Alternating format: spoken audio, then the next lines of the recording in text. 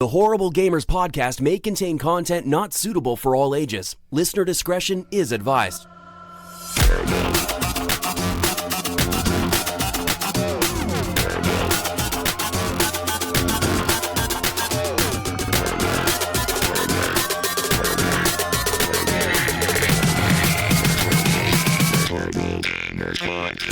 Welcome, ladies and gentlemen, to Horrible Gamers Podcast, show number 279, being recorded on October the 19th, 2019. I am one of your hosts, Jesus Gonzalez, known as Jesus Walks Out. Today, I'm joined by my friend from the West Coast, the best coast, Gunny Chief. Welcome back, Gunny. Welcome. Hey, what's up, dude? Heyo. Happening. Welcome. How are you? Pretty good, my friend. And from Ohio, our friend, the Mayo, is back. Welcome back, Mayo. Hey, what's going on, Horrible Gamers? How you guys doing? Fuck yeah. You do good. Yeah. Doing mighty fine there, sir. Thank you for joining us once again. And thank you, listeners, for joining us once again. If you would like to, you can follow us on Twitter at _Horrible Gamers.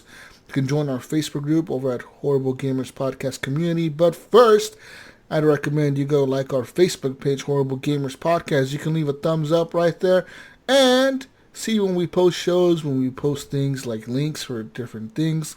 And leave a review. Leave us a review on iTunes as well, and thumbs up on Stitcher and all that good stuff. If you'd like to support us with the monies, you can head on over to patreon.com/Horrible Gamers and show your love for the show. Anything as little as $2 a month will give you a shout out on the podcast. Like our friend Adam Sunday, Alan Maybe H, Bill Gardner, Brandon Willier, Brian Capessa, David Snyder, Evan Tanaka, Henley M. I won't let anyone hurt me like this again.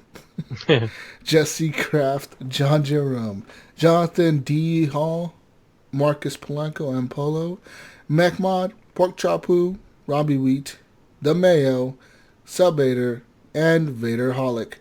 Thank you guys for being Patreons and Patreon machines. Thank you, guys. Giving us the money. Well, as promised. Yes, thank you. As promised, last week, we said this week there will be a giveaway. And I have the list, guys. I have the list here. 17 names.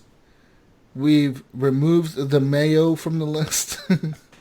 I hope I win. And Henley, you've been removed from the list as well. Damn it. Oh, Never mind. And we've also removed Alan and Jonathan from the list. 'Cause fuck them. Oh, good. Good. now, just for a record, can we have repeat winners? Who won last time? Brian Capessa, right? Yeah. Yes. Brian Capessa. And who won before Brian? Was it? It was. I gotta stop and think now. Yeah. I know the Discord was different. Right, we're thinking real names versus Discord names. Yeah. Yeah. Anyways, whatever. Fuck it, whatever. We don't care. We're going to just go with the list. We do what we want. Jonathan and Alan, you are on the list. Don't worry. You guys are all on the list. I don't hate you Freak that out. much. Anyways, I'm going to hit randomizer 3 times. Ready? 1, 2, and 3. Guess who won, guys? Alan, maybe. This person's been on the show before. I'll give you a hint. 10 Point Red. No. Pork Chapu? No. Let's see. Who else has been... There's been so many on here. Nipron! No. Ah! M Polo! Congratulations, M Polo. You just Nice. won a $25 gift card. I can get a hold of Polo on Discord pretty easily, so. Yeah, you definitely can. And a Cyberpunk decal. Hell yeah, son. Take that Yep. shit. Put it on your computer. Put it on your screen. Just put it on your screen across your desktop. Just do it. Just put it on there. Why not? That way you see Cyberpunk 2077 every time you decide to play games. Just do it. Just fucking do it. Congratulations, Congratulations, Polo. Polo. I was a little worried there when I was doing the list randomizer because I clicked it once, right? And the name on the top was John Jerome. And then I clicked it again. What? And then it was John Jerome again. And I was like, what the fuck?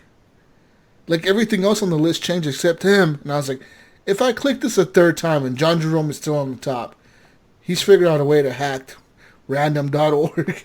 Okay, he's figured out a fucking way to do this. But it worked. And so, yeah. Congratulations, then, Polo. Get a hold of the Mayo. Or the Mayo will get a hold of you. Anyways, the Discord.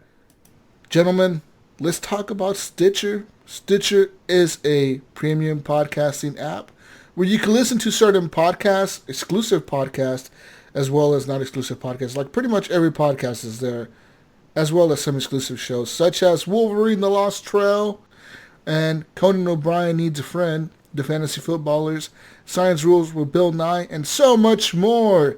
You can get access to Stitcher Originals, bonus episodes, comedy albums, and much more if you sign up for Stitcher Premium.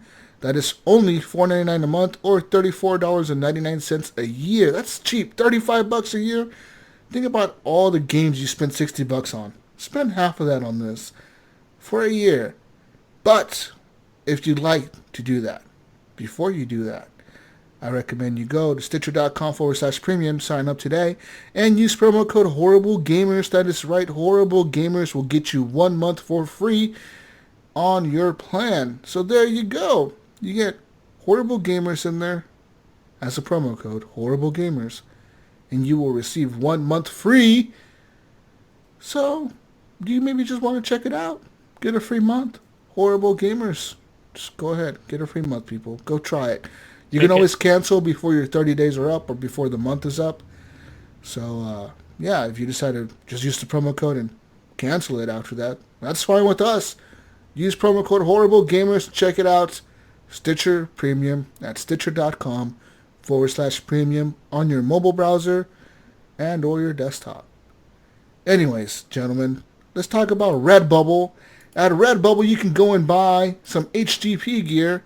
If you head on over to redbubble.com and in the search bar, type Horrible Gamers Podcast, you will see our name pop up and our logo on a beautiful t-shirt. You can buy yourself a nice shirt. Very nice shirt. Made with premium cotton. With the premium stuff, Gunny, the premium stuff. Yeah, the premium ones are nice. They're made like with polyester and cotton. Ooh, it's mixed together. Make it real soft. And once you do that, you'll support the show directly. All that money goes to us. Well, not all of it. Some of it stays with Redbubble, but they give us a cut.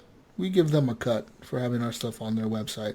But you support the show, and you get some HGP swag as well. You can buy anything from a t-shirt to a hoodie.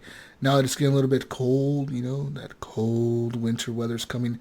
You get yourself a very nice acrylic block to shoot at if you have a gun and you want to shoot at a big block. Why do we always have to shoot at the big block? Why can't we use it as a paperweight or throw it at somebody? I do not recommend you assaulting somebody. But, I mean, if you want to use it as a paperweight, you can. It'll look very nice on your desk. Or you get yourself a mug. You get yourself a nice water bottle. They look very nice. Get yourself a nice coasters. Might look nice laying on my desk. Get a set of four. I need a coaster myself. I'm going to get some. I'm going to pick up some coasters. Good idea, Mayo. And you know what? All right, Jesus.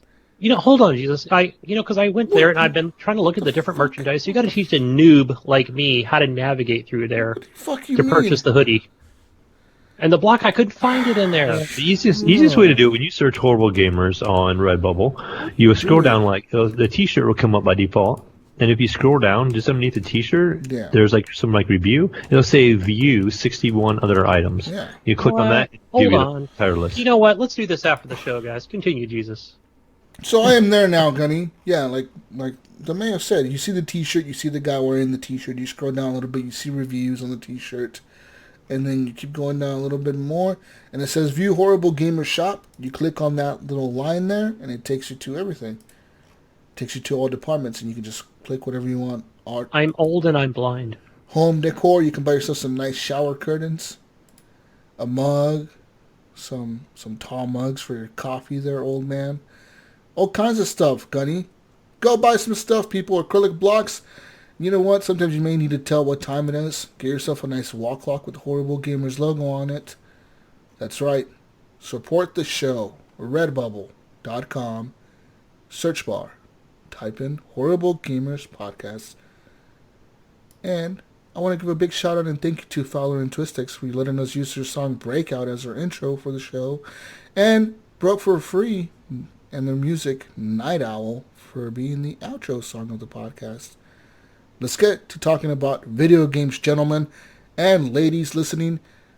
You two, you're very important. You're more important than the gentlemen, because the gentlemen they're fucking weird. But the ladies are nice. Anyways, let's talk about video games, gentlemen. I played some games this week. You played games this week. Let's talk about what we played and what we're doing. Gunny. What are we doing? What have you played? Oh, what? I get to go first. All right. Oh, yes. Gunny's like surprised. Yeah, well, caught you off guard. He was thrown off. Yeah. He's like, what the fuck? What's going on? He was mute, I was not ready to take for a this. nap over there. It's like getting comfortable, pulling out his pillow, getting ready to pull out a blanket and take a nap for 30 minutes. But no, Gunny, you go first.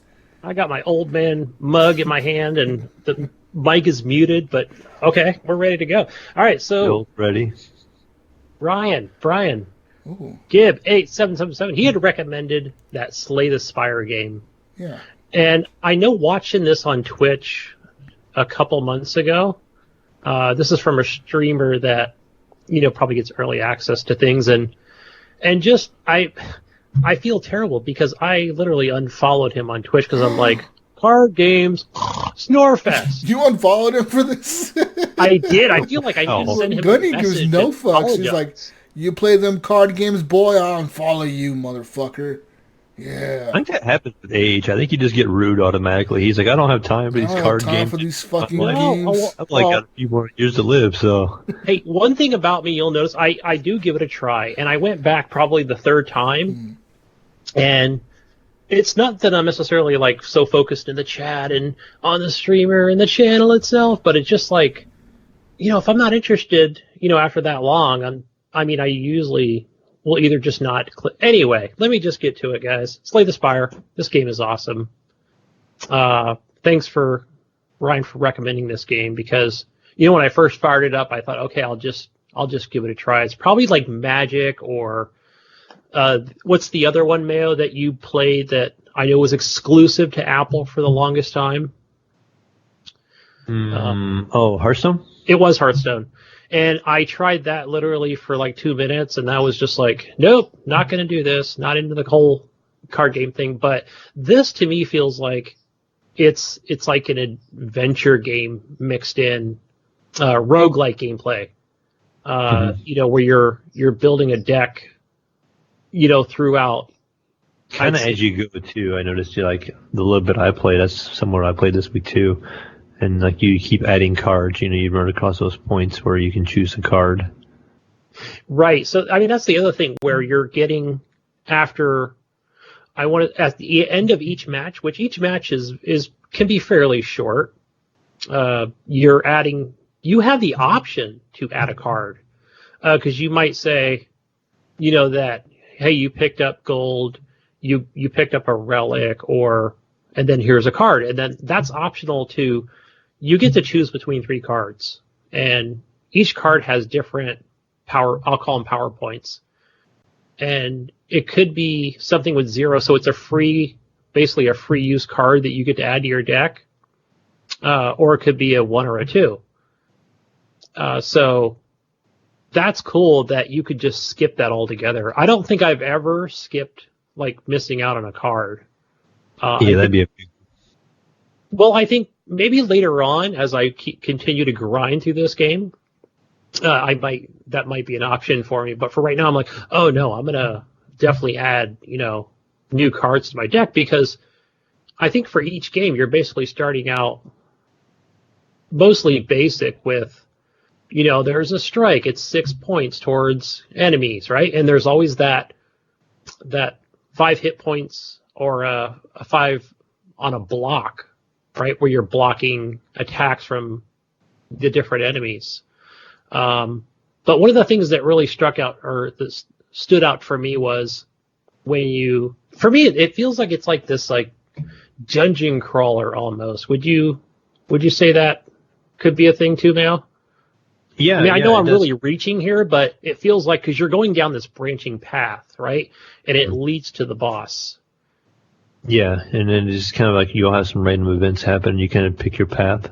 So you don't know what you're going to run into, so you feel like it's like a kind of choose your adventure kind of thing mixed in with it too, because your path will wide in two different directions, and you can be like, okay, it has a symbol of either like a monster or a question mark going this way, and maybe the other way you're like, okay, well, it's got like one or two extra, either let's call it a room or an event. It may have more events, but you're like, do you go to the one that has the more events, and you might possibly run into more enemies and lose a lot of health on your way to the first monster, or do you take the shorter path and not get as much strength or as many cards in your favor and stuff like that?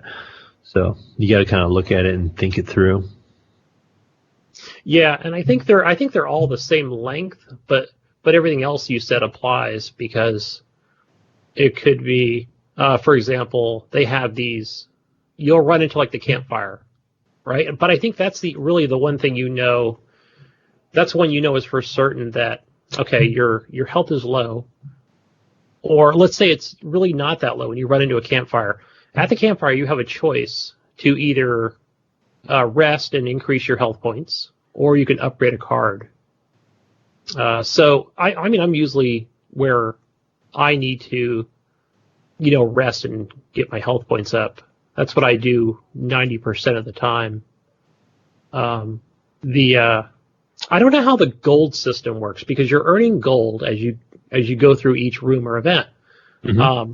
And when you get to the other question mark, it might be a store, right? So you can go to the store, you talk to the merchant, and there's a whole bunch of stuff in there I've noticed where you can buy different cards or potions or things like that. And one of the things that's really cool is, let me just back up and start with the beginning of the game, right? When you talk to this big giant whale, it's procedurally generated. So it could be that, hey, each time you get to choose from 3 different things, where each enemy is going to have 1 health point or something. And I think that's for a limited time. Yeah, it's for like 3 turns. I actually chose that one today when I played through it. And I thought it was forever, because I thought, what 1 health point? I'm like, I'm gonna wipe through this game. But then I realized I didn't read through it. Yeah, it's for like the first 3 turns, or first 3 rooms. But that's another thing too, where it just, it really changes it up with the gameplay. And then there's a couple others where it'll say, hey, lose some health points, but you get to gain a relic. And that's the other thing you're getting to, is relics. And to me, these are just more like buffs or mods or something, because they stick with you the entire game. Yeah, there's like a perk for your character, and then you can change them out. I think too. Like, as you get new ones, you can choose to swap it out. If you find a new relic later on in the game, or you buy one at the store, I think you can replace one of your other ones you have equipped. I think you can hold 3. No, I think you can have as many as you want. I haven't seen any options to change out relics, because I've literally had like 8 relics going all at once. Well, maybe I'm thinking the potions and stuff. Yeah, well, you can consume the potions.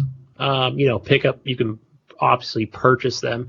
And one of the things it even tells you too, when it talks about like the potions, is, let's say you only have that max of 3, and I think that's it. You only get the max of 3, where basically it says, okay, if you want to pick up this potion here, it will basically supersede the other potion, so you're drinking that other potion, so it doesn't let you waste it, which is a cool feature. So let's say it's like a steel-plated armor, right? If it takes that one, you get the plated armor, and then it throws another potion into your bag. So you're always going to be full on potions. I don't know. It just, the possibilities are mind-boggling to me, because I'm not used to playing like a card game like this. So I'm having a lot of fun with it, and just going through playing the basic mode. For the most part, I think you're at like 80 health points. Mm-hmm. And today I decided, okay, I'm going to click on it had something to do with like challenges, I think, where you challenge maybe your friends on your friends list. I thought it was more like a versus mode. But what I really think it is you're playing this challenge mode with all the friends on your friend. For example, with me, it's on Xbox, right? So I see this like whole list of names, and I see like all the points that they have. And basically what that mode does is it kind of starts out the same. Everything's the same, I think, except you literally got these super powerful cards, which are, deal 16 damage, +2 vulnerable. So you're getting a lot of high-end value cards. And, when you're upgrading those cards too, like you can literally have like 25 damage points. So it's kind of cool that you're getting all these like, the high-end cards, which is nice. But yeah, man, I'm having a blast. Normal run, and it gave me as a 32 damage card, but it took all 3 points. So you could do on one character. But that's kind of neat. So that was kind of like after the first boss. The game continues on, and I think it reset my health if I remember right. And then I picked up this new card, and it would do 32 damage in one hit. But then I fought like a lot stronger enemies, so like I ended up running across a guy that gave me a hard time. There was like a knight, so there's a guy standing here with a ton of armor, and then behind him was a healer, and he kept healing himself. Oh yeah.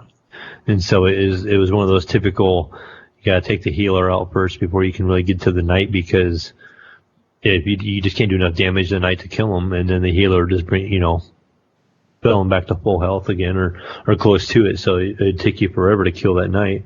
So you had to go after the healer first, and then so you had to take the damage from the knight early on, and then go after that healer. Right. Try to put as many health or attack points into the healer. That makes sense to do it that way. Yeah. I mean, it's a fun game. I'm going to continue to play it because that's really just what I've been into this entire week. So we know what I get where Ryan's going with me and you playing this game, because I feel like it's like a Dead Cells the card game or something, Mm-hmm, where it's that procedural generation, and I mean, even though you don't, it's not where what's coming up next, but I think once you play the game long enough, that you're going to run into, okay, it's showing the chest. You literally have no choice but to go into that room. And most of the time it's to your benefit, but I like the fact too that it's optional. Like you don't have to pick this up if you don't want to. You can just continue on with to the next room. Because there are some of those where you'll come in and it'll say, hey, you entered this dungeon or whatever it is, this room, and there's gold coins falling out of it, but there's a beast over there, and you can either say that yeah, I'm going to reach my hand in there, right? Or you can say no, or you can just leave or something. Because if you reach your hand in, one of the things it'll do is it'll deal damage to you, and then you can do it again if you want to. So it's like, how do I want to roll the dice again? So it's almost like, to me, it's like a D&D type thing, where it's like, I don't know, maybe I just want to leave the room and continue on. So, yeah, it's just fun that way. I think it's a blast. Highly recommend it. Is Jesus ready to play this game yet? He looks excited over there. What do you say, Jesus? It's a cool card game, man. Oh, thank you. It's not your average like Hearthstone, Magic game. It takes hours to figure out and watch YouTube videos. Yeah, they read the cards a little bit, kind of playing. It's a good adventure game. I think you'd like it. I mean, there's no story, but nope, not for me. I don't like card games. Fuck card games. I say give it a shot. Hey, you kind of like Dead Cells, didn't you? It's Dead Cells, the card game. I like Dead Cells, but I'm not going to play this card game. It's not a platformer, but still. All right. What else have you played? For those listening out there, go play it. Let me know what you think. We mentioned the name of a couple Game Pass. Dead Cells, Gunny. Have you tried the iPhone version of it yet? No, I did hook my phone up, but I haven't. I think it's $8. It was fairly cheap, but I haven't pulled the trigger on making that purchase since I already, own it on PC. Right. And the other thing too, Mail, is I know my kid would just be like, I need your iPad, Dad, and your controller, your PS4 controller, and he's gonna want to play through the entire thing. I downloaded it on the Xbox the other day, and I think I'm gonna start over and play through on the. Whoa. Get those achievements. Yeah. Oh, right. Yeah, you'll easily get 1,000. No problem on that.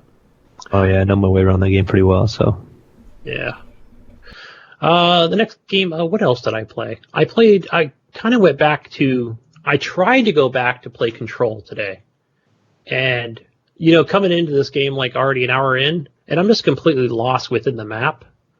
Where you're at, it's kind of spawned you at these control points, which is more like a save to me, and it gives you the main quest line of, hey, this is kind of where you need to go. I mean, it doesn't show you, but it tells you, because there's signs on the wall like, okay, I need to go through the communications department, and obviously fight enemies to get to the next control point and find collectibles on the way. And the game looks pretty. That's a given for being on the X, and you get that Alan Wake feel. But man, I just got wrecked today. I don't know. I feel like I went to fight this boss early on, and man, I feel like I'm just taking like 3 hits and just dying, and then waiting for the reload the game again. It's like I just got frustrated with it. But I feel like I really want to play this game, actually. I almost pulled the trigger and bought it this week. The Epic Store has it on sale. But then I didn't think I'd hear the end of it from Jesus. He'd be like, oh, look at Mayo over there buying another game. He's over buying Control, on the Epic Store. That's like they had some good sales this week. Yeah, they got good sales and good free games. We love Epic at HGP. Epic is the best launcher, right, Mayo? No. Mayo has bought more games on Epic than Steam this year. No. He still stand by his. Something we might have to add to the discussion at the end of the year for our Game of the Year awards. Maybe a launcher of the year. Epic. Yeah, we need that. We have enough launchers out there now. Epic, Rockstar. There's all kinds of launchers. Uplay, Origins. That'll be for you, Jesus. That'll be the Rockstar launcher. Yeah. The only thing holding me back from Control right now is I just purchased a couple games this week already. That's the reason I didn't pick it up. So I had to go ahead and order. It doesn't interest me, man. I don't know. I kind of liked Quantum Break. I thought it was an interesting little neat idea. I never really liked Alan Wake. I thought it was okay. I just don't like the flashlight mechanic bullshit they came up with in that game. And then, I don't know. I feel like this game was like Quantum Break with the girl instead of the dude from Quantum Break. It is. I would say it is, and it's more not modern. I would even go as far as to it's say taking place indoors. As far as to say is this game is tied to the Quantum Break universe somehow. I bet you in the future when all the licenses expire for Quantum Break being Microsoft owned or whatever the fuck, they're gonna come out and say, "Oh yeah, the whole universe is connected because of the time travel and the fucking the dimensions and it's all connected. It's all connected." Well, I feel like they took the two and married them together because you have your pistol.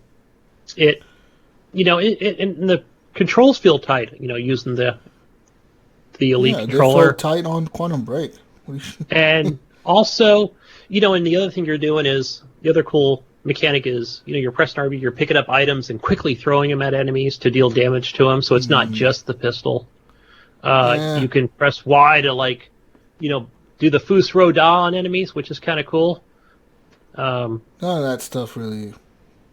You don't like those mechanics? The whole Fus Roda, man. No, I don't really give a shit. They took that from Skyrim. Yeah, I don't know. It's just I'm not interested in that game at all. Like honestly, nothing about that game interests me. Ever since I saw it, I wasn't really interested in it. But yeah, I don't know what it is. Something about I don't know if it's Remedy. I don't know what it is. Yeah, because like in Alan Wake, I can't think of the name of the DLC from the original Alan Wake, but they use that same audio sort of voice stuff where it's very muffled chatter in the game. So it's I like it. I think because it feels a little more not almost sci-fi futuristic like. So I'm going to continue to keep at it, man. So I have to finish this game. This is definitely right up my alley. But other than that, guys, I think that's all I played really this week was those two. All right. No, you sure? Yeah, because I had some other games. There were some new pinball tables came out, but I didn't get a chance to play them. Damn. So yeah, just to try out some other games, but I'll talk about them later. Speaking of Alan Wake, American Nightmare is free on the Epic Store, Mayo. Oh yeah, I might have it on Steam. Well, yeah, but it's free on the Epic Store, Mayo. And I never played that on the 360. As much as I really like the original, I just never purchased it. Go get it, Mayo. You fucking want to, motherfucker, you.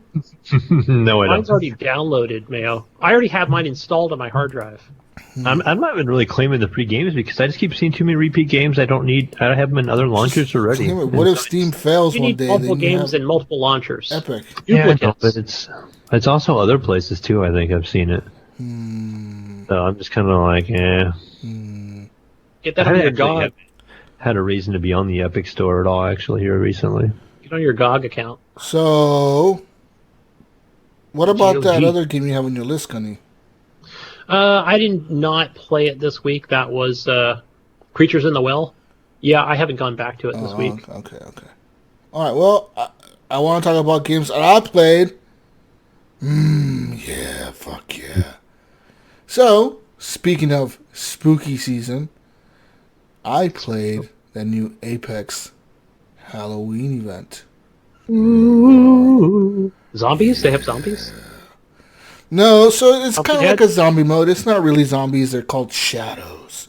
But it pretty much is 35 people. You jump. You're solo, so you're solo queuing. And you're jumping in on Kings. I think it's called... What the fuck is that map called? Kings something? Kings Canyon? Kings Canyon, yeah. So you're jumping in on Kings Canyon, which is the original map. But it's nighttime, so it makes it a little bit different. It looks different, kind of. At nighttime, I actually like the nighttime map. It makes it a little bit harder to see people from a distance. Anyways... You jump out of the plane. It's nighttime. The circle. It shows you where the circle is going to be. You can land in the circle, land outside of it. You can land across the map and try to run all the way across, which I don't recommend. But you can pick a character. You can jump in there, and then so the first person that dies, usually it happens right away. Somebody lands together. You land in the same room as somebody else, and you pick up a gun. You shoot them, or they shoot you, and you die. Then you become a shadow. You're not necessarily out of the match. You become a shadow. And now it shows you the last person that kills you. So like if a legend kills you, if you're the shadow on the legend, a legend kills you, it'll show that legend on the map for like 10 seconds. There's a marker on them exactly where they're at and where they're moving to. And so you can kind of like get your revenge. I think that's why they do that, to like make you want to land near that person and try to kill them again. You have very low health as a shadow. So you're trying to land near these people and trying to trick them to like make them miss their shots. You can slide and do all that stuff still as a shadow. You move kind of fast. You kind of move like Crypto, or not Crypto, like Octane when he's boosted, like when he has that injection on, he moves really fast. That's kind of like your default speed as a shadow. So you're moving really fast, but you have low health and you cannot pick up any armor. You cannot heal yourself. If you take damage, you're going to keep taking on damage until you die, and then you just respawn. You have unlimited respawns. And the goal is to turn more people into shadows and turn everybody into shadows in the match. Once there's only 10 people left alive, like 10 legends are left alive, then it gives like the shadows the general location of where the dropship is going to land nearby. Like it's going to land near that area. So usually all the shadows and all the legends, they're all rushing to that location to try to get near the dropship. And that's kind of when the chaos ensues, because that's when all the legends can now see each other on the map. So they can see where, like, if there's a legend nearby, they kind of team up together and try to run together to this objective. And it can get a little hard as a shadow, man, because these players, they, like if there's 10 of them, they all have guns. And you only have a little bit of health, and they're all just watching each other's backs. unless all of the shadows are landing at the same time and trying to attack everyone at the same exact time, and you're going to get like one legend here, one legend there, one legend here. But if they're all together and just screwing you guys up because they're all in the same room or something, you're never going to kill them all. You might kill one of them or two of them, but you're not going to get all of them. And they're probably going to escape. The whole goal as a legend is to wait for the dropship to arrive, which is it arrives in 110 seconds. Once the dropship arrives, then you have to get into like that little, there's like a pad underneath the ship. As long as you make it into that circle, it teleports you into the dropship, and now you're in there, you're safe, you're good to go. As long as the legends escape, the legends win. So if you were a part of that 10-person team that was the last legends alive, it'll show them on the bottom left of the screen, like all the legends that are still alive, the last 10 of them, and they pop up on the bottom left of the screen. If you were on that team and at least one or two legends make it out, then the legends get the win. Even if you died, even if you didn't make it to that dropship, even if you died on the way there, that's still counted as a victory towards you because you were on that last 10-person team. Okay. And then, and if you win as the shadows, the goal is to make sure nobody gets on the ship. If nobody gets on the ship or you kill everybody, then you as the shadows win.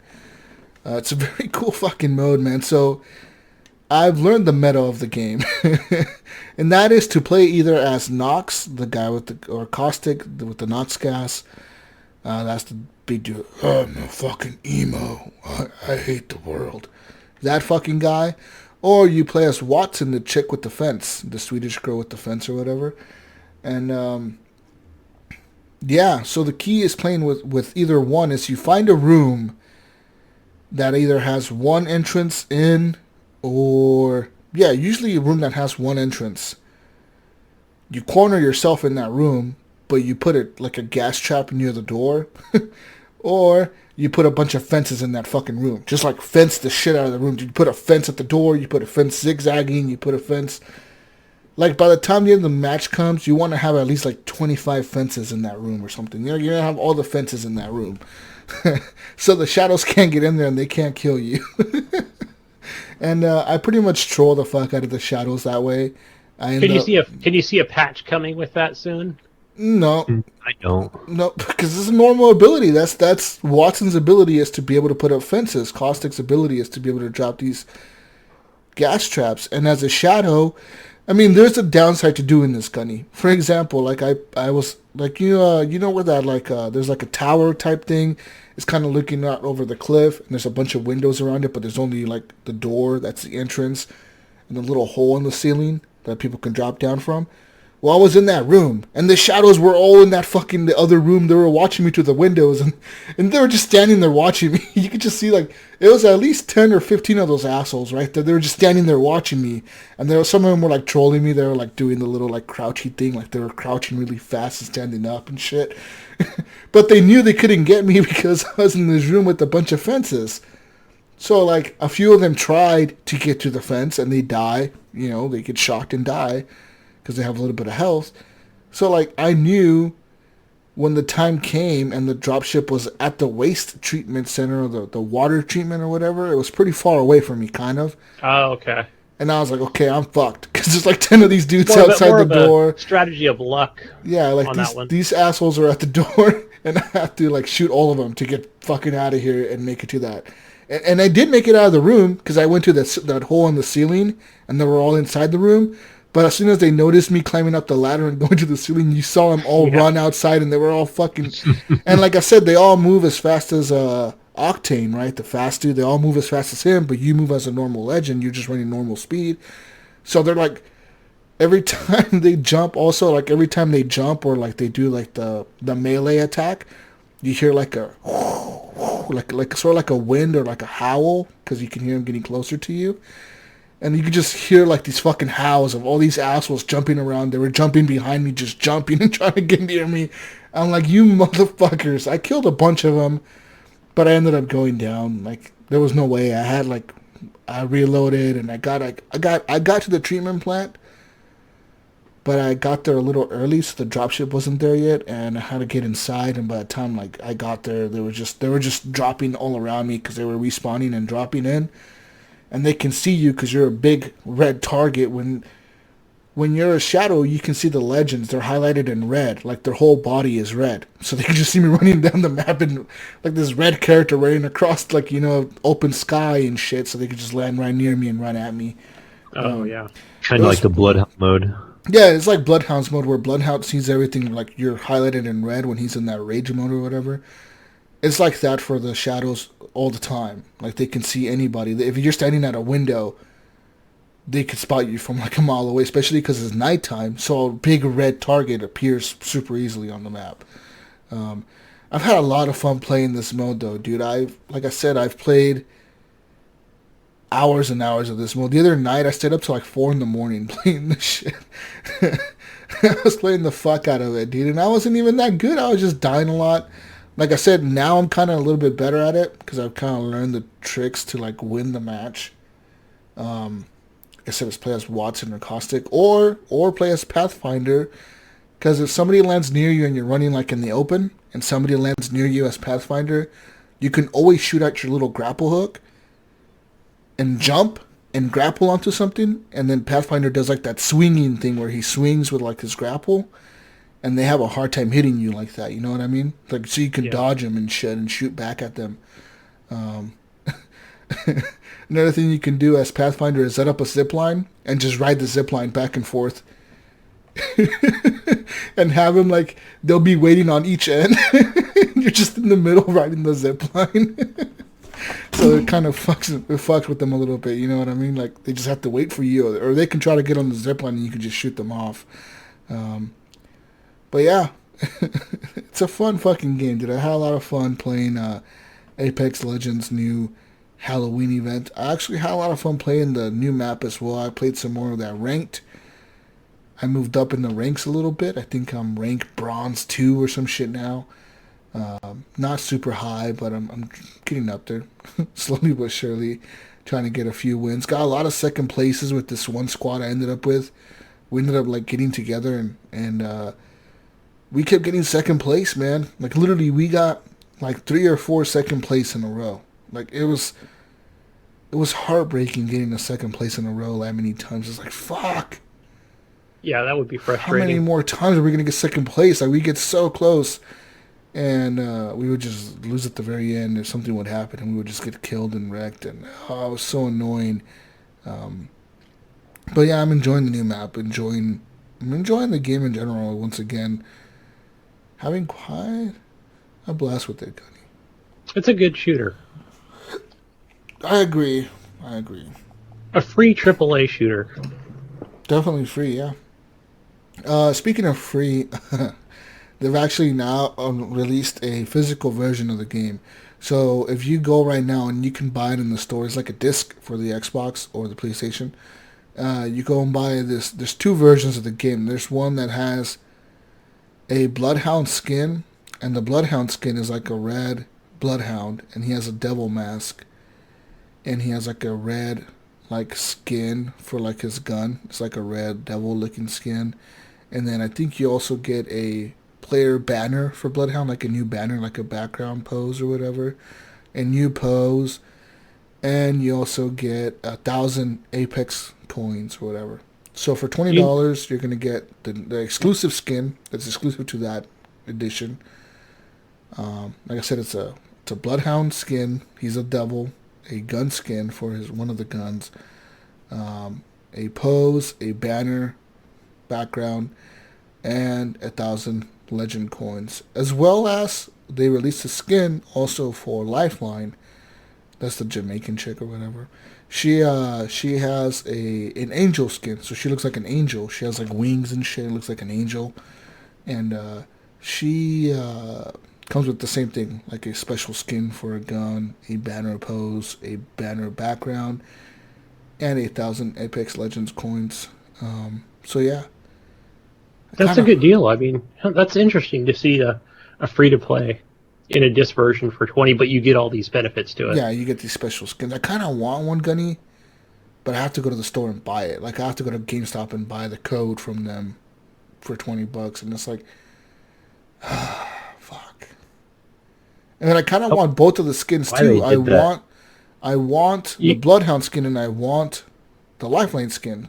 But the thing is, if I get both of these skins, I'm paying $40 for them. And yeah, I guess if you count the Apex Legend coins, you're getting like $10 back. So if you buy one, because 1,000 Apex Legend coins cost you $10. They cost $9.99.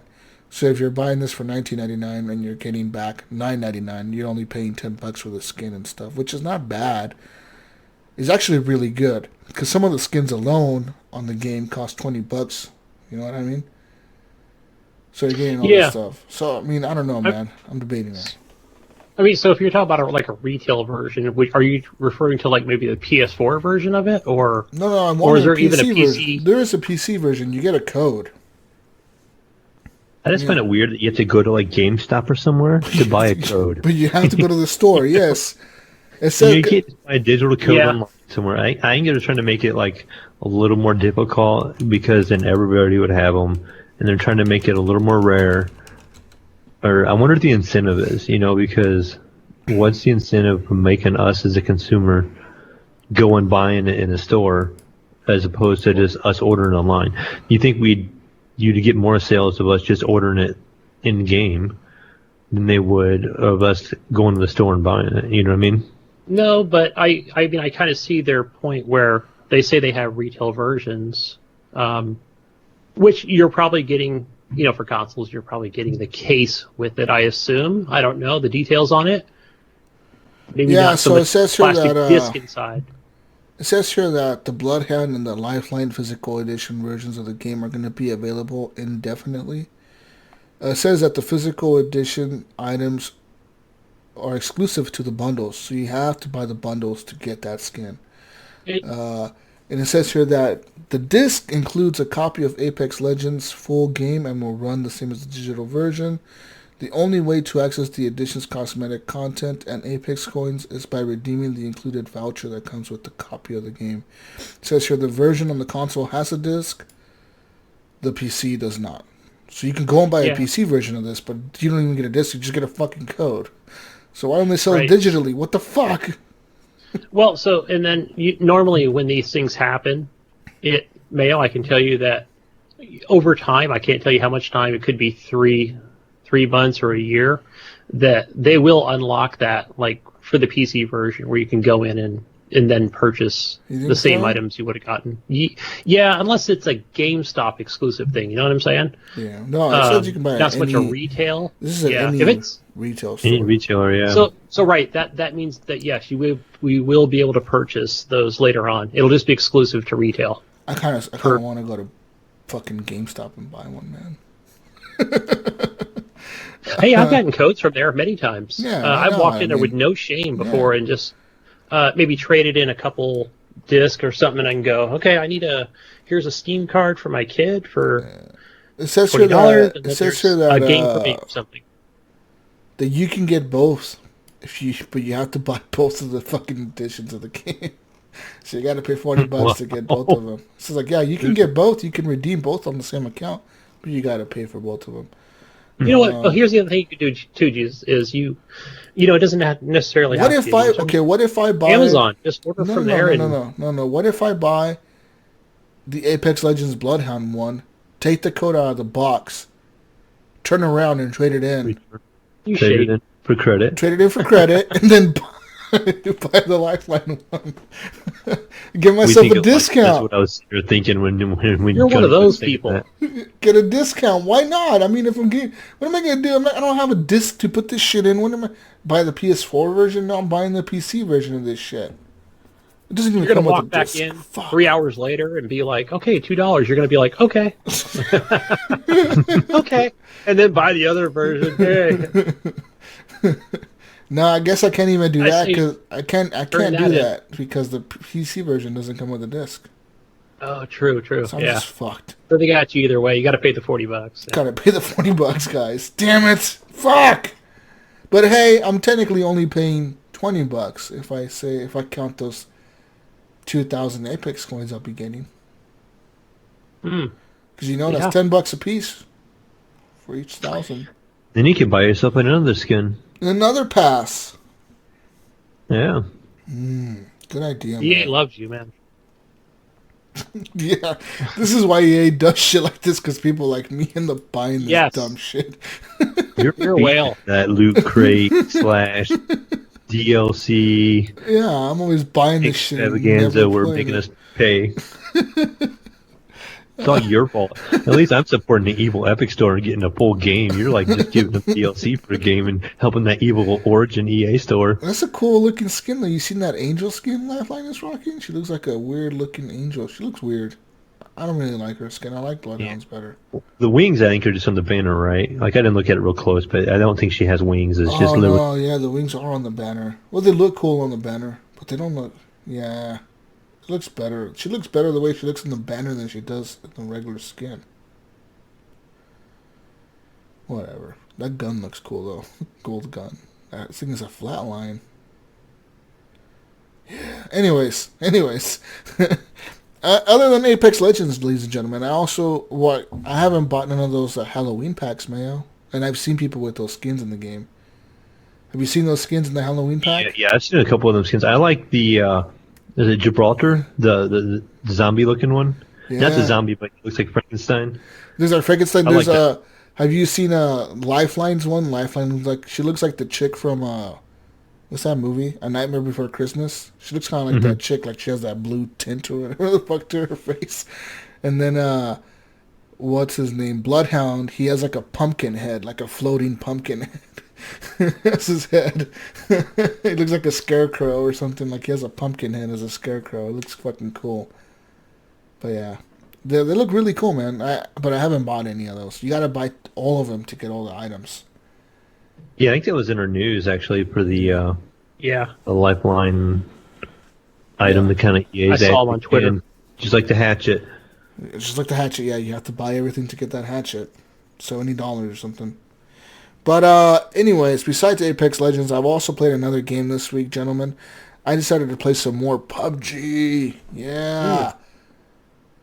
I really suck at that game really, really bad. Like, it's really, really hard. It's hard going from really first fucking person hard. to third person. Well, I play first person all the time, but it's still really hard compared to Apex. Apex is just so smooth and everything's so fast. Picking stuff up is so easy. Yeah, the controls are a little more simplified. PUBG is like, fuck. A lot more. God, this is ridiculous. Well, I think Apex is more forgiving also, because like you have shields and armor and stuff, or PUBG, it's 1 or 2 shots and you're pretty much dead. Mm-hmm. You know, you don't get to respond. Nope, you don't get nothing. Yeah. Like it's just you're kind of fucked, especially if you're playing solo. It's like it is really hard. So yeah, playing a little bit of that, some PUBG, and what else I played this week? So I decided to play some more of that, some more of all that good stuff, and I think that's pretty much it, guys. Any more Borderlands at all? Oh no, I haven't played it either. I haven't played it this week, and I've been dying to go back to it. I've been redeeming all those shift codes I see on Twitter. I have a lot of them now. I have 10 of them. See, hey, I was gonna bring up when you talked about Apex about how I'm gonna get my free pumpkin heads from Twitter shift codes, but I decided to be quiet about it. You're the one. Have you been doing what I told you to do? What is that? Well, you know where you do it from the PC. You know where you link your account. Yeah. Well, see, you're doing it through PC. I'm on Xbox, but it still works the same way. Yeah, I've been doing it. It's just so fast. It's there. It works. Yeah. I don't think I've redeemed. I haven't tried doing any of the ship codes. I just haven't even messed with them. I've done like a bunch of them now. I have I'm pretty sure I have quite a few golden keys or whatever the fuck those things are.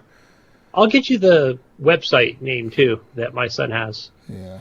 I mean, he doesn't even play the game, but he pointed it out because he found it on Reddit. So it pretty much lists all the ones that, I mean, some are expired, but the other ones, it just only takes a minute, Mayo.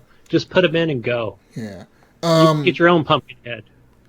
Yeah, this week I was going to buy some games, and then I was like, I should just wait, because I ended up buying, I pre-ordered Red Dead, so I got Red Dead pre-ordered, and on the Rockstar launcher, and I ended up picking up, so they got a few games they're giving away for free with this. They got like 6 games they're giving away for free, It's like GTA 3, GTA San Andreas, GTA Vice City.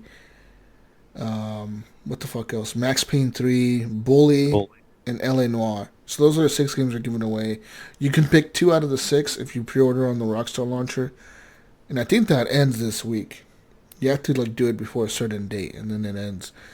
But I ended up getting LA Noire and Max Payne 3. Because what I did was I ended up going to Steam, and I was like, what is the cost of LA Noire? It was like $19.99. What is the cost of Max Payne? It was like $14.99. And I was like, what's the cost of Bully? $5.99. I was like, what's the cost of GTA 3? It's like $2. I was like, oh, well, I know what games I'm going to get. So I got the more expensive ones. Yeah. All right, question for you. You have... Okay, so you're all excited. You're all hyped for the Red Dead Redemption on PC. Yes. On the Rockstar launcher, because you're getting all these benefits, like you said. But what about Stadia? I mean, what is your... I mean, it's less than... What are we at now? Less than 30 days? Yeah. I know there's not... As far as I know, there's not any benefits to getting Red Dead on there day one. On Stadia, I don't think there's any, no, besides just being it's either being super quiet about a lot of things. The group that I follow, I think they're just being careful that it's really just... I mean, this is like a more of a soft launch, so it's not like they're trying to give all these promises. Is that why you haven't? What are you going to play on Stadia besides... Honestly, I'm thinking of canceling my Stadia pre-order. What? Yeah. See, and I was going to ask you in private, like, should I just get the Founders? Is it too late? Should I buy the controller? Well, it is too late at this point. They've sold out. So it's sold out in Europe first, and then it's sold out in the United Kingdom, and now it's sold out in the U.S. I still see ads on Amazon and my Google, Either Chrome Canada browser. Or America fucking sold out. One of the 2 countries sold out. But I know it's sold out in a lot of places. But yeah. But my point is that I thought, that's going to be the game I'm going to play on Stadia day one. No, see, there's a problem there, Gunny. I don't want to play it on Stadia because Stadia is capped at 60 frames a second. And on my PC, I could probably get more. Yeah, depending on the settings we run it on. Yeah. But then you're getting that 4K if you are like a premium member. You are getting it 4K 60, which is a good thing. But, I mean, I don't know. I kind of want it for the mods, like I was telling Mayo earlier. Maybe get into a role-playing server or something. I want it for that experience, you know what I mean? Just to have fun with it, get in a role-playing server, be a cowboy. Run around Cowboy Land, and, just fuck around and do all that shit. I don't want to... I don't think I'll be able to do that on Stadia. Now, granted, I think Stadia version of the game is probably going to look better than any of the console versions. Oh, yeah, for sure. I think it will. On PC versions and then run it on Ultra. Mm-hmm. They have to. If they're shooting for 4K 60 on it's going to look better than it did on the Xbox One X. So there's a benefit there. If you are only a console player, then that is the reason Stadia is the way to go for Red Dead. But as far as for me, Gunny, I honestly think I'm going to cancel my Stadia pre-order. Because you just brought it up right now. What am I going to be playing on Stadia? And I don't know. I don't want to play Breakpoint. If I'm going to get that Ubisoft pass, it's not going to be till next year. That's in March. So, what am I going to be playing on there? I'm not going to play Grand Theft Auto, or I'm not going to play Red Dead, or I'm not going to play Call of Duty. I'm not going to play... I'm not a Destiny fan. I'm not like a huge Destiny player. So what the fuck am I going to play? I don't know. So I honestly think I'm going to cancel my pre-order. There is benefits to being a founder, though. You get founder perks. So you get like... I did the math. A Google Chromecast Ultra costs $69. The controllers for Stadia are not cheap. They're $69 a piece. They're not $50. So I know we're used to controllers being $50 or so. Like, how much is an Xbox controller? Like $60 or something? Well, Stadia controllers are $70. They're $69.99, and so $69.99. So $70 for a controller plus $70 for the Chromecast Ultra, and then you get 3 months of the $10 a month thing, like the subscription for 4K. So you get 3 months of that on your account for free when you saw $30 there. So you're already up to like $170. And then you get a free copy of Destiny 2's whatever that new expansion is called. So that's $60 there, or $50, or however much it is, $40 or whatever. I don't know how much it is. And then you get 3 months to give away for free to a friend for the Ultimate Edition or whatever, like the Ultimate Ultra Stadia, whatever the fuck it's called. So like if I got this pack, I could give you or Mayo a 3-month access to Stadia 4K or whatever. You know what I mean? Yeah, or we could do a giveaway. As like my guest or whatever. Yeah, we could do a giveaway. So you are saving money by having this Founders Pack. You're paying $129 for like something that's going to cost you like $200. You know what I mean? So you do save some money. The problem is I wish I could change the game. If I could change the game from Destiny to Red Dead, I'd probably keep it. But since I can't, I'm probably going to cancel it. And then one other question now that it's fresh in my mind. The Xbox Elite Controller 2. I know that comes out soon-ish. Yeah. I mean, do you see yourself now saying, okay, well, that's something else I can play, because that's going to have the Bluetooth capable to then play that on all your devices? Like your phone and shit. Nah. I mean, is that too expensive? What is it, $170 it's itself? Expensive as fuck. Yeah, that's more than Stadia costs for a whole thing. Yeah. You know what I mean? People are giving shit to Stadia, but yeah, it's expensive. So yeah, I don't know, man. I look forward to playing Red Dead though on the PC. I'm so hyped for this, man. They got new missions, they said. So basically, I looked at a lot of the details for Rockstar's Red Dead coming to PC here. So they said on the PC version, you're not only gonna have enhanced visuals, enhanced textures, enhanced graphics overall, 60 frames a second, they said, if not more. And they also said that you're going to be able to have like special missions that like were not part of the original game. So like the game is going to be a little bit longer even because they've added new missions to the game. And yeah. So, I read part of that PC Gamer article, I'm so and yeah, hyped, dude. that's a lot of that's serious. So I wonder where that leads the console people too. Do they get those missions or I upgrades? Don't think so. No. They're just stuck with what they have. I mean, obviously, there's not going to be any mods with the console version, but yeah. I look forward to all that too. The mods. Yeah, the mods for sure. The mods are going to be nuts. The problem is, I don't know if the Rockstar launcher is going to support the mods. I think they would, knowing how big that is on GTA 5. I'm pretty sure they would, but I don't know how that works on their launcher. That's going to be interesting to see how, what they allow on there instead of like being on a Steam. You know what I mean? Because they're not on or separate. Steam is going to definitely allow the mods because Steam Workshop will allow them, but I don't know if the Rockstar launcher is going to be like cool with that. They will. No, they're all about mods. They really are. I think they would be they're too. Just because they know how big it is.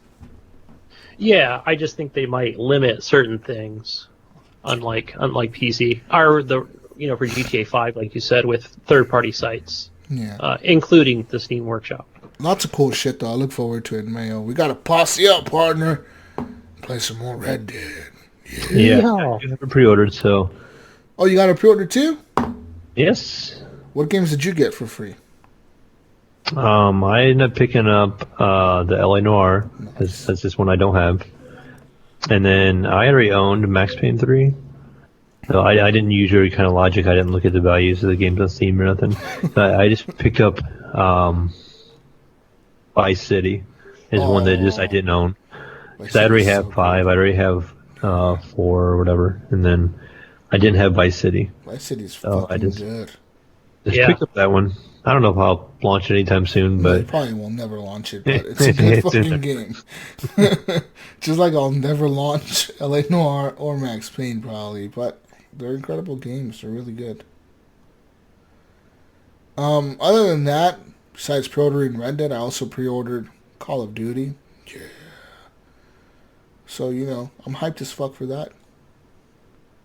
Sweet. Next week. Call of Duty next week. That's the other one I pre-ordered.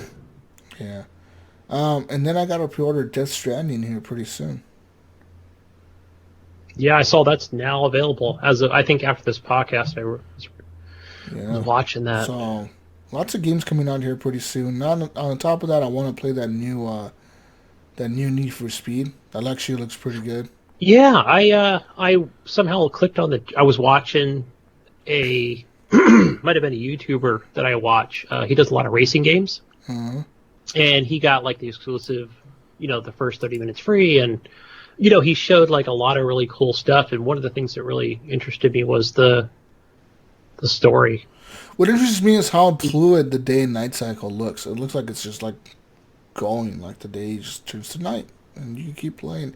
It's like Skyrim or like The Witcher or something, where like daytime just becomes nighttime, and you keep doing what you're doing. You know what I mean? Like the cops will be looking for you and shit, and day turns to night, and the cops will chase you around. It looks fucking really cool. Yeah.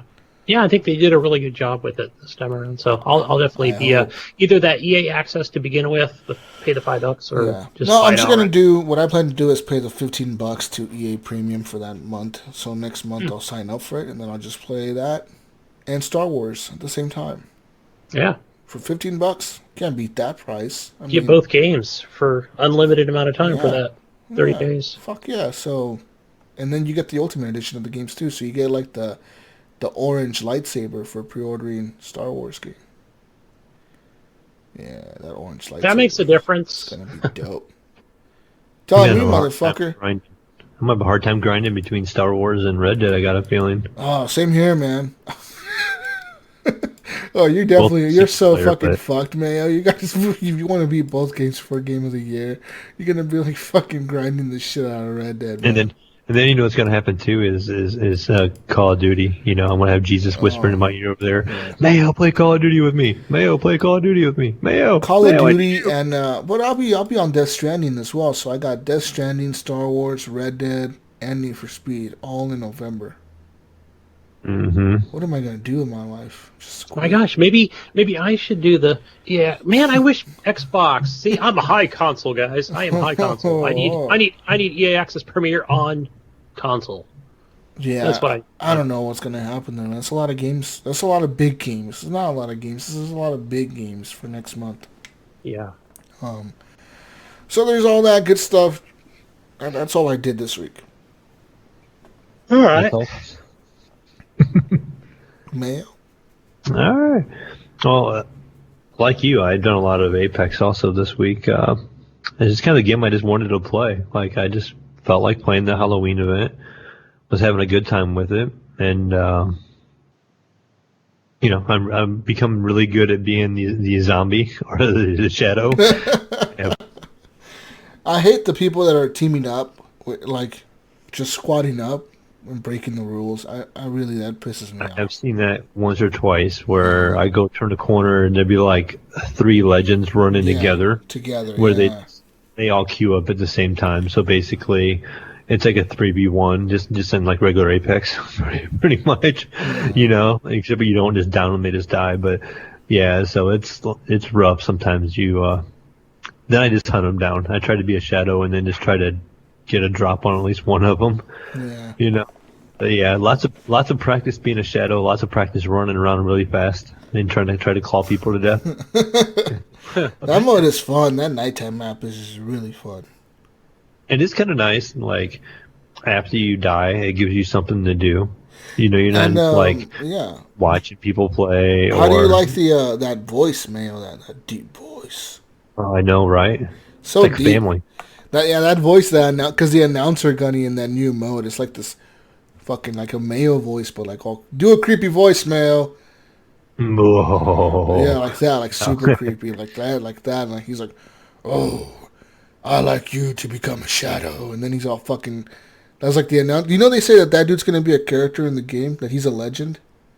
Oh, nice. The guy the guy that does the voice is a legend. Apparently, he was spotted.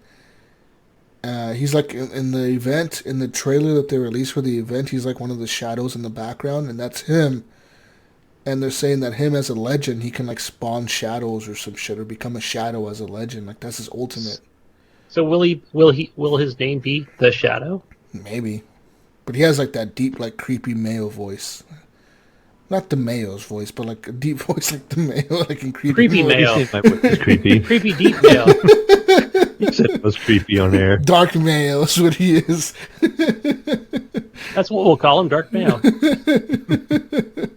Oh shit! Anyways, you know what I mean. But that announcer is so cool. I think because every time somebody dies, he's like, "Yes, feed me your blood," and he's all fucking doing some pretty cool call-outs. Like more billions for my bidding or something like that. He reminds me of Caustic, all fucking dark. Yeah. Oh, I should know what he says really well by now, as many times as I'm a shadow, but I hear him a lot, but I don't pay any attention to him. But I'm just usually going for revenge for the guy that killed me, usually. Dude, I've had matches where I'm trying to kill one guy, and that motherfucker at the last second, he's always turning around and killing me. Always. Yeah. And I'll spend literally the whole match trying to kill one person, and I never kill him. I'm like, what the fuck? This one guy, I can't kill him. For like right, one dude. The one guy now. Yeah, just one guy, and he like every time I like get close to him, like a lot of times it'll be with Mirage because they'll do that decoy thing and they'll become invisible for a second. Yeah. I'm like, where the fuck did he go? There'll be like 10 of them all of a sudden in a circle standing there. I'm like, where the fuck did he go?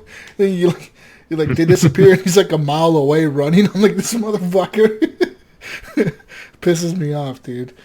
But yeah. Anyways, go ahead, Mayo. One thing I did actually do, I didn't completely finish season 2, so I just kind of quit playing it there for a while, like halfway through, and I had enough Apex points or whatever you want to call it to purchase the new character Crypto. I haven't really had a chance to play him a whole lot. I think I maybe played like 5 rounds, checked out his drone ability, got to see how that flies around, and I think pretty much for me, every time it's been shot down, and he'd be like, oh, my drone has been shot down, and so usually I can tag 1 or 2 people though before it gets shot down, which is pretty helpful. I like it how it marks them for you. You didn't buy season 3 or whatever? No, I haven't picked it up yet. I think what I might do is actually, since I didn't play through the whole last season, is see how far I get on this one and look at the rewards right at the end of the season, because whatever I do up to that point will count if I purchase the season pass at the end. So like, I'll go up to that point and then purchase it. So like, see if I get to level like 50 on the season pass, but I'm not actually on the season pass yet. Uh-huh. When I purchase it, I unlock every reward up to level 50 where I'm at. Oh yeah, there you go. So I'll just wait till the end. So maybe I might only play to level 25 on the season pass, or I might play to level 50 on the season pass, and I'll look at the rewards and just see, okay, what are these worth or $10 or not? Do you rank up at the same rate if you have the season pass? No, or don't? I don't think you do, because you get that little, remember that little XP bonus symbol? You get those bonuses, right? So I think you rank up faster if you have the season pass. Yeah, it probably just won't rank up as fast. But you can always buy that 25 skip 25 level bullshit thing. Yeah. And if you're level 50, you can skip to 75 and then just have to do 75 to 100. Which would go by fucking quick if you just do the challenges, you know what I mean? Right. So yeah, I guess you're right. You're probably doing it the right way. I'm doing it all fucked up trying to grind. That shadow mode, though, gives me a lot of fucking XP. Every time I die, it's like 2,000 XP for this match. I'm like, holy shit, it's a lot of XP for like a bullshit match that I was just fucking around in. You know what I mean? When I was watching this game when it first came out, the first time I seen it, I was watching Shroud stream it, and Shroud made being a shadow look super easy. He was killing people left and right, and I'm thinking, man, this game is going to be really hard if you're going to be a legend trying to survive. Then now when I'm a shadow, it's no. I'm like, it's really hard for the shadows to win, I think, to keep everybody from getting on the ship. Nowadays it is, and the first day or so, like the first few days that this shit came out, last week or whenever it came out, the week before, or this weekend. When the fuck did it come out? This week? Last week. The beginning of the week, I think. Yeah, so whenever it came out, I played it.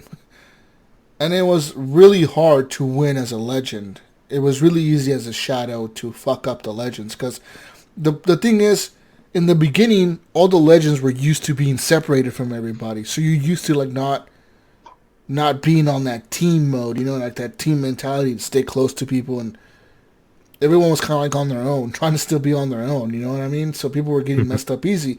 The thing that I see now is nowadays at the end of the match, you'll see like 8 of the legends running together.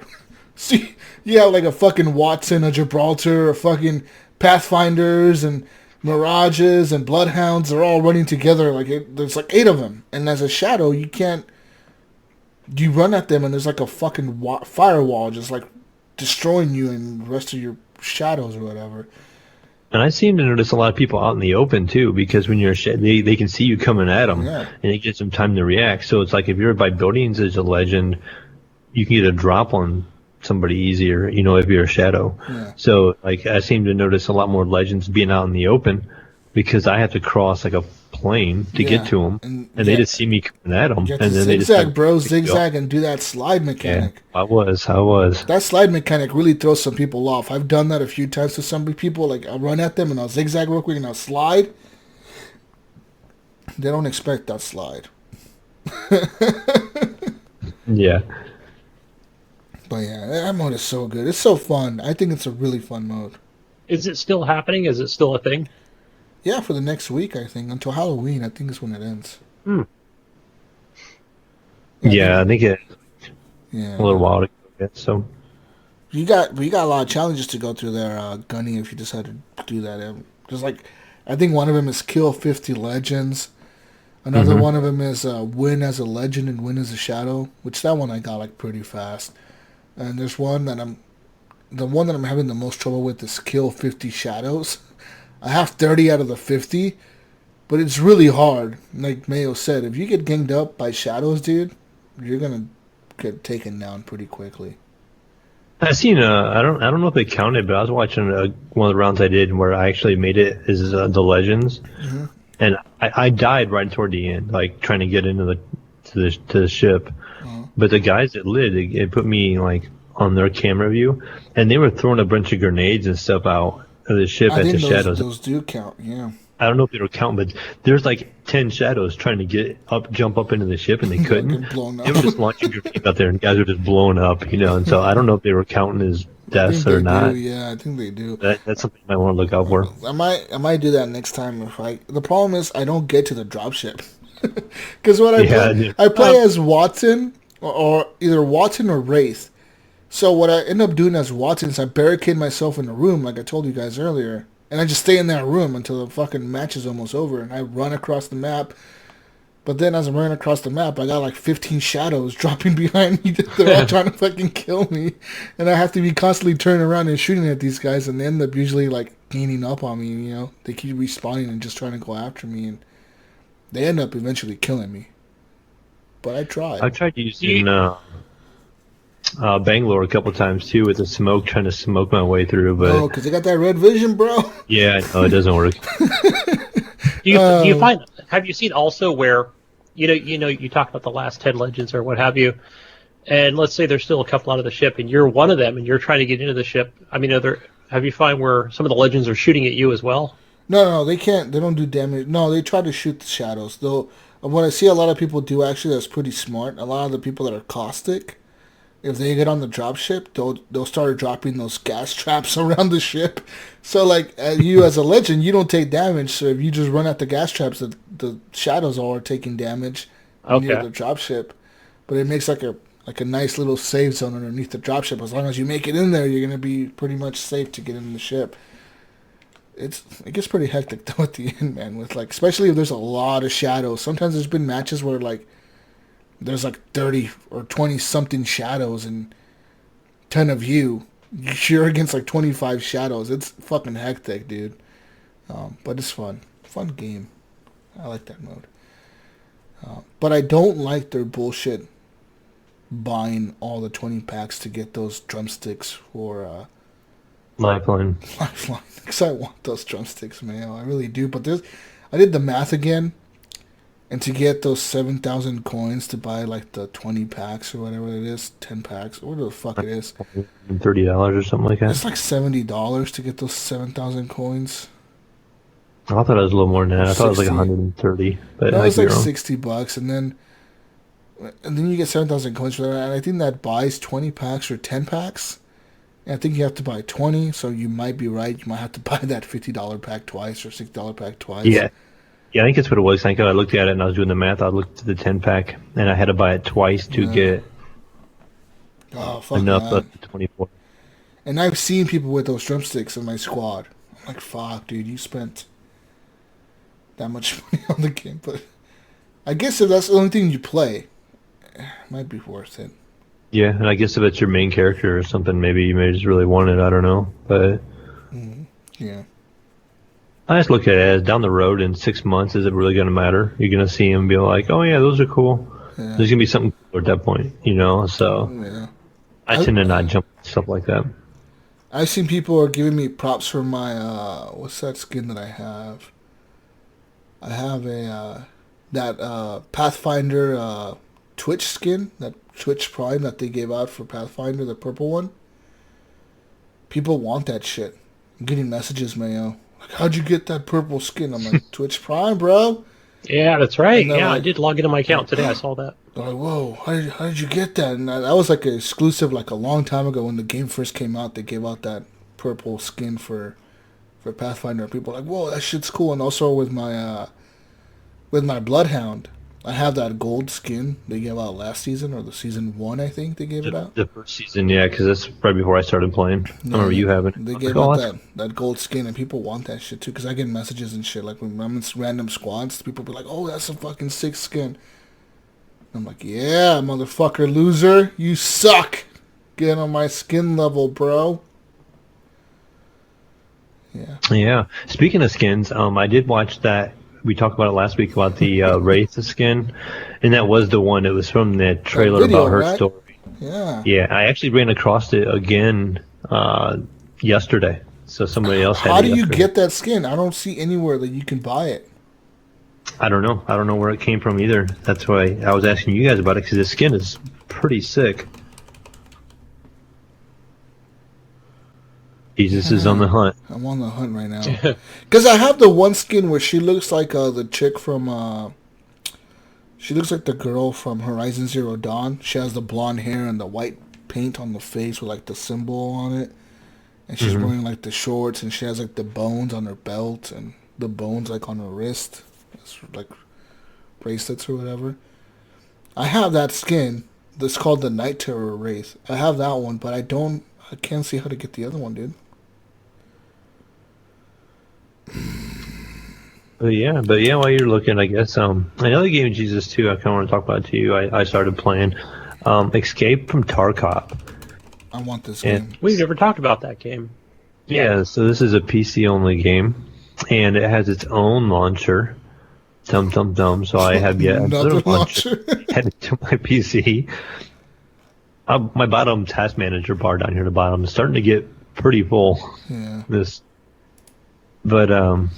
So it's a Russian game, and it is kind of tricky to pick up at first, because it being a Russian game, your card would decline it right away. You have to do some calling around and stuff like that to get it from their website. But it's from the Escape from Tarkov website. What about PayPal? Yeah. Would that, like your would that bank, be an alarm? PayPal. Your bank doesn't give a fuck. Your bank's like, no, well, fuck this, the Russians.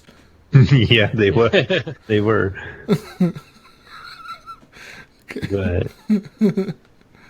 But after I jumped through some hoops, I ended up getting it with like a 25% discount.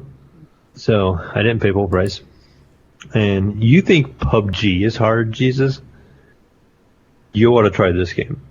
This thing makes PUBG look like an arcade shooter. Like, it's really in depth. So the first couple of times I tried launching it by myself, a couple of friends, community and stuff that I play with, they've been playing quite a long time. And they said the game was going to do like a wipe where everybody's going to lose their inventory and everybody starts over. And he said don't really play it too serious until then, because you're going to lose what you have anyways. And I'm like, well, that's kind of dumb. Everybody's going to lose their gear. He goes, so I guess what the pretense is everybody sells the gear that they have about this time before the game gets wiped.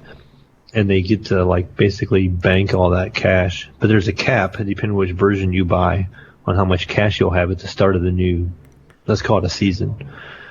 And he said that right away, though, they'll have like a store where you can buy gear and everything would be like 99% off. So he'll have the cash where he can just purchase some really good gear early on.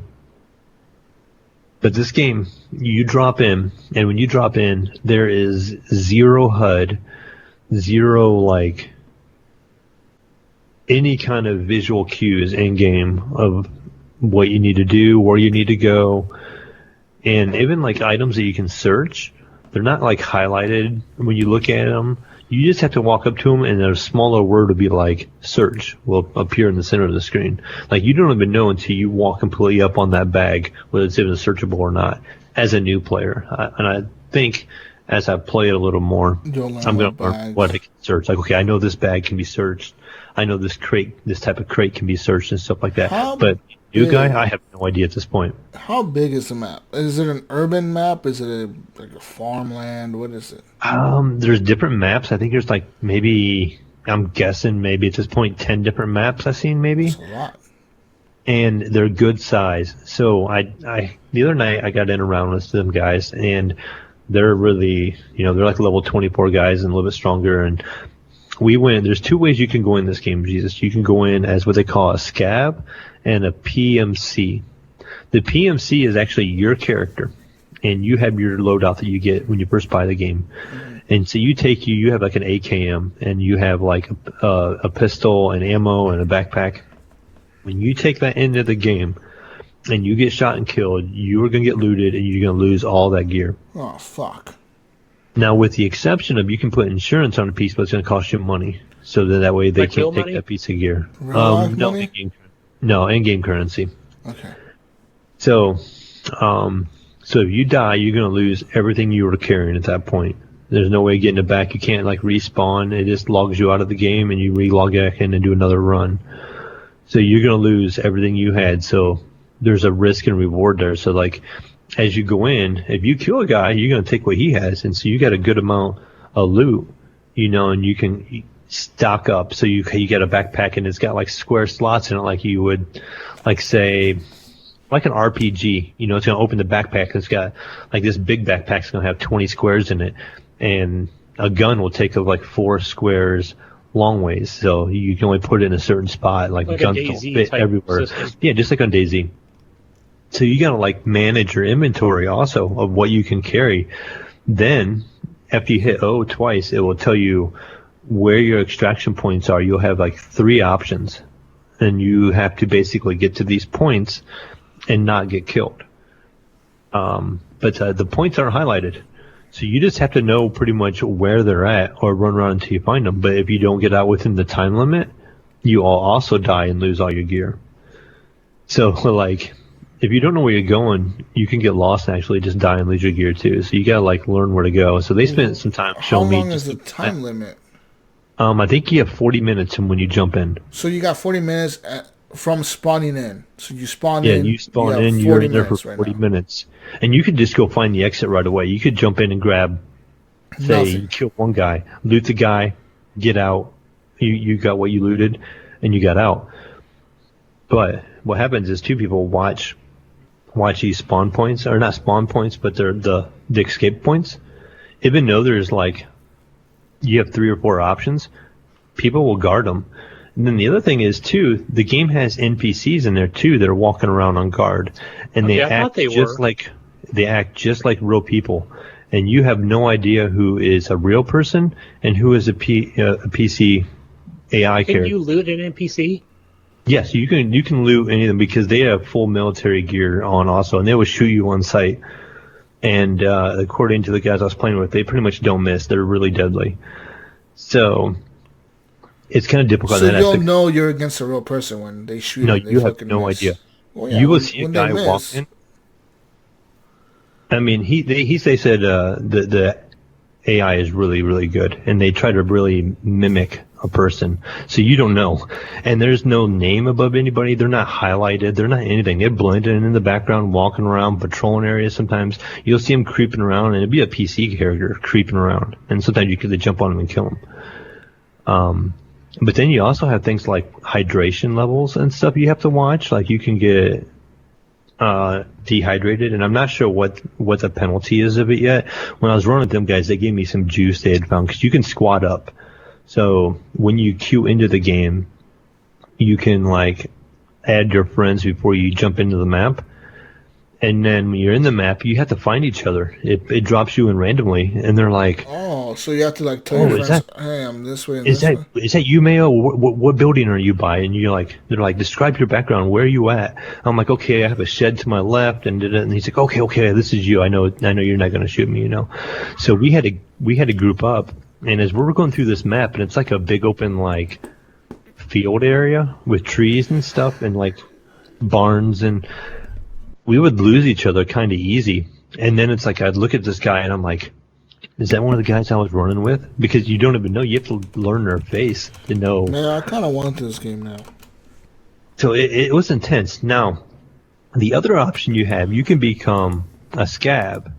So a scab you can do every 10 minutes. And what that does is it's basically it gives you a loadout at random. And you don't have to purchase any of that stuff. It puts you in the game with, let's say a shotgun, a ski mask, a backpack, and a couple items. You run through the game, and if you die, you don't really lose anything out of your own personal inventory because it's something the computer gave you. But if you can go and kill a couple people, and loot some gear, and you escape as a scab, you can keep all those rewards you gotten plus what the game gave you at the beginning.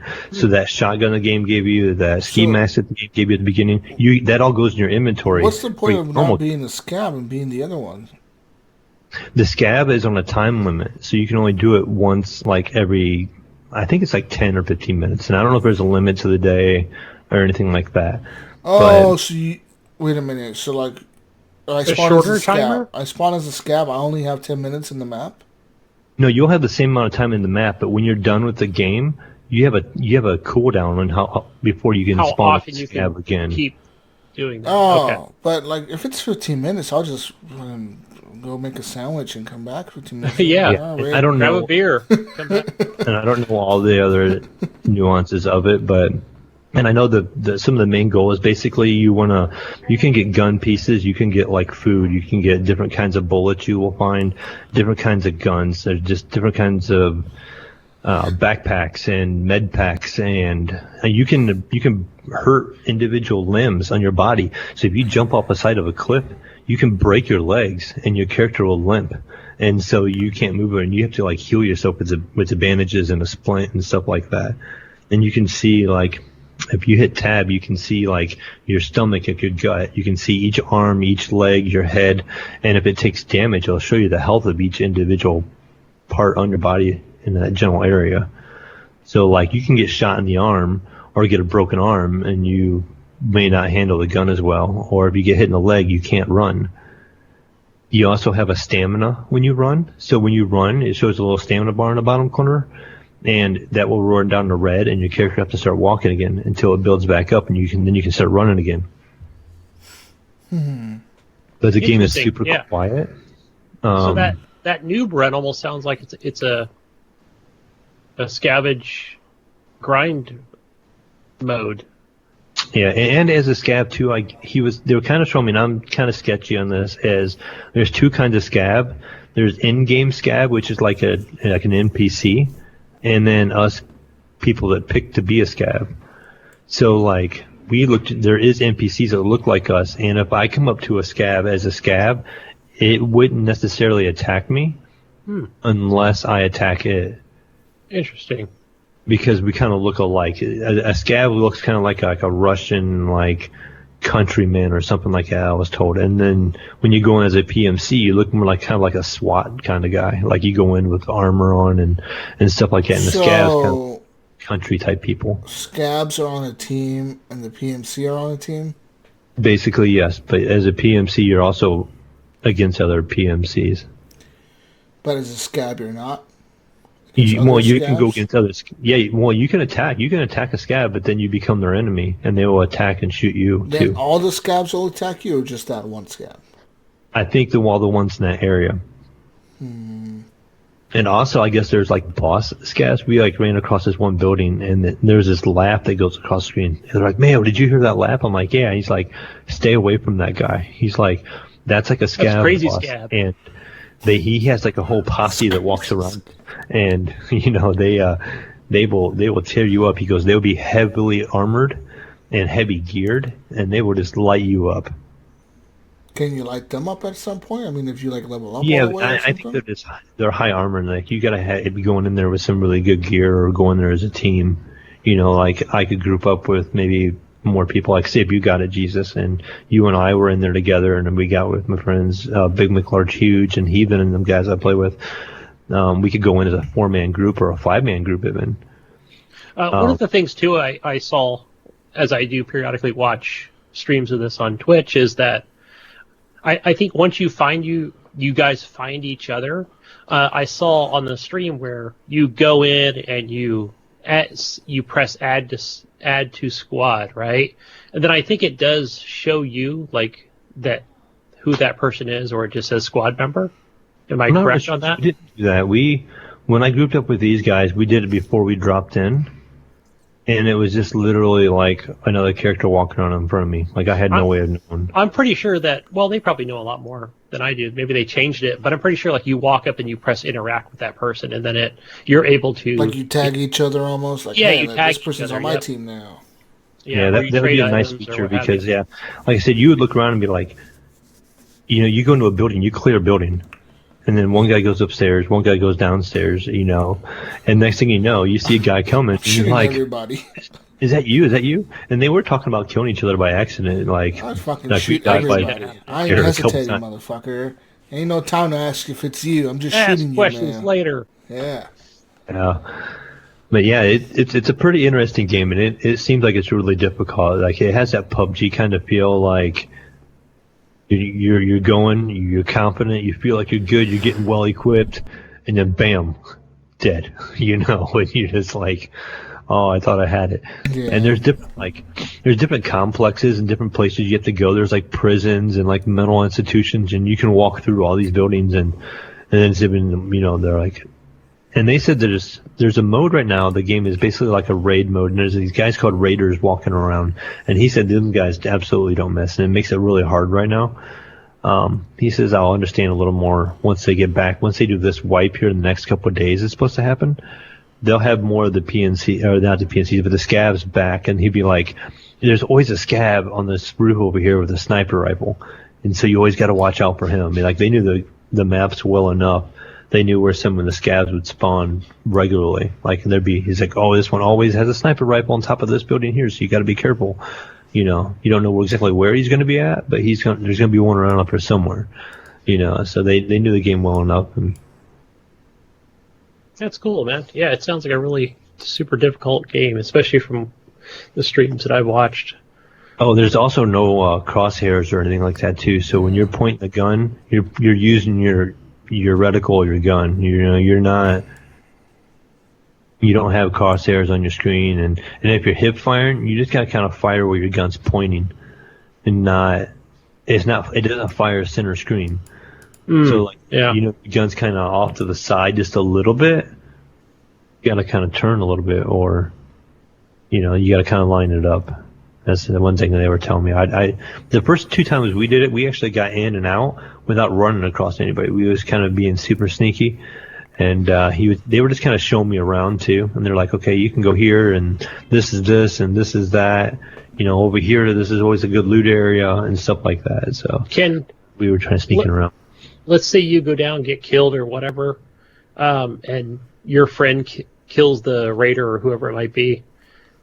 Can they get you back up? Can they revive you? No, you're logged out. Like you can't even spectate. You're back in the title screen. That's hardcore. Okay, say me and you are running together, Mayo, and you die, and the person who kills you, I kill them, and I loot your body, then I loot that person's body, and then I go and escape. Can I give you back your stuff? You can trade gear, and there's actually people you can sell through, and you can trade gear. But what's going to happen is you're not going to be able to carry all that gear. Like you don't have enough room in your backpacks to carry. all the guns and just the most whatever somebody stuff. might have been carrying. Yeah, like a gun takes up a lot of room. It doesn't really fit in a backpack. You know, like maybe a smaller gun will, like a handgun. It just depends on the gun. You can't like turn it like vertical.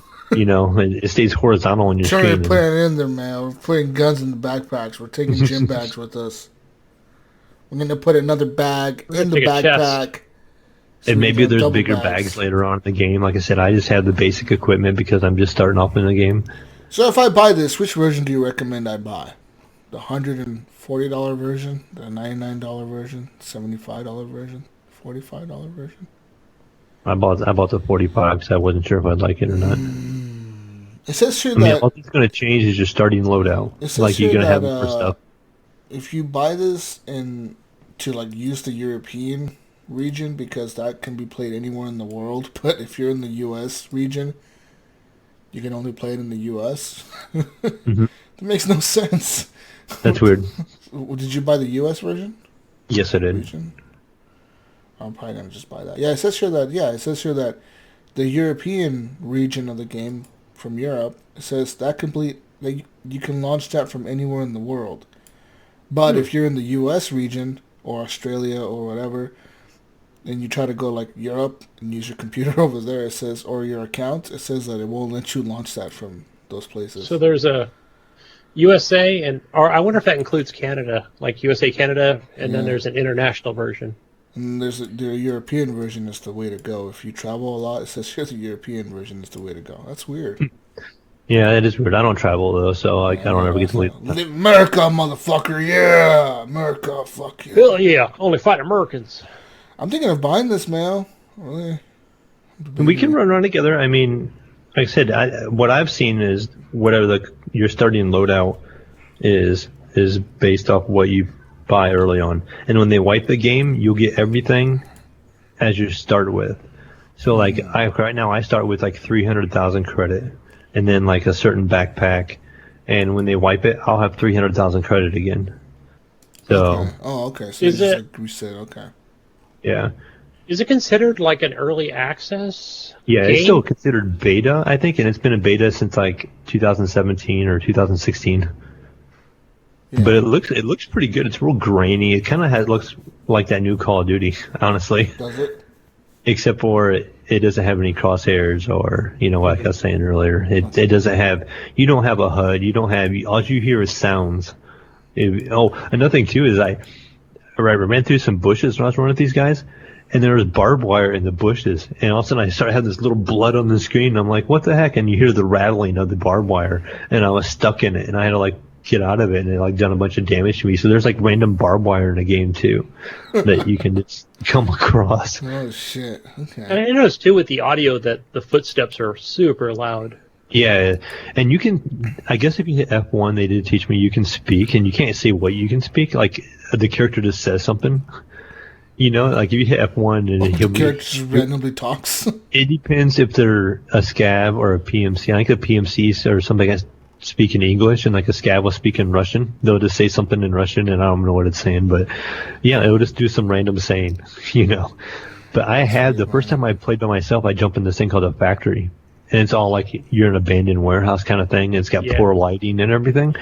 And all I hear is, I know you're in here. I will find you. And I'm like, I don't know if they could just spam it or if it was an AI or what it was. Like a Rainbow Six Vegas thing? Yeah, I killed one guy. And I went to go loot him. And I know more than get to loot him. Somebody starts taking shots at me. So I run and hide. And I'm like trying to like figure out where they're at and trying to get used to aiming. And then they end up killing me. And then in the stats, actually, after you exit out the game, it keeps track of your stats of how many people you killed that were actually real people and how many AI you killed, and it tells you their levels. So, like, I think it's spawning me with people of my own level, like 1 through 10 at this point, and your characters will level up, and as you level up, you get, with your XP, you actually have, like, skill trees as the way of doing, like, better aim down sights, better reload speed, but it's very marginal the way it looks, like what you gain. Okay. Like, so you might get a little bit better, ability to do something a little faster or something like that as you level up. And it might be as in like, as you perform that action more often, it may increase the level a little bit faster. Okay. I'm not really sure on it. I haven't played with it enough. I'm sold, Mayo. Jesus is sold on this game. But it's intense. We'll have to get in a group and I have some guys, like I said, the guys I played with, they have, I don't know how many hours. I have to bet they probably have 400 hours in this game. So I was they know hovering over this yesterday, over this, and Star Citizen. I was looking at both Star Citizen's another one. Which one do I want? I want a game. I want a game that I can only play on PC, can't be played anywhere else, and it's going to be a unique experience. And I was like, which one do I want? I don't know. Star Citizen looks cool because it looks like a shooter that you have lots of, but yeah. But you also have the opportunity to play with me in the shooter. In Star Citizen, you would not be able to play together right at this point. Yeah, I don't know. Debating. Yeah, I would get Star Citizen for me personally, or I think I'd be more into that than the first person shooter. Yeah, maybe. More hardcore. I'm debating. They both look good. The problem with Tarkov is also that Call of Duty comes out next week. Yeah, right. And I'll be playing the shit out of that, so it's like I should just start Citizen, but then I should just wait and not get anything because I'm gonna have. How much is the ship, Jesus? Isn't it $40 or something? In Star Citizen, yeah. So they're both cost the same. That's why. That? No, yeah. I was looking at both of them, so they both cost the same. They both cost $45 to start. So Star Citizen, you can start off as like one certain type of ship, and then another type of ship. You can pick one or the other one. And then Tarkov. Yeah, then I think the insurance is free for so long. Yeah. But I'm pretty sure the insurance and all that stuff is payable through like in-game currency, like Tarkov. Yeah. Yeah, it is. Yeah, like I said, in Tarkov too, you can put insurance on your gear, but I don't know, I don't think you just want to put insurance on everything you have going in because it would be so expensive, I think. They probably make it that way on purpose to where you can just insure everything and go in, But you may really want to insure like a gun you really, really, really like or something like that, Anyways, speaking of insurance, I found your Apex Legends outfit. Yes. This is a special outfit, Mayo, that you can only buy in the store when it appears in the store. Kind of like the other ones? Yeah, and it cost 1,800 coins, so that's $18. Oh, it's in the actual online store? Yeah, it's on the store for Apex Legends. And how much was it? 1,800 coins, so $18. That's not people are mad that you can't buy 1,800 coins. You have to buy a $10 pack or a $20 pack. Yeah, that's the mobile way. That's the new EA console way. But they say that this is a special skin that she gets like some kind of special saying and emotes and weird shit that she gets with the skin when you buy it. It's a pretty cool skin though. It looks really fucking cool. Yeah. Anyways, besides that, the last game I've been playing, kind of like with Gunny, was Slay the Spire. Checked it out a little bit. Didn't get real far. Like I beat the first little boss that you have to come across, Gunny. It's after maybe 20 turns, you meet a boss up at the top. Yeah. Beat him, and then I'm like, okay, what happens from here, And then it opens up a whole new tree above it. See, I'm like... Another branching path of 5-6 different ways you can go. What does it say, Chapter 2 or Act 2? I think it's Act 2 is where it starts. I don't remember what it said, honestly. I just remember going, okay, I have more to do, And I went going through, and I was worried about my health because when I beat that boss, I only had 5 HP left. It was you're pretty much toast, by the end of it. And so I was worried I'm gonna be starting this next section. I'm as good as dead. The first guy I fight, he's gonna kill me because I can't armor up enough to cover 5 HP. But it recovered me back to full health, if I remember right. And then I played through, and I think I did maybe halfway up that next tree. Yeah, same here. That's as far as I've made it, is into Act 2. Before I died, yeah. And so far, have you tried the other character? I know I unlocked the second character. Up to there, I get to the boss. The first time I unlocked the second character, and they had a different starting skill set. It's funny because it just has like the different modes. I don't think it lets you. I mean, I know it unlocks different characters where it'll show you after you each kill a boss, but I don't think you get to choose. I think it randomly chooses it for you. I had a choice between the character I started with yesterday or the day before, and then today that day I unlocked a new character. When I started it up today, it asked me which one I wanted to be. The one was kind of like orange and red, like the basic character you start off with. Right. And this one was more like green based. He had like a hood on or something like that. It looked kind of like a mage type character or something like that. I didn't try him, but I just wanted. I wonder if it's just more visuals, right? It's got to be. Said, the character we started with, I had 100 out of 300 cards unlocked. And then this new character, I didn't have any. So I'm like, I'm just going to keep playing with the character I started with because I'm still just brand new to this game. And I'll just keep kind of grinding, getting some of the cards for that character unlocked because I'm not just going to pick up a new character, and try to unlock both at the same time. So we could just grind through the first one first. Yeah. And one of the things I forgot to mention, too, was where, I'm playing with an Xbox One controller. So it... some of the cards that you'll pick up will say something like, play the card in your draw pile and exhaust something else, like another different card. So you can, I think if you press the left trigger, it'll actually show like what that next card's going to be. And it's sort of that rotation. And then in your, what do they call it? Like in your use pile, it's right trigger, to show the cards that you've already used. Mm-hmm. So that's another cool thing where you can actually play some of those cards. Well, I don't think you get to choose. There might be some options for you to choose. There's just so many different options in this game. It's just amazing the different cards you pick up. But so that's cool too, having, showing like your full deck, your draw cards, and your cards exhausted. So, right. Yeah.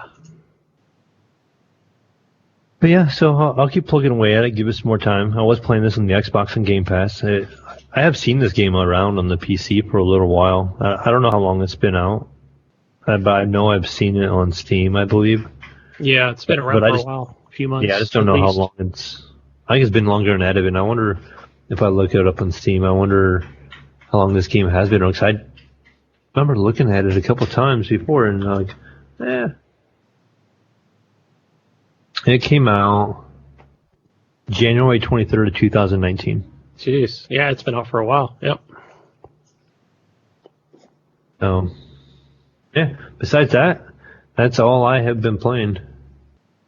Whoa, yeah, woo! Anyways, I guess that means it's news time! Yeah, Gunny, you're a little slower. Yeah. I was trying to get it right on cue. Welcome to the news, people. Let's get into some news real quick. Gunny Chief, got some Xbox One news for you.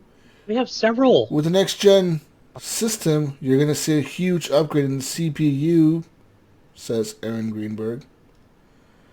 That's right. Speaking to Xbox Magazine, marketing manager Aaron Greenberg said this. He said, quote, I think for a lot of gamers, they want a really powerful console. Well, no shit, Aaron, come on. They want a high-end system that delivers the best performance available. We feel really good about what we've done with the Xbox One X, and the same team that built that is off building Project Scarlet. What Microsoft did with the Xbox One X is push 6 teraflops, 40 customized compute units at 1,172 megahertz. But the console's 2.3 gigahertz x86 AMD Jaguar 8-core CPU wasn't enough to handle CPU-based demanding games. As a result, frame rates often suffered. But with next gen, I think you'll see a big upgrade in the CPU because we really want to make sure that you don't have any compromises with the frame rates. Yes, we can do 4K, but we can also do 120 frames per second.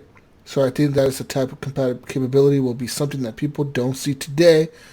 Apart from the higher resolution and the frame rates, gamers can expect better loading, speeds via a super fast SSD, dun, dun, dun. which will allow games to load incredibly fast. The amount in CPU and GPU power of the Xbox Scarlett means developers can now do much more with the games they create, particularly in terms of size and scope. Xbox Scarlett is releasing next year in the fall. Anyways, this hard-hitting article here, guys. Whoa! So wait a minute. Hold on a minute. So 5 years ago, when Aaron Greenberg was walking around, he was wearing his what's that chip? The chip that was in the Xbox One. The Jaguar. The Jaguar. Was it the Jaguar chip or whatever the fuck it was? Right? Going, this is the #1 best chip ever created in a console. No, it's just not good enough. The x86 Jaguar 8-core processor. Right, Mayo? So we need... Yep. How old is that chip, Mayo? The x86 Jaguar 8-core AMD processor. I'm not really sure if I'll have to look it up. It's AMD. I don't pay a whole lot of attention to them. It has to be really old. We're on Ryzen 3 now, aren't we? Some Ryzen 2 version 3 or something? What did you say it called? Is the AMD what? Jaguar x86 chip or something? I'm pretty sure it's a custom console chip, isn't it? Jaguar 8 x86. Hey, all right, Jesus. I'm looking at buzzword 120 frames per second. So we know we're going to get that with Gears of War, Forza, Fable, whatever else is out there, as far as first-party stuff.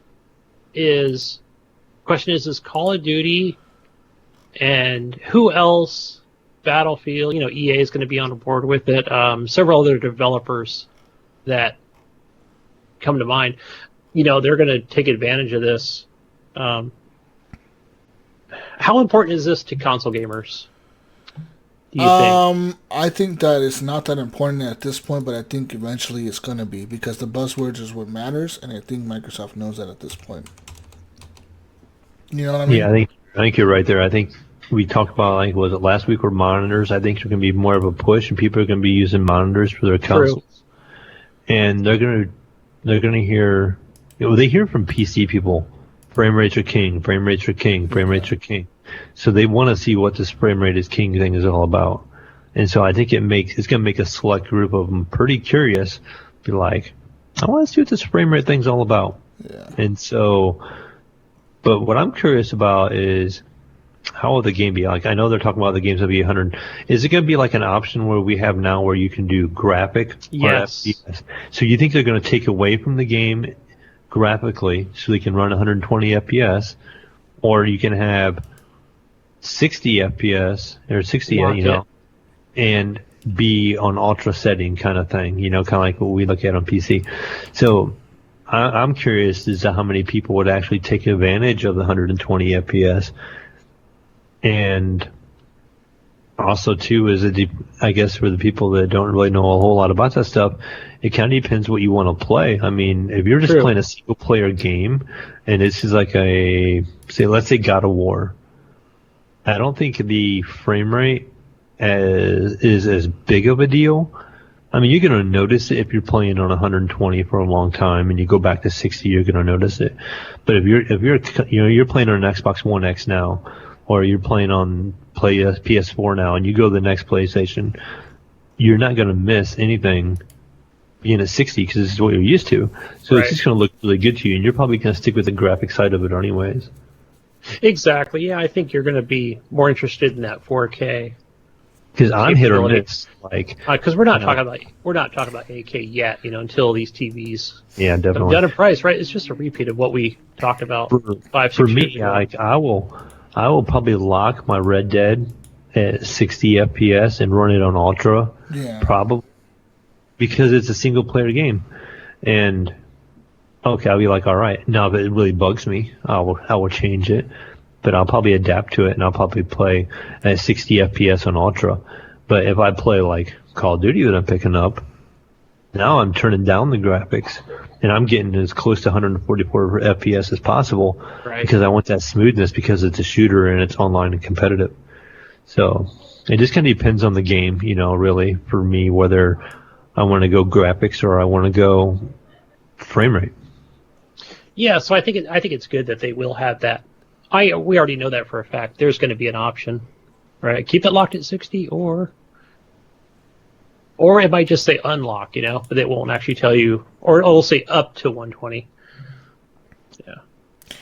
So I got kind of like a release date here for that processor, Mayo. Mm-hmm. So it's kind of based off of the FX 8350, and that was released October 12th, 2012. Okay. So. They changed a lot since then. Yeah, a lot of things changed since then. But that's probably why a lot of games you see nowadays, the minimum AMD chip that they require is always the FX 8350. Because that's what consoles probably are running, similar something to that. You know what I mean? Yeah, it's probably on par with what that is. So that's probably why you always see like minimum specs required, at least an AMD right. FX 8350. That's probably why you always see that. That's a minimum spec. But yeah, it's interesting.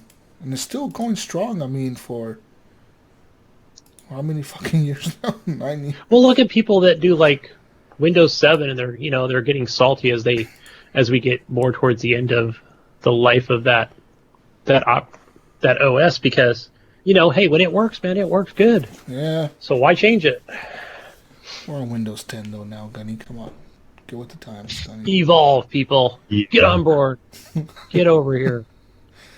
Moving on here to some more news. Humble's great monthly bundle is now changing in a major way.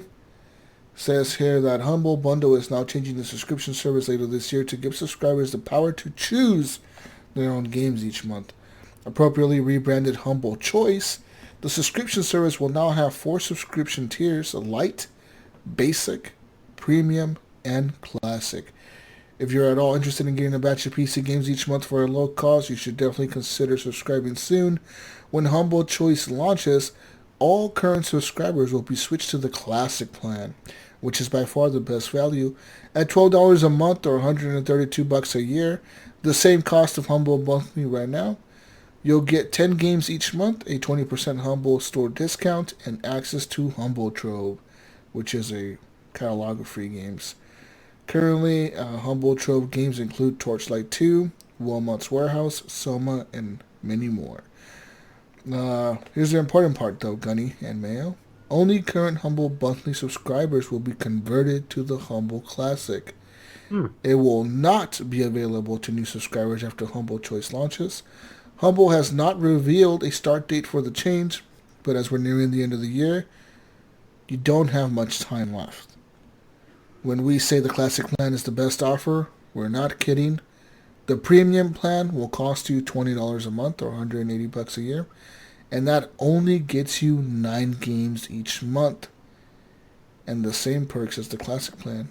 The Basic plan costs $15 per month or $135 a year, and that comes with 3 games each month and a 10% Humble store discount. You'll get to choose your games for the monthly batch if you're subscribed to one of the lower tiers. Meanwhile, the Light plan, which is only $5 a month, $45 a year, only comes with access to Humble Trove and a 10% store discount. So that is true that $12 a month, you get a 20% coupon, Humble Trove, and 10 games you get to pick, Gunny. And that's been this way for couple of years now that Humble Bundle's been going on. I've had, renewed and canceled many times. So what I would always have done, have waited until like the games I wanted to come out, because like there'd be games I already have in my Steam library. So then what I end up doing, I end up giving them away because it's like, okay, I already own this game. They give me a Steam key for it, and I just give it away to somebody I know. And so I would be selective on which monthly subscription I would get. So I would get the monthly, and say if it had like an Assassin's Creed game or something like that, I'm like, oh, I wanted that one. I'll pay the $12 for the monthly subscription, and they give you the Assassin's Creed game to play instantly. And then the other games will come out at the end of the month, so you don't know what those games are going to be. They're going to be some kind of indie game, more likely. So I will cancel my subscription, and at the end of the month, I get those other games that I didn't know what they were going to be. And then they send me an email like, hey, next month's bundle is going to be this game, subscribe now. And I'll be like, well, I already own 2 of those, because sometimes it'll be like a choice between 3, or they'll give you like a 3-pack, and they're like, get these 3 like AA games instead of a AAA game, and I'm like, nah, I already own those, so I won't get that subscription that month. But now this is preventing us from doing that, and it's going to be like, you got to lock in, and you want to stay locked in, or you're going to lose that perk, or you're going to end up paying an extra $8 a month to have the ability to cancel at any time. Well, yeah, like at this point, like if you are interested in getting those 10 games a month for free, then you should probably sign up right now for $12 a month. I think this month you get Call of Duty World War II, or what it's called, and then Spyro and Crash Bandicoot is the 3 games you would get this month. Plus, they'll give you more at the end of the month for that $12. And then, I mean, but the thing is, yeah, because even if you don't sign up right now, and you want the big package, you're gonna have to end up paying $20 a month instead of $12 a month, and you're getting one less game. So it's like they're punishing you for not being signed up from the beginning. You know what I mean? They're kind of grandfathering the people into this. Yeah. So, I kind of threw this in news. I sent this to Gunny just because of the fact that I do know a lot of PC guys that use Humble Bundle, and I know a lot of guys that do it the way I do it, because we don't want all the games that they have necessarily to offer. Because but for somebody like me, it's newer to the PC, to build a library, it's a great option. But you really pay $12 a month. Yeah. And the other thing I like too is they do have a store, so that discount that you're getting is pretty cool for other games in the library to purchase. Yeah. Not so much for me being a console peasant, because I'm getting these through Game Pass. They'll give you whatever launcher code you are buying too. So like if you buy Red Dead, they will probably give you a Rockstar code. So yes, you don't have to have the Humble Bundle launcher yet. Humble Bundle. Oh yeah, coming soon. No, that's not this article. I'm just wondering how long it's going to take Good Old Games to send us this Galaxy 2.0 launcher so we can have all our games in one place. Yeah. Moving on to more news. Congress has now criticized Blizzard's Hong Kong player ban in a bipartisan letter to Bobby Kotick. Says here, Blizzard's controversial decision to punish a professional Hearthstone player for explicit support for Hong Kong protests in a post-match interview already received widespread outcry from several sources, now including members of Congress. Now 5 sitting senators and representatives have taken a new step, penning a joint bipartisan letter to Activision CEO Bobby Kotick, urging the company to reconsider. The letter is from the office of Senator Ron Wyden, a Democrat of Oregon, was co-signed by Senator Marco Rubio, Republican of Florida, as well as Representatives members Alexandria Ocasio-Cortez from New York, Democrat, Mike Gallagher, Republican from Wisconsin, and Tom Malinowski, Democrat of New Jersey. The letter is dated October 18th, well after Blizzard partially reverses punishment against player In Wei Chung, or Blitz Chung. Notably, the letter references the initial punishment rather than the revised one. Says here, quote, as China amplifies its campaign of intimidation, you and your company must decide whether to look beyond the bottom line and promote American values like freedom of speech and thought, or to give in to Beijing's demands in order to preserve market access. We urge you in the strongest terms to reconsider your decision with respect to Mr. Chung. You have the opportunity to reverse course. We urge you to take it. And there's a full letter below. I mean, says here on the letter as well, your company claims to stand by one's rights to express individual thoughts and opinions, yet many of your own employees believe that Activision's Blizzard's decision to punish Mr. Chung runs counter to those values. Because your company is such a pillar of the gaming industry, your disappointing decision could have a chilling effect on gamers who seek to use their platform to promote human rights and basic freedoms. Indeed, many gamers around the world have taken notice of your company's actions. understandably calling for boycotts of Activision Blizzard gaming sites. So yeah, there's a sign here by all the senators and members of Congress. I'm not taking anybody's side here, but I'm not. No, I'm just going to play devil's advocate. Whoa, okay. It's Blizzard. Now, initially, yeah, they screwed up by.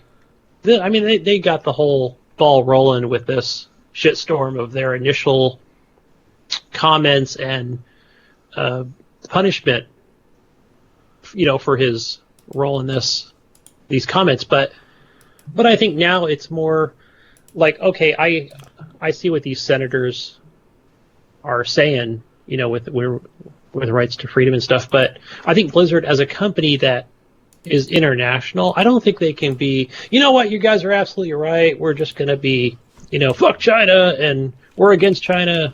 Does that make them all happy? Like, they're out to make money internationally.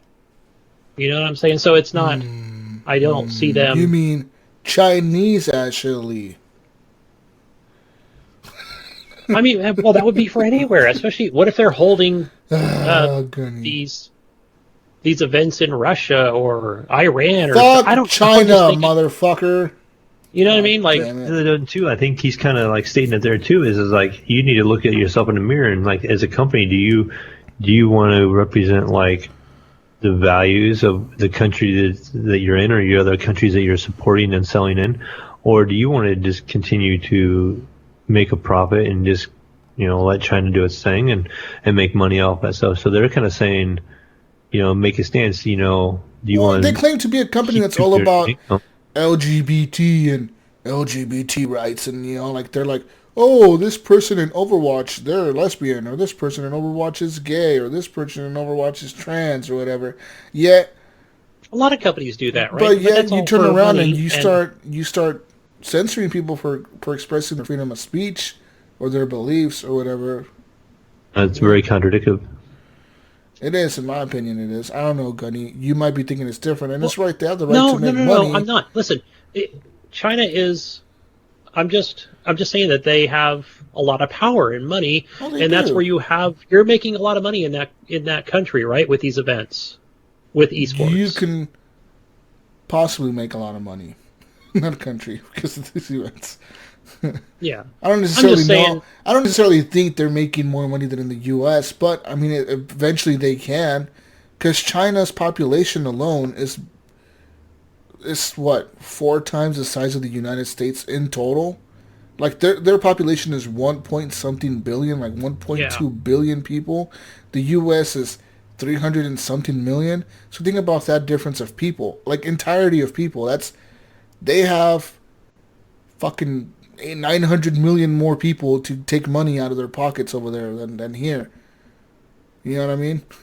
Right. So it makes sense that they want that money, but at the same time, I think that these Congress people, they're right. Why? How are you going to sit there and claim to be this pillar of equality and all this shit and freedoms and everyone has the right to express themselves, yet you're censoring somebody because the country that you want to make money out of is telling you to censor that person? I'm only reading into this because I'm thinking that, the conversation that Blizzard probably had with Chinese officials or whatever, and so I feel like they're in this between a rock and a hard place here. Blizzard is. Now that they just gotta make that choice whether they want to make the money or they want to make a stance. I think Yeah. How important is that money to you, or do you want to look? I guess, do you want to take your stance and saying we want to support, like you're saying, the different types of community out there, or do you want to support your bank account and what's your price value? Like, yeah, true. It'll be interesting to see how they go going forward. But...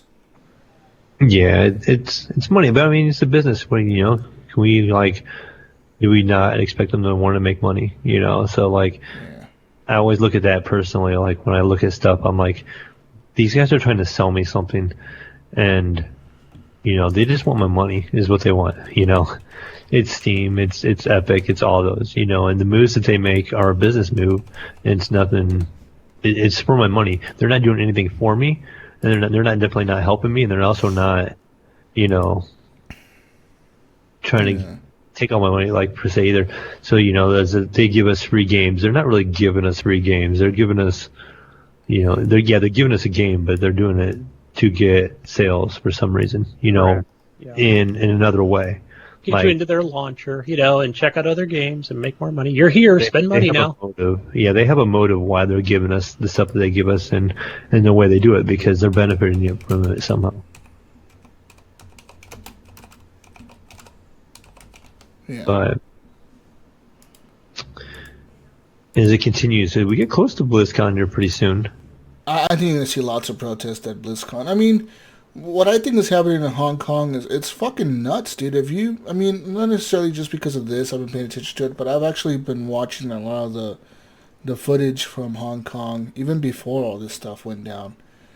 And what's happening in that country, in that city, it's fucking crazy, dude. The police are beating people down, fucking, like, blindfolding people, walking them to the streets and beating the shit out of them, and it's fucked.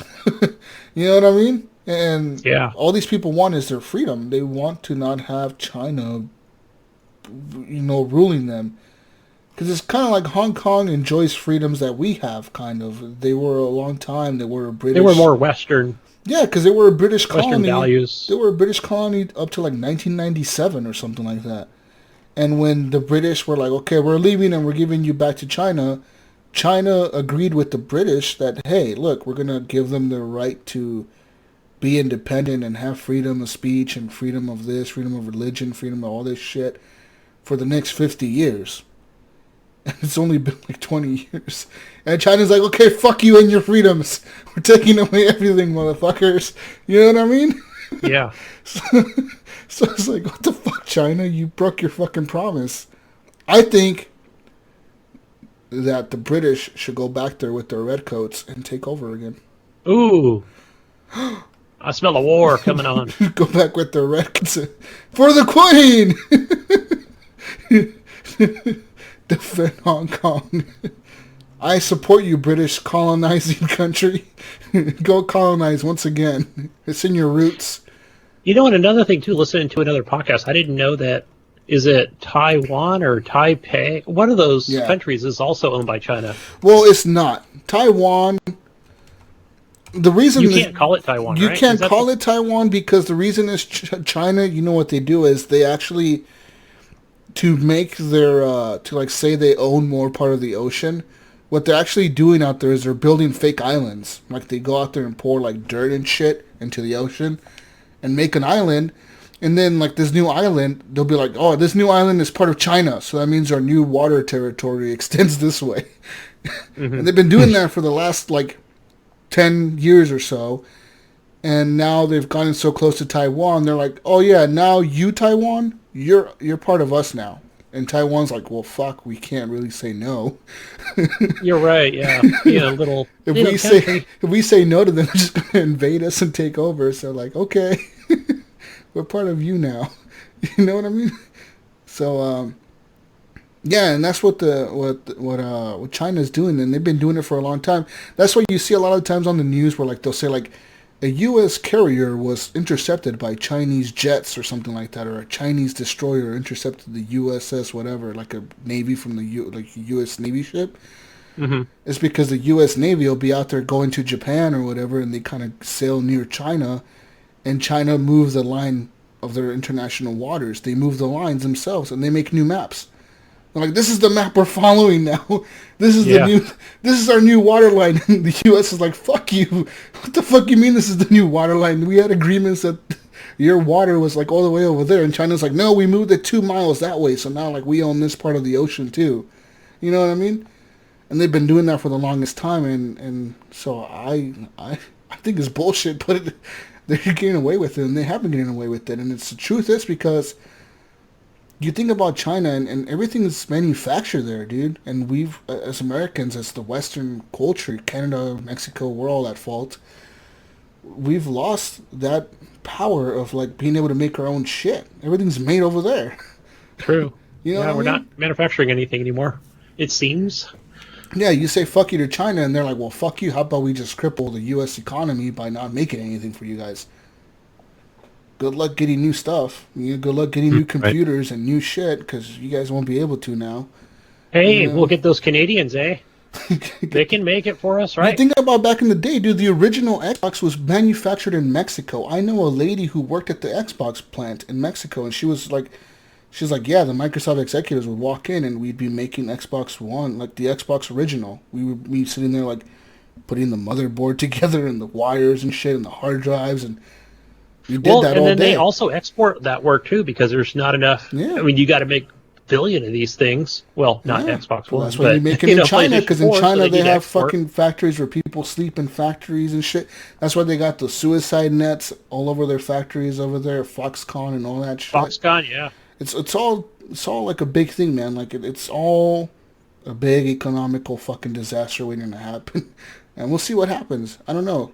The president of the United States says he wants to put sanctions on China, and China threatens with the same shit back. They're like, fuck you, we'll put sanctions on you. And it's like a big sanction war, you know what I mean? Yeah. Hey, but to dial it back into this article real quick, the more I think about it, I think Blizzard just needs to not say anything. How about that? Just be quiet. Just be quiet, right? Because they're like, well, it's all about our pocketbooks, right? And Bobby Kotick and Blizzard, the whole honestly, group of them. They're probably thinking about, like, could we get a third-party company going to do these events and keep us out of it? Especially when we're over in Asia. Yeah. China in particular. Well, after this, recently, Blizzard was going to have a big Overwatch launch event in New York City at the Nintendo World Store. And that's like in New York Times Square. Yeah, they were going to have a big event, right, for Overwatch coming to the Switch, like a huge launch event. And like at the last minute, Nintendo put out a tweet saying like, hey, because of Blizzard, we've decided to cancel the launch event we were going to host. And they were like, this is Blizzard's decision, not Nintendo of America's. So, like, they totally made sure that, like, Blizzard made this decision. They didn't want people, like, to be pissed off at Nintendo. They're like, no, we didn't make this decision. It was all Blizzard. They're waiting for the dust to settle on this one. Speaking of Blizzard, I have one more article here for Blizzard Gunny. Blizzard is now banning people in its Hearthstone Twitch chat for pro-Hong Kong statements. So, wait, I thought I just read that they're not. No, they are. Where's this article? Yeah, they are. It says here, so pretty much recently they've opened up a new esports program for Hearthstone, and that's a Blizzard-owned game. It says here, anybody who posts anything pro-Hong Kong seems to be earning an automatic 24-hour ban on Twitch chat. It says here, on Friday afternoon over at the @PlayHearthstone Twitch channel, the chat filled up with pro-Hong Kong messages that didn't seem to be getting deleted, and that's because the channel was running an earlier match and moderators weren't around to see what was happening. But during the live stream, though, people were getting fucking bans for 24 hours in the chat. But yeah, pretty much. So we'll see. See what happens in Hong Kong. I don't know what's going to happen, man. That place is fucked. Yeah, it is. I wonder how much we'll hear about this. Like, if there's going to be more articles about this, if they're going to make as big of a deal about them banning people now because it looks like they're continuing to take a stance, like. They're in damage control. I wonder if, you think, like, if somebody shows up at their BlizzCon event, they're going to be dragging people out of there, like.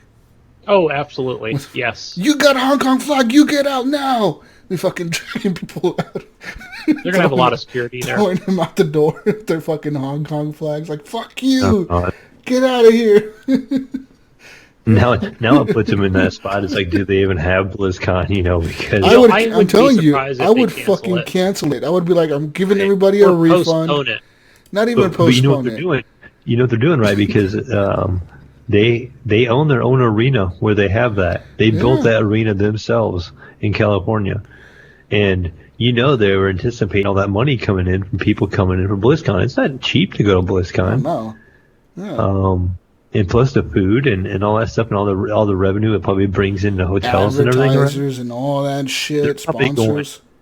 And we're going to lose out on all this money, because obviously they're siding with the money over here because, they're not. But then again, I wouldn't, it's not like again, they're in damage control. They're waiting for the dust to settle. So why not just, these guys are smart, Bobby Kotick and them. So what they're probably just gonna. I bet you they will postpone it, or just cancel it altogether. So?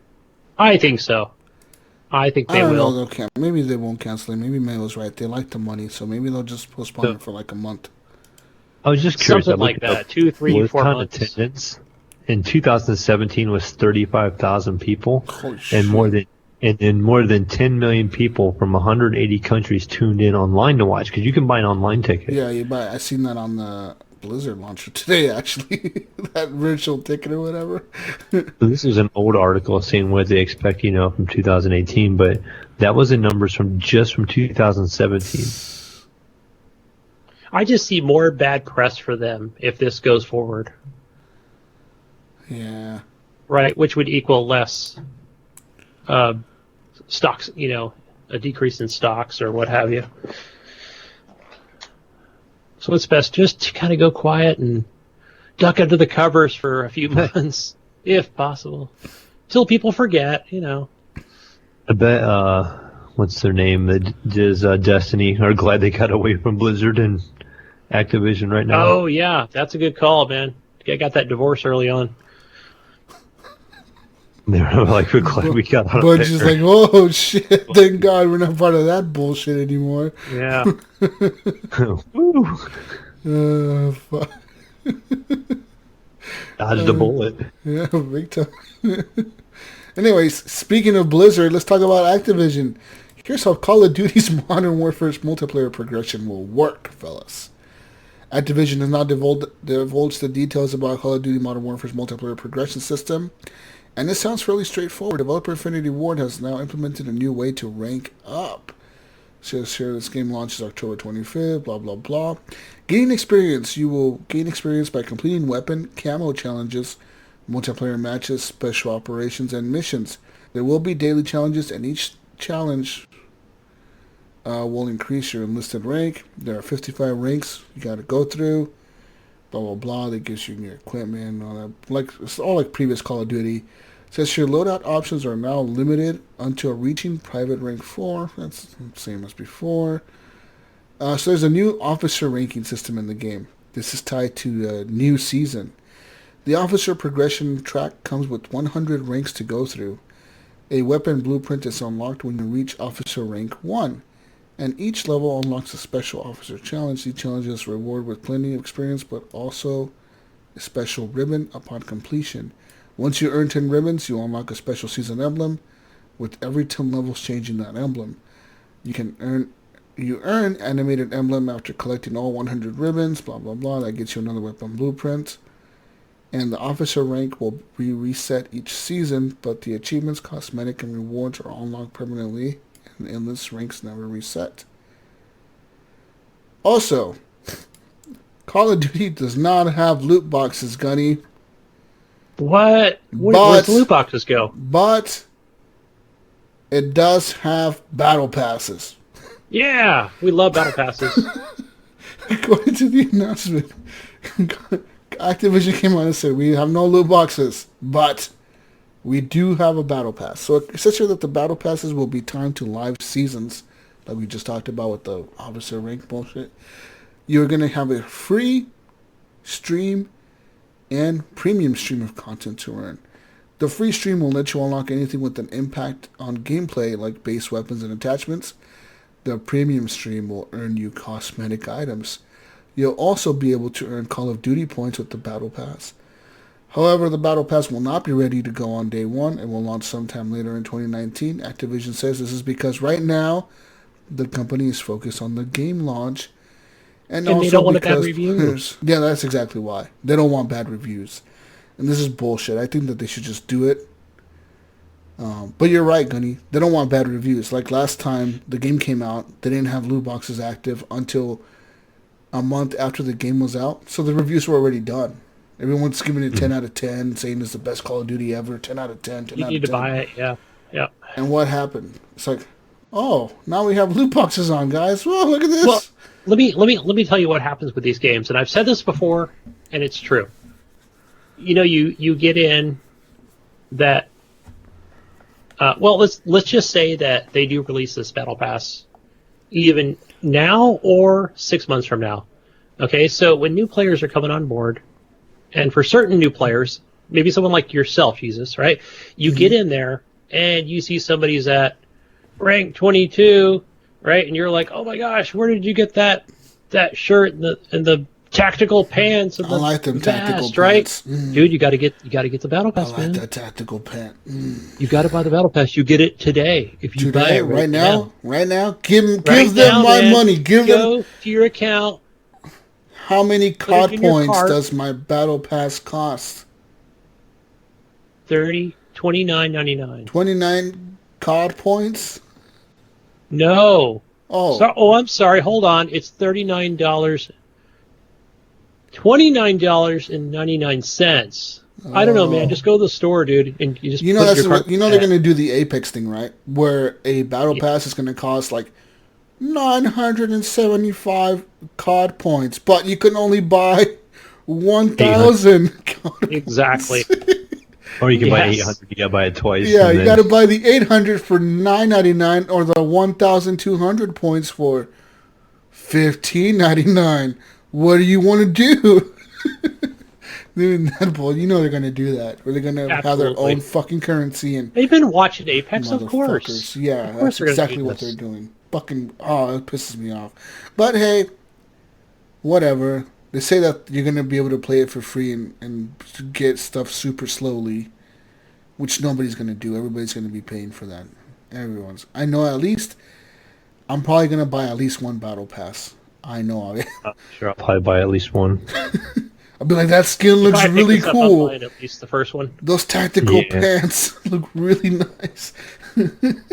As I'm into it early on, and then I start dying off, that I won't worry about it so much, But that first battle pass is gonna be dope as shit with that tactical pant. They're gonna be giving away. You're gonna get the gray camo instead of the green camo. Oh fuck yeah! Let's move on here to some more news. We talked about the Apex Legends heirloom, Lifeline heirloom. You gotta pay for it or whatever the fuck. Yeah, did you see the price at the bottom of the article? Let's go scroll down to the price. So, the breakdown of how much each item costs is listed below. So, legendaries cost 1,800 Apex coins. That's $18. Epics cost 1,000 Apex coins. Crafting, a legendary will cost you 2,400 crafting materials. So the little crafting metals you get in the crates. And epics are going to cost you 800 crafting metals. The events Apex packs will cost you 700 Apex coins each. And so this is actually cheaper than Bloodhound's heirloom, Mayo. Yes, I did see that. Which costs 18,900 Apex coins during the Iron Crown event, which is about $180 US. And this costs significantly less than Wraith's heirloom, which never had an event associated to it, and has always cost about 500. What? It says here, once fight is over, Lifeline's heirloom will be added to the pool of normal Apex packs, making the legendary item as rare as Wraiths.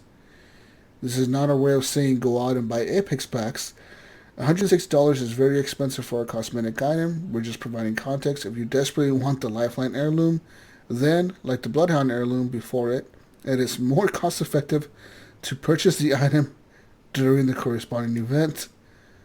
Once fight is over, you'll need to drop about $1,000 or be very lucky. So Fight or Fright begins October 15th, which is already past us, and will continue through November 5th.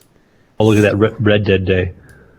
From October 25th to the 28th, Mayo, next weekend when Call of Duty comes out and nobody's playing this, you'll be able to earn double XP for placing in the top 5. And actually, you know what, Mayo? We should play Apex because nobody's going to be playing it except for like the hobos. So we should we should be in there.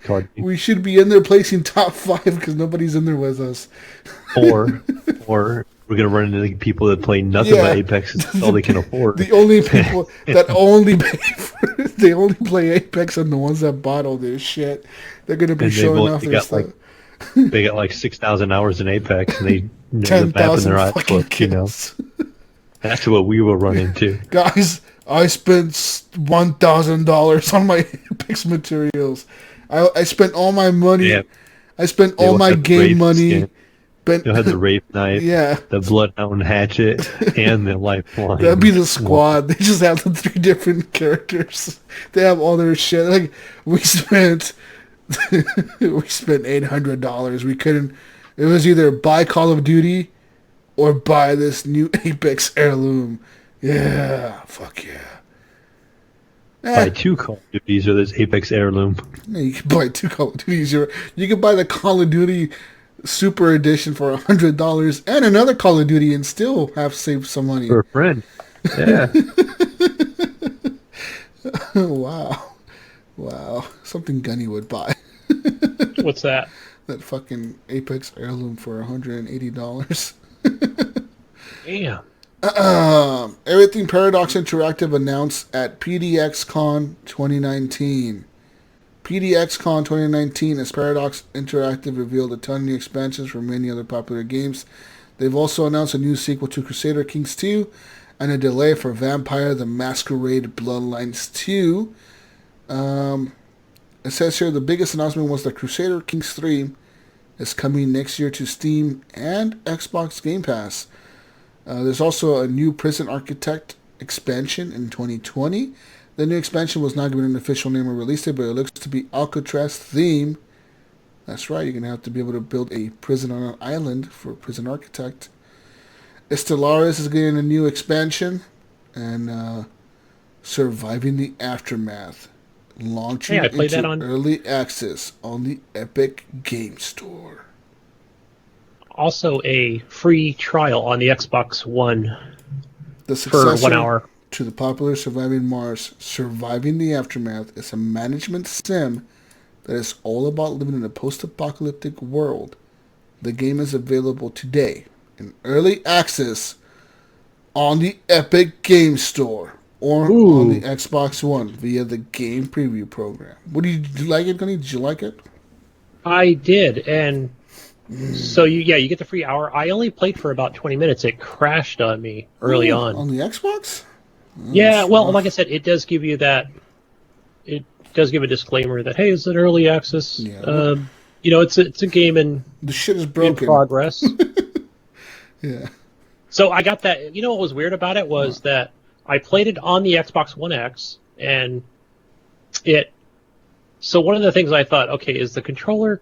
Can I trick this game to become unstuck? And so what I did was turn the controller off, and it just showed up as like a mouse and keyboard. Like you can see that you should have been using like a mouse or something. And when you have the tutorials on, it's showing you, hey, here's a controller configuration, and then here's what you do with your mouse and your keyboard. On the Xbox, it's showing you what to do with the mouse and keyboard? Yes, on the Xbox. So I think probably it's just a PC port. It's a PC port, and then it's probably available in Game Pass as well on PC for the Xbox launcher. Yeah. Okay. Well, we'll see. I'll have to check it out if it's on that list. I'll just get it on the Epic Store. Fuck it. I'll wait for it to go to $5. Like how much is it?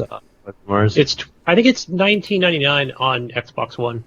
Yeah. I think this is gonna be a cheap, small expansion. I'm not very excited. It's its own game, Mayo. Fucking. I know, but not an expansion, but it's like a quick. Like it's cash grab. You fucking people. You really think you're gonna play this? How much did you play a Surviving Mars? Like 10 hours, man. That's a long time. Okay, well, you enjoy Surviving the Aftermath, then. Guys, big news here. Breaking news. Ninja streamed a game with a woman. What? I thought he vowed never to stream a game with any female unless it's his wife. Blevins was criticized 14 months ago after telling Polygon, quote, I don't play with female gamers. At the time, he said he didn't want to put his wife through that, saying it could lead to claims of flirting and even more. It is unclear how much he streamed with women since then, but the series of events brought the topic back this week. On Wednesday, when Lady Gaga asked who Tyler Ninja Blevins was, the obvious answer was the biggest streamer on Earth. And that was in the description longtime Twitch streamer Caseytron Cavanis gave on Twitter. He's one of the most popular streamers on the internet, and he doesn't support women, as he publicly announced he will never dual stream with any woman, is what she said. Blevins replied to Cavanis 3 hours later, saying that since the article, he has played squads with multiple women after that article over the last year, and half as well as hosted many female streamers. And I know his wife is his manager. I see her on Twitter as well. Yes. Motherfuckers. Jealous. He's jealous. Today, however, he did it, Gunny. The woman on his stream is Rachel Valkyrie Hofstetter, a capable and high-energy streamer for the Team 100 Thieves, and a part of Blevins' chat that is making it through moderations to be enjoying her presence. And some people were saying, what happened to playing with no girls? I wonder how many people got banned in his chat. Yeah. I guess it would be his Mixer chat now. Cavanis has now been receiving a barrage of hate messages for pointing out Blevins' 2018 statement. Among thousands of tweets sent to her over the past 24 hours, some have called her a retard, a bitch, a thought, and a feminazi. Many of these messages defend Blevins' decision, saying he did it, quote, out of respect for his wife. Yeah, that's pretty fucked. That's real nice quality audience you have there, Ninja. Real nice people. Right. At the time, he was the most popular streamer on the fucking internet when he did that interview with Polygon. Since then, you can argue he's still one of the most popular streamers online, but maybe not the most popular. I don't know. But yeah, what do you think of this, guys? I think it's bullshit that his fucking fan base is attacking this lady, for calling him out, which is the truth. He should deserve to be called out. Because I think he initially got called out because he went to Lady Gaga and he was like, hey, Lady Gaga, I'll stream with you if you invite me or whatever. Or I'll invite you to play with me or something like that. And people were going off on him like, hey, Ninja, what happened to you saying you wouldn't stream with women, but since it's Lady Gaga, well, you can make an exception for her? People were giving him shit. And I think this girl probably started giving him shit because of that. Is this a PR move, trying to get more viewers, I guess, because he's on a new platform? He's on Mixer now. Yeah. And he's trying to get another audience again, How else can he get big by bringing a celebrity on? Yeah, Lady Gaga on Mixer. Yeah, well, he's played with Drake and a few other NBA, probably NFL players, but... Yeah, and people were giving him shit too because for a while, after he became really big, he was saying that he didn't get famous because of Drake, and people are like, "No, you're full of shit, dude. Like, the reason you blew up so big was because Drake played on your stream, and everyone went to go watch that. You know what I mean? And that's what made you really big. Yeah, it was like that's when he got was it on 600,000 viewers or something like that live? When I was watching stream the other day, I was watching Shroud stream the other day. I seen something across, I can't remember if it was an ad, or maybe it was across YouTube. I was watching some YouTube videos, actually, and they showed a thing they showed with Post Malone streaming games. I didn't realize he had streamed games. He's a big gamer, dude. He has I think he spent $10,000 on his gaming PC or something like that. I would believe it. So I'll have to see if there's a channel up or something like that. I'm just kind of curious. He's a big streamer. Also, Jack Black streams. Yeah, I have the actual. I was following the Jack Black thing for a while, and I kind of died off on it because he really wasn't showing anything at the time. Yeah, he plays different games, but yeah, he streams as well. And there's a few other ones that. Don't worry, our President Trump is on Twitch, Mayo. Maybe you. That's right. I forgot we hit on this last week. Catch him building walls and shit. Guys, I'm building the biggest wall in Fortnite. It's gonna go across the whole map. He's playing Skylines and building a wall around the city. Big ass wall around this fucking city. Guys, I'm keeping everybody out. We're building the wall. Fucking Trump. Moving on to more news. Get ready for the next Xbox One home experiment, Gunny. Didn't Sony already have this? Well, in July, we introduced the Xbox Insiders to an evolving home experience. Xbox engineers have now taken user research and feedback to create a faster Xbox One home dashboard. We know you're curious about what these experiments have been all about, and we have info on new updates happening now. Dun, dun, dun. Ooh. Xbox engineers are now seeking feedback and support from Xbox Insiders to ensure each iteration home is fast, responsive, and easy to use.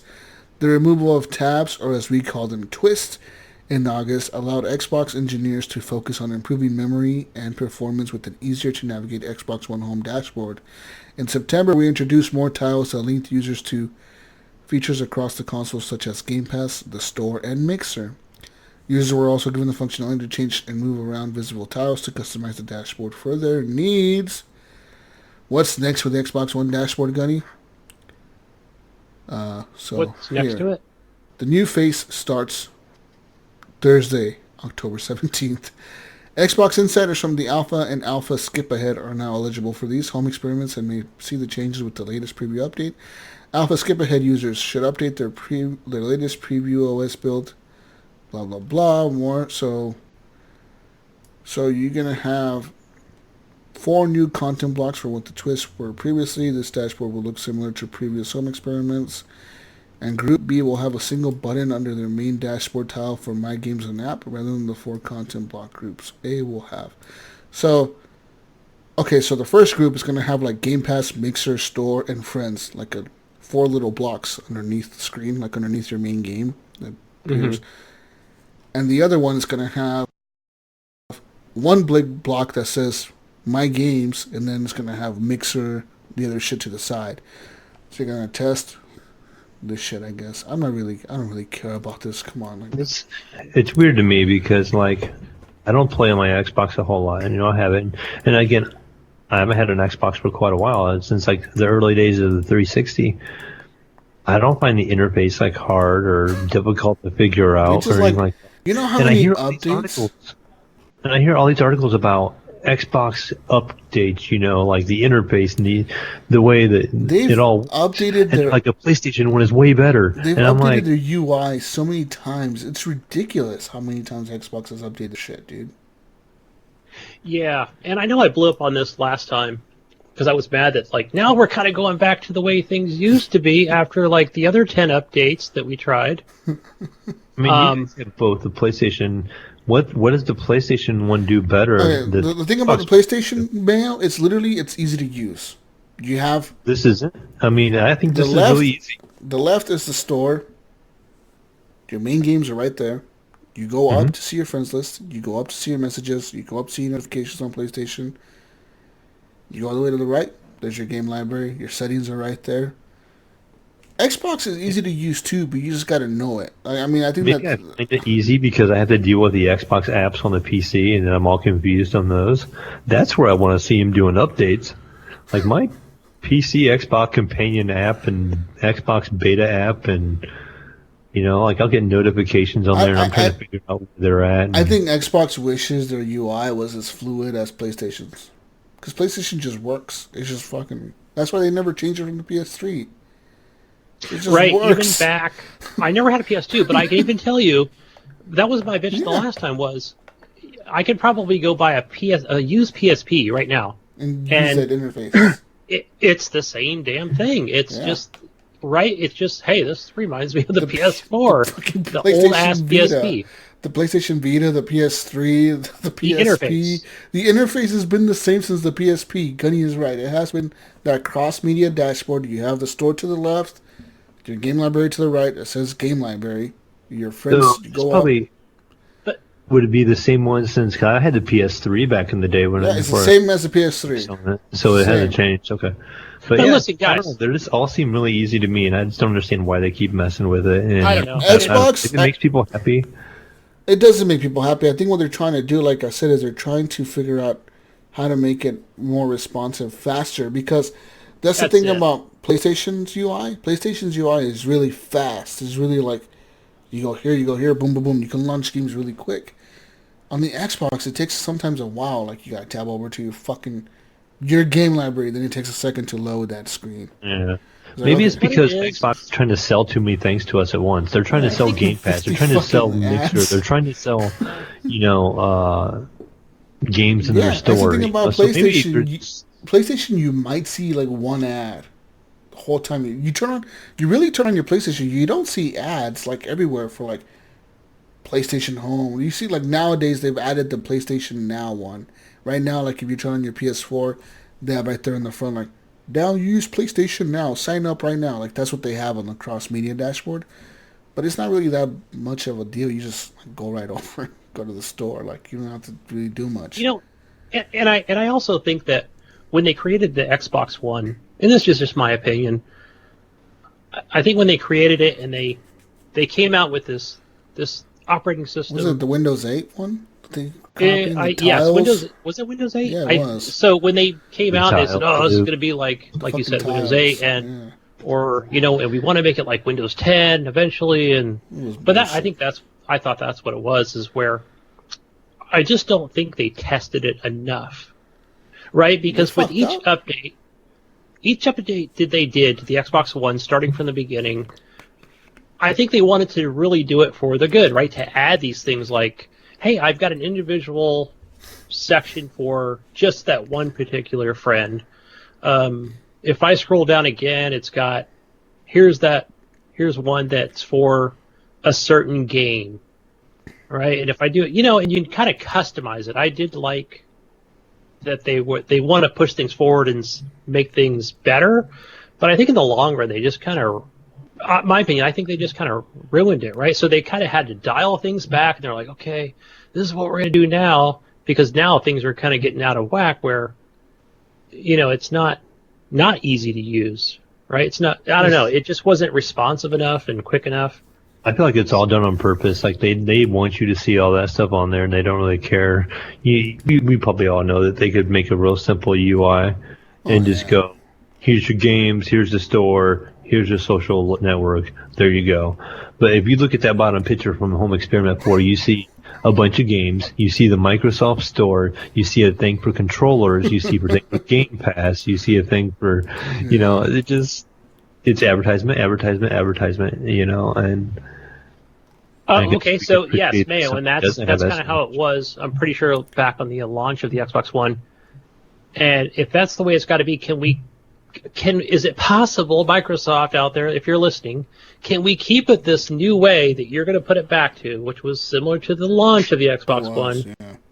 And so my question is, can we keep it this way and improve on the, can we improve more on it without changing shit around?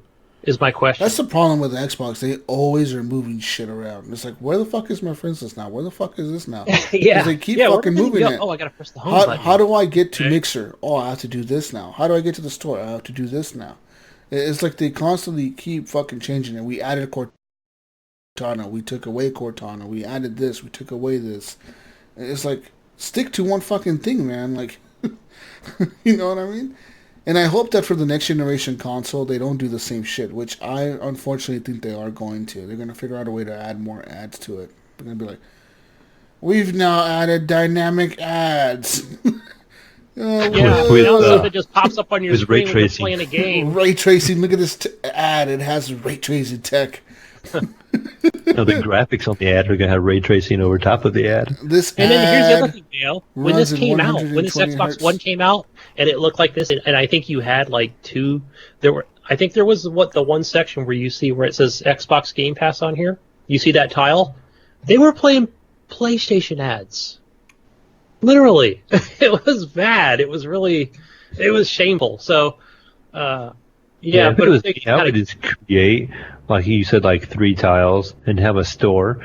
And then when you go in the store, then that's where you can put all your ads. It's kind of like how Steam does it. Steam has a library tab. Yeah. Then you have a store tab. If you want to see advertisements and stuff for games or promotional stuff for games, then you're going to go tab over to the store. And if you want to see your library, just go to a library tab. If you want to go to your social tab, you go to social. I mean, it's pretty much that easy. I don't know. We'll see. I don't know. Yeah, it's not so much the ads that really bother me, but but there is one improvement I'd love to see for Xbox One, And it could just be by system. I know I have it set up for automatic updates, but one thing I noticed that never really updates is the store. And it's when I turn my and I keep it in sleep mode, so it's not completely off. I don't have to fire it up from the beginning. But I noticed that store still needs to update. I don't think it should do that. So still frustrating. Xbox One. Do Gunny, just like me, just leave it off for a couple months at a time, and it just does all the updates in one shot. Right. So I'll go make a sandwich, I'm take kidding. a nap. Okay. Another news: Minecraft Earth Early Access. It's now here. Oh. Okay. Cool. Yes. Who gets it? New Zealand got it. The Microsoft, you're killing me. Give me my Earth. New Zealand and Iceland. What? It's like two random ass countries that get this shit. This You is see the my head phone shaking game, right right? now. This is Minecraft Earth. Yeah, this is the phone game where you can like walk around town and build shit or whatever. You can walk around Iceland with your gloves on, you know. In New Zealand. It says here, over the coming weeks, we'll be releasing Minecraft Earth in early access in more and more countries across the globe. They're going to update this site whenever a new country is added, but you can also stay updated by following Minecraft on Twitter. So, what's in the early access release? You'll be able to throw down a build plate and create an interactive Minecraft diorama for everyone to enjoy.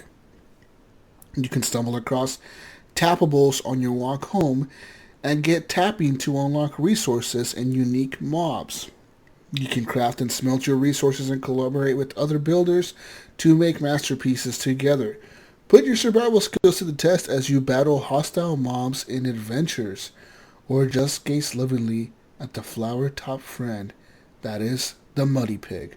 Ooh, Only to finally look up and realize you've missed your bus. It's going to be worth it. Mike, want to try Minecraft Earth, but your phone storage is too full of selfies? An understandable and relatable problem, but luckily you'll be able to try the game without even unlocking your phone by visiting a Microsoft store and trying out a demo. Demos will be available in Microsoft stores throughout the United States and Canada, as well as the stores in Sydney, Australia, and London, UK. And they'll have more to share about that soon. Safety first. When playing Minecraft Earth, stay safe should be your number one priority, with unlocking the Muddy Pig being a close second. Here is a safety video. Evidently, You know what? It's a safety video. I'm on a roll here, so I think I need to. Next week, I'm moving to Papua New Guinea, which should be the next country. If anybody doesn't know where that is, Google it. Okay, I'm going to stand in the middle of the busiest street ever and play this damn game. 'Cause I want to be the first. The first in America. People are listening Next, in New Zealand. we will looking for a co-host. Our Iceland and New Zealand listeners, please let us know how Minecraft Earth is. Walk around New Zealand and Or, build Minecraft Earth. could you go into a Microsoft store tomorrow here in America and play it? Is that what it's saying? I don't know. It says soon, I guess, maybe. All right. Well, I'll have to make a trip to the store. I have one Papua New close Guinea to. it is. Yeah. Or New Zealand. Yeah. I mean, what do you guys think of this Minecraft Earth? Do you think it's going to be a big hit? I think so. I'm gonna put I'm gonna put a build plate in my front yard. I want people to build things here. Hey, Jesus, remember when we had Normie on the show? Mm-hmm. And I probably didn't ask the right question Oh. when we talked about this article then. But don't you think they need to... I understand this is like a building game and stuff, but it is a phone game. I honestly think they need characters. I think they will introduce characters into this game too.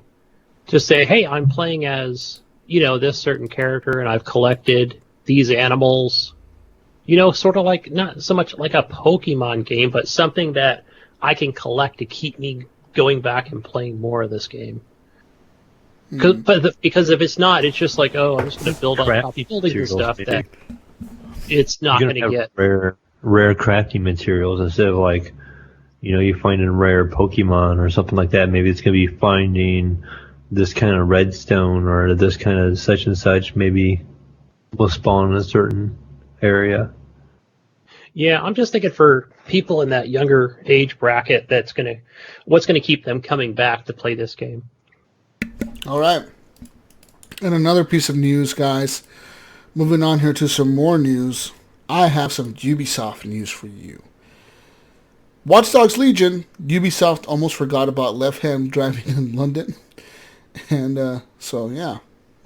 So according to Watch Dogs Legion's live producer, Latiji Talian, I don't know how to fucking say his name, but whatever. They said they almost forgot to put in left-hand driving. Because they're like, we're so used to like driving on the right side, you know, like we don't drive like you fucking weirdos over there in London. The opposite direction. On the length of the game, Tremblay wouldn't give specifics on how many hours the game is going to take to complete. It's just that the story has 5 main quest lines with a ton of side quests along an entire recruitment system. And so yeah, it says here that the recruitment system will probably lengthen or shorten the gameplay depending on how many times you're going to switch characters or whatever.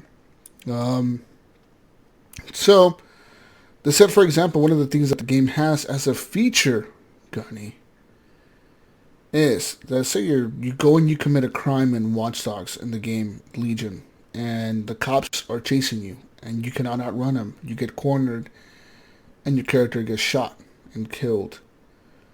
Well, by then you could take over your next character, because you know you're gonna be having you're gonna have a gang of characters or whatever you're gonna have as a group, as a hacker group or whatever.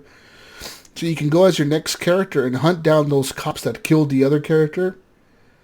You can know exactly which cops did it because you know their names and stuff. You can get revenge and kill the cops. Oh my.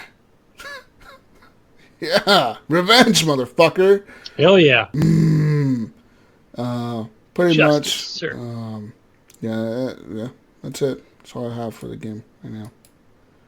That's all I have. Can't wait. Five storylines, hundreds of characters, massive open world. That's funny. You see that screenshot? It looks like Hitman. Yeah. So yeah. But it says here, okay, so say Gunny, you're playing as Jesus. I get cornered by the cops and I get killed, right? And Mayo's the cop. So you go and you kill Mayo with your next character. You're like, fuck Mayo, I'm going to kill him because he killed Jesus.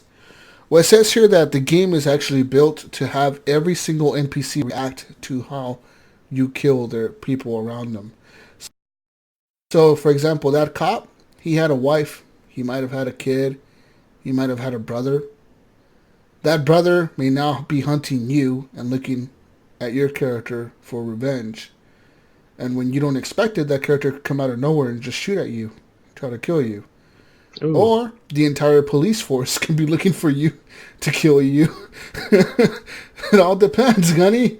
So the brothers in blue are coming after you. So yeah, it says here that they're gonna have like dynamic NPC stories and shit. Like the NPCs react to how you act. So if you kill a family member of an NPC and that was their son or their brother or their husband or their wife, and you kill that person, the husband, the wife, the brother, the dad, the son, they all might come after you one way or another. You know what I mean? Yeah, and that reminds me of something similar to that Kingdom Come game. Kind of, yeah. It says when you don't expect it. This says here the team built that technology from the ground up to make it possible to be anyone in their game. And they said that that's not a gimmick. They say you can literally be anybody inside the game.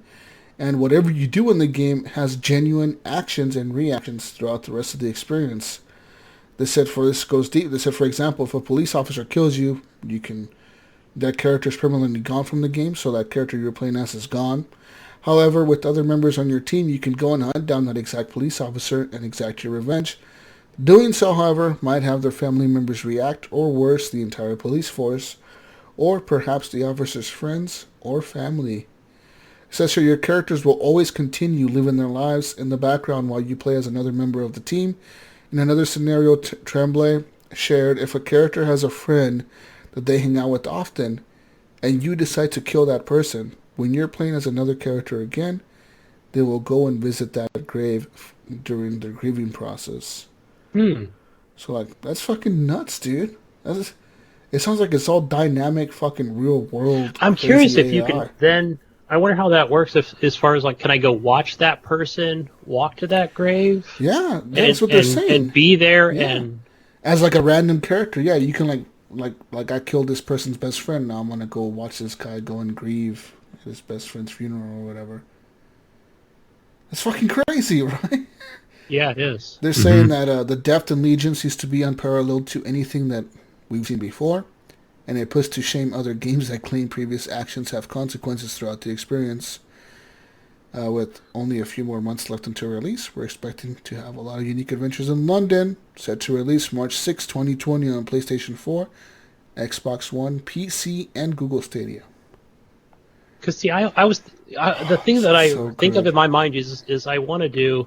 There's several things that I want to do, and one of them is going the humorous route and getting at least 5 or 6 old people from the nursing home. Just be your gang. That'll be my gang, right? We're all hold on, let me put on my Bengay. I got some sore joints and ankles. Ouch! Right, and just going and just fucking murdering people and going. I'm baking cookies. The old people gang. Yeah, I wonder how that's all gonna like play Grandma out. Ninja. Like you kill a person and next thing you know their friend is coming after you or whatever. It's fucking nuts. And the crazy thing about the game is that like you know who the hackers are, but the hackers can be friends and not know they're both like part of your gang. You know what I mean? Because it's like you're like recruiting these people secretly, right? Like you're recruiting all these characters secretly. So like those people can be friends or know each other and not know they're both part of this secret group or whatever, this fucking hacker group. It's fucking nuts. Yeah, it is. We're gonna have some cool stories out of this game. Oh fuck yeah! I can't wait to try it next year. Maybe on Google Stadia, Mayo. I don't know. There you go. Maybe I'll finally buy Google Stadia next year. Fuck! I should really cancel my pre-order. Well, you can just keep it. You can just send Gunny or I. Just send you guys. Or you can go Uplay Plus. You can go the Uplay Plus route. I'll wait patiently over here for you. Yeah, that is right. Uplay Plus. Yeah, it's gonna be $15. I mean, everybody's preparing for this whole Google Stadia thing. We have a Game Pass too, and it's cheap. Come over here. So, right? They know it's coming, man. Anyways, moving on now to Steam's bestseller is now a recreation of Chernobyl's disaster zone, Mayo. One of Steam's newest bestseller has an interesting feature. Froze on us. Chernobyl Light. Did we lose Jesus Walks a Lot? Yeah, it looks like his eyes are closed. Chernobyl Light. He took a nap over there on us. I know, he's asleep. I'm still recording. You guys not hear us? Oh, whoa. No, you froze. What are you talking about? You froze for about 15 seconds. You were frozen. I could hear you guys that whole time. What the fuck are you talking about? Oh my gosh. Okay. Anyways, I was talking about Steam's new hot seller, Chernobyl Light. Can I just throw something like debunk this article like really, really fast? Like this game looked really interesting, so I just kind of like searched it, and I use enhanced Steam if I'm on my browser. And big seller game, right? That's what it claims. Right now, I don't even see it on the home page. There's like 100 some people playing it. Yeah. Well, yes. I don't know. It was an article I grabbed, but it could just be clickbait. It says here developers have. It has a 3D scan recreation of the real-life exclusion zone set up after the 1986 nuclear disaster. Available now in early access, Chernobyl Light is a post-apocalyptic survival role-playing game from the Farm 51, a Polish studio that last October delivered World War III. The Farm 51 says that the map of Chernobyl Light was built by developers who traveled to the Ukraine and 3D scanned the actual exclusion zone, which is a huge area. And says here, it's physically not possible to enter every room and every building and scan every inch of the 1,000 square mile landscape. Therefore, we like to collect as many scans as possible, but keep following the player's opinions and shaping the final design of locations together with our community. So this was obviously the exclusion zone was set after the disaster near Pripyat, Ukraine, and then a state of the USSR 33 years ago. Today, visitors are permitted and mostly come in one of many tours organized by Ukrainian companies. Tourists find ruins and remnants of life seemingly frozen blah, blah, blah, all that fucking bullshit. But yeah, what do you guys think about this game? To me, I was looking at it and it looks really good graphically. Like the graphics look pretty nice. But like I said, using Steam charts and all that fun stuff on my Steam, I scroll down right now, the all-time peak is 809 people. I mean, this game's only a couple of days old, though. Yeah. And the average play time for people right now is 2 hours. What, Mayo, do you have any... I haven't seen any streams. I mean, I'm aware of the game, but is there a story to it? Is there combat that you know of? Or I'm not sure. I clicked on a YouTube video that's showing some of it, but I don't have any audio on. I can't really... So it says here that this is a science fiction survival horror experience, mixing the free exploration of its disturbing world with challenging combat, unique crafting, and non-linear storytelling. You play as a physicist, one of the Chernobyl power plant's ex-employees, and investigate the mysterious disappearance of your beloved. You try to survive and reveal the contamination zone's twisted secrets. Remember, the military presence is not your only concern. That's right, Gunny. Oh, I'm not into the whole horror genre, but yeah, it looks like a lot of scary, dark hallways and graffiti on the walls and abandoned buildings you're walking through. Yeah, I'll put it in my cart if it goes on sale or in my wish list. Scary little kids appearing in the hallways. Always. I'm thinking it's like a, kind of gives me that Metro feel to it. So. All the scary little kids in the hallways. Yeah. Anyways, yeah. I think that's it for the news. Anyways. That we have. Are we done with the news? I think we're done with the news. I think that's all we had. No, we're done with the news, people. Time to move on to community questions. You can leave questions in the Facebook group, in our Discord. Join our Discord, by the way, because, guess what? Call of Duty is crossplay. And if you want to chat with me on PC while I'm playing this game with you. And me. And, I guess, Mayo. Maybe Gunny. Yeah. Maybe. Hey, and this was good playing Dallas, so Call of Duty is another good example to use Discord. You're going to need Discord because you might be thinking, well, what, you guys have PC, you got the Xbox app, you can use Xbox Party. That's true.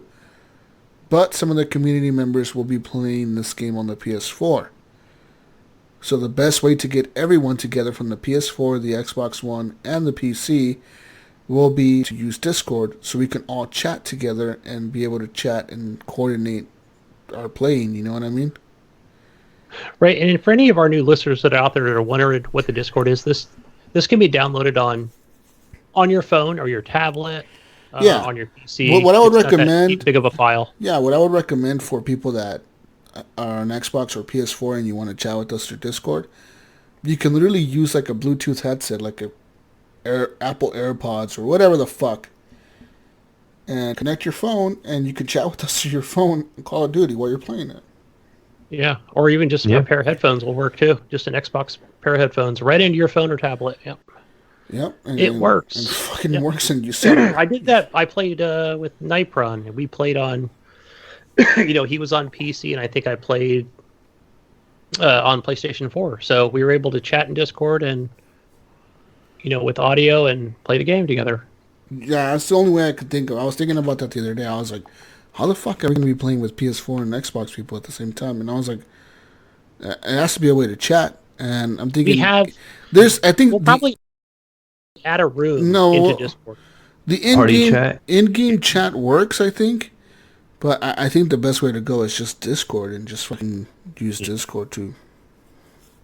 Yeah, we'll have to make a new room. Well, then, too, we can just have, like article links and just information on the game that we can pop up and put in there if we have a channel or anything like that. Yeah. So there's just a lot more things you can see because we can post links and you can just click on the link if you have the app on your phone and it'll take you right to what we're talking about and you can get a visual firsthand. I think that Discord is great and I think that everyone should download it. So go and download Discord, join our server, Horrible Gamers Podcast. But there's actually a server link right in the show notes. Right now, you go to your show notes on this podcast, you click that link, and you're able to join. We'll also be posting that link in our Facebook page this week. I've been posting it this last week. We'll post it again this week. And we'll be posting it in our community on Facebook as well.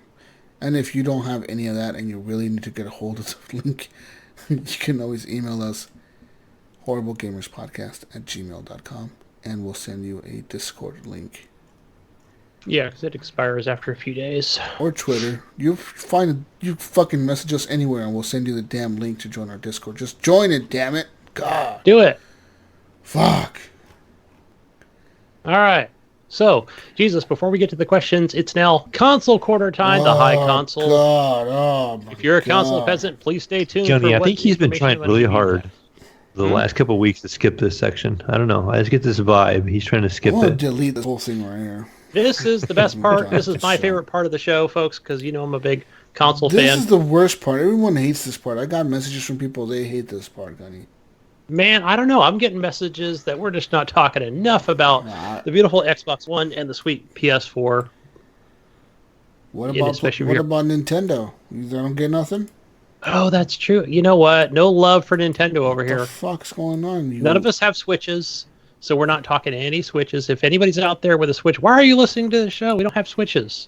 Why not? No, listen to the show. What are you talking about? Gunny, you're giving bad advice. I tell you. But no, I'm just sticking with just Xbox and PlayStation on this one. This is more of a trial run from Evan Tanaka. He wanted us to put that in there. If anybody wants us to add Nintendo Switch stuff, I definitely will. I'll throw in whatever games they're offering or any other services. What's new in this list that we haven't discussed? Okay, so what's new in this list is for Xbox, because we've already talked about PlayStation's games for the month. But for Games for Gold for Xbox, you can now play Friday the 13th, the game. So if you haven't played that, go get it now. And also, backwards compatibility game, Ninja Gaiden 3 Razor's Edge. Those are your two games for Games for Gold for the remainder of October. And then we already talked about this one in the free Epic store, or Epic's free games. Alan Wake American Nightmare, but also you can pick up that game called Observer. Yeah. I believe this is also a Game Pass game on Xbox, but yeah, two games this week. And it's actually been given away on the Xbox in the past. I think I've already owned it on the Xbox. Yeah. Pretty sure Alan Wake was given away as well. Alan Wake's American Nightmare. So yeah, I probably own that too. Yeah. On Xbox, but yeah, now you get on Epic. Been talking about some free stuff away on Steam. What does Steam give away for free, man? There's nothing free on Steam. Kings 2. Yeah. Oh right, yes, I put that in chat. I didn't want to mention that here, but yes, you Steam PC Master Racers, you can go onto Steam and get Crusader Kings 2 for free. Oh wow, okay. All right. So now on to community questions. And, our first question always has to come from Brian Tulp, who had a birthday this week. And he asked, did we enjoy the AMA you got me for my birthday this week? And what did you really want to ask but chickened out? Ask me right? anything. What's the real question we want to ask now, but we really just chickened out of it? Nothing, really. I have no questions. Nothing. Yeah. Personal? No. I think if I wouldn't want to ask her to leave out. I mean, no. We'll come back to that one. Maybe we'll message you, Brian. He has the next question. Now that all you PC Master Racers, I have yet to hear an apology to any of your co-hosts and past co-host guests for when they used to spend 30 minutes blowing their load over their computer parts. Let's see, parts that now you tend to do on a regular basis. Yeah, so I don't know. What is he saying here? He wants to hear an apology? Yeah. I think he's talking about Jesus here, or what? I think so. No, but Jesus did apologize to me, if that's what he's getting at. I did a while back, if you don't remember. Yeah. Yes. Oh, but he also pointed out here that in the 2020 HGP election, he's voting for Team Mayo. Because you admit when you're wrong, Mayo. Fuck I that have a bullshit. team. This is crap. What the fuck? That's right. What is this bullshit ass? Fuck Brian. How can I ban him from the group? Is there a way to ban him? There is, yeah. You can block him. Send him out. I'm keeping him in. We don't want to ban Team Mayo over here. Ban Brian. And ban you too, Mayo. What's up? Ban both of you. See who fucking wins that election this time around. Right. That election's going to be rigged, I think. Yeah. Right, Mayo? Jesus will be back in his council corner. You don't have anybody to answer his questions anymore. That's true. That's true. Fuck. Right? It'll be, Jesus will put it out there and Brian will be like, I don't answer questions. Oh, you know what'll happen? He'll run a Stadia. That's what he would do. Stadium Master Race, son. He'd be like, all I have to do is turn my TV on. That's right. Stadium Master Race. Woo! No download required. No downloads required. Next question, buddy. Just really good internet. All right. Next one from Nipron. He says, if you didn't have to play different games for the sake of the podcast, which is the one game you would constantly play and grind as if it was a hobby? Mine would be City Skylines. I would play that all the time. Like right now, I stop myself from going anywhere more past the 1 hour, where I would normally play that 3 to 4 hours a day. Yeah, I agree. It would be something like that. Something where... I mean, it's not so much of a grind as it is more of a... I just get lost in that game and be like, holy crap, it's 11 o'clock at night. I need to get up at 3:45 in the morning, so I'd better stop. It would be like a big, like an MMO. I think I would get lost in one of those, honestly, and just play that the rest of my life. Live in a basement somewhere. Yeah. I've been asked a couple of times about like RPG games, and I'm like, man, I just don't have the time. Like, just with trying to hit different games for the show and just trying to play a little bit of a variety. A RPG game, it can just be long sometimes, and I just don't have the hours sometimes. Yeah, but watching Nipron, he streams periodically. Watching him. Yeah, Destiny 2, I've watched him play a little bit of WoW. And I've seen other streams of WoW too, and I thought, that's something I might, if I had time, like I would love to get into something like that. Because I know I can sink a ton of time into it. It wouldn't be like WoW. It'd be something like Star Citizen or some shit like that, or like space fucking exploration or whatever. Yeah. The other one I thought of too would be Eve. Yeah. Or although I haven't downloaded it or played it, but still, it would be like, once somebody presented me with, check it out, you're off for the next 2 months of work. Fuck, I'd be the first thing I do is I'd go download WoW and Eve. Yeah, so definitely those, anything long, RPG or MMO. All right, Nipert asked another question. What can we expect for the next HGP meet and greet? He wants us all to go protest at BlizzCon. I think he lives over by BlizzCon, doesn't he? He does. He lives like right there, dude. It's in Los Angeles. You just walk over there, take the train. Over in LA. So we have to meet up at Gunny's house again, don't we? I want to do a meetup somewhere in Portland for sure. Like, we got quite a bit of listeners up here that are actually pretty active with the show, and they seem to be. And John has hookups and knows people downtown, right? Jonathan Hall, he's right there. I mean, Eric is right there.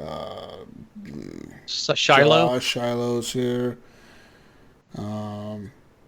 There's Bill Gardner. He lives in Oregon. There's a few other people that live in Oregon, and there's quite a bit of people. Like, I was like, holy shit, I'm surprised that many people live here. What the fuck? Scared. But... Wow, nobody lives where I'm at here in Santa Rosa, well, they California. Don't live, so if you're they listening don't out live there, in the Rosans, town that I live in, but they live, like, I can drive like an hour and meet them all. Most likely, you know what I mean? Except for Shiloh. I think he lives in the town I live in. Pretty sure he does. Yeah. Okay. Yeah, shoot. So, yeah, no protests, Nipron. We're all coming to Oregon. Yeah, Nipron. Drive up to Oregon. Use that new Elon Musk bullet train that he plans to make. Crazy. Do it, man. Do it. All right. He has a PC Master Race question as well. He wants to know, to us PC nerds, does memory play a factor in first-person shooters and resolution? No, frames per second. Oh, frames per second, sorry. Does it play a factor in frames per second and resolution? Not video memory. He's talking about RAM, right? Yeah, right. He's actually talking about the RAM, not your video card RAM. Yeah. I don't think it really does. I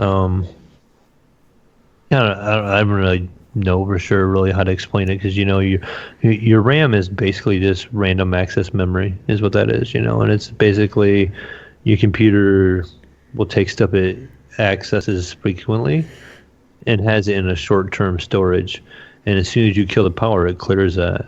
So basically it's like an indexing, so it's going to index files and stuff like that you use a lot. I think most of your game is done through your graphics card, and the biggest thing that's going to affect your FPS is your resolution, actually. If you change resolution, I'm sure, Jesus, you've seen this.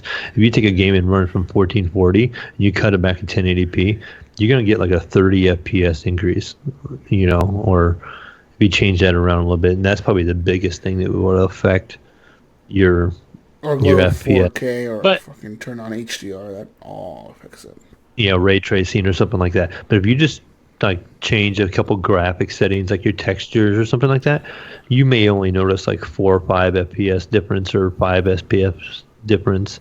But if you cut it back to 1080p, you're going to see a significant jump.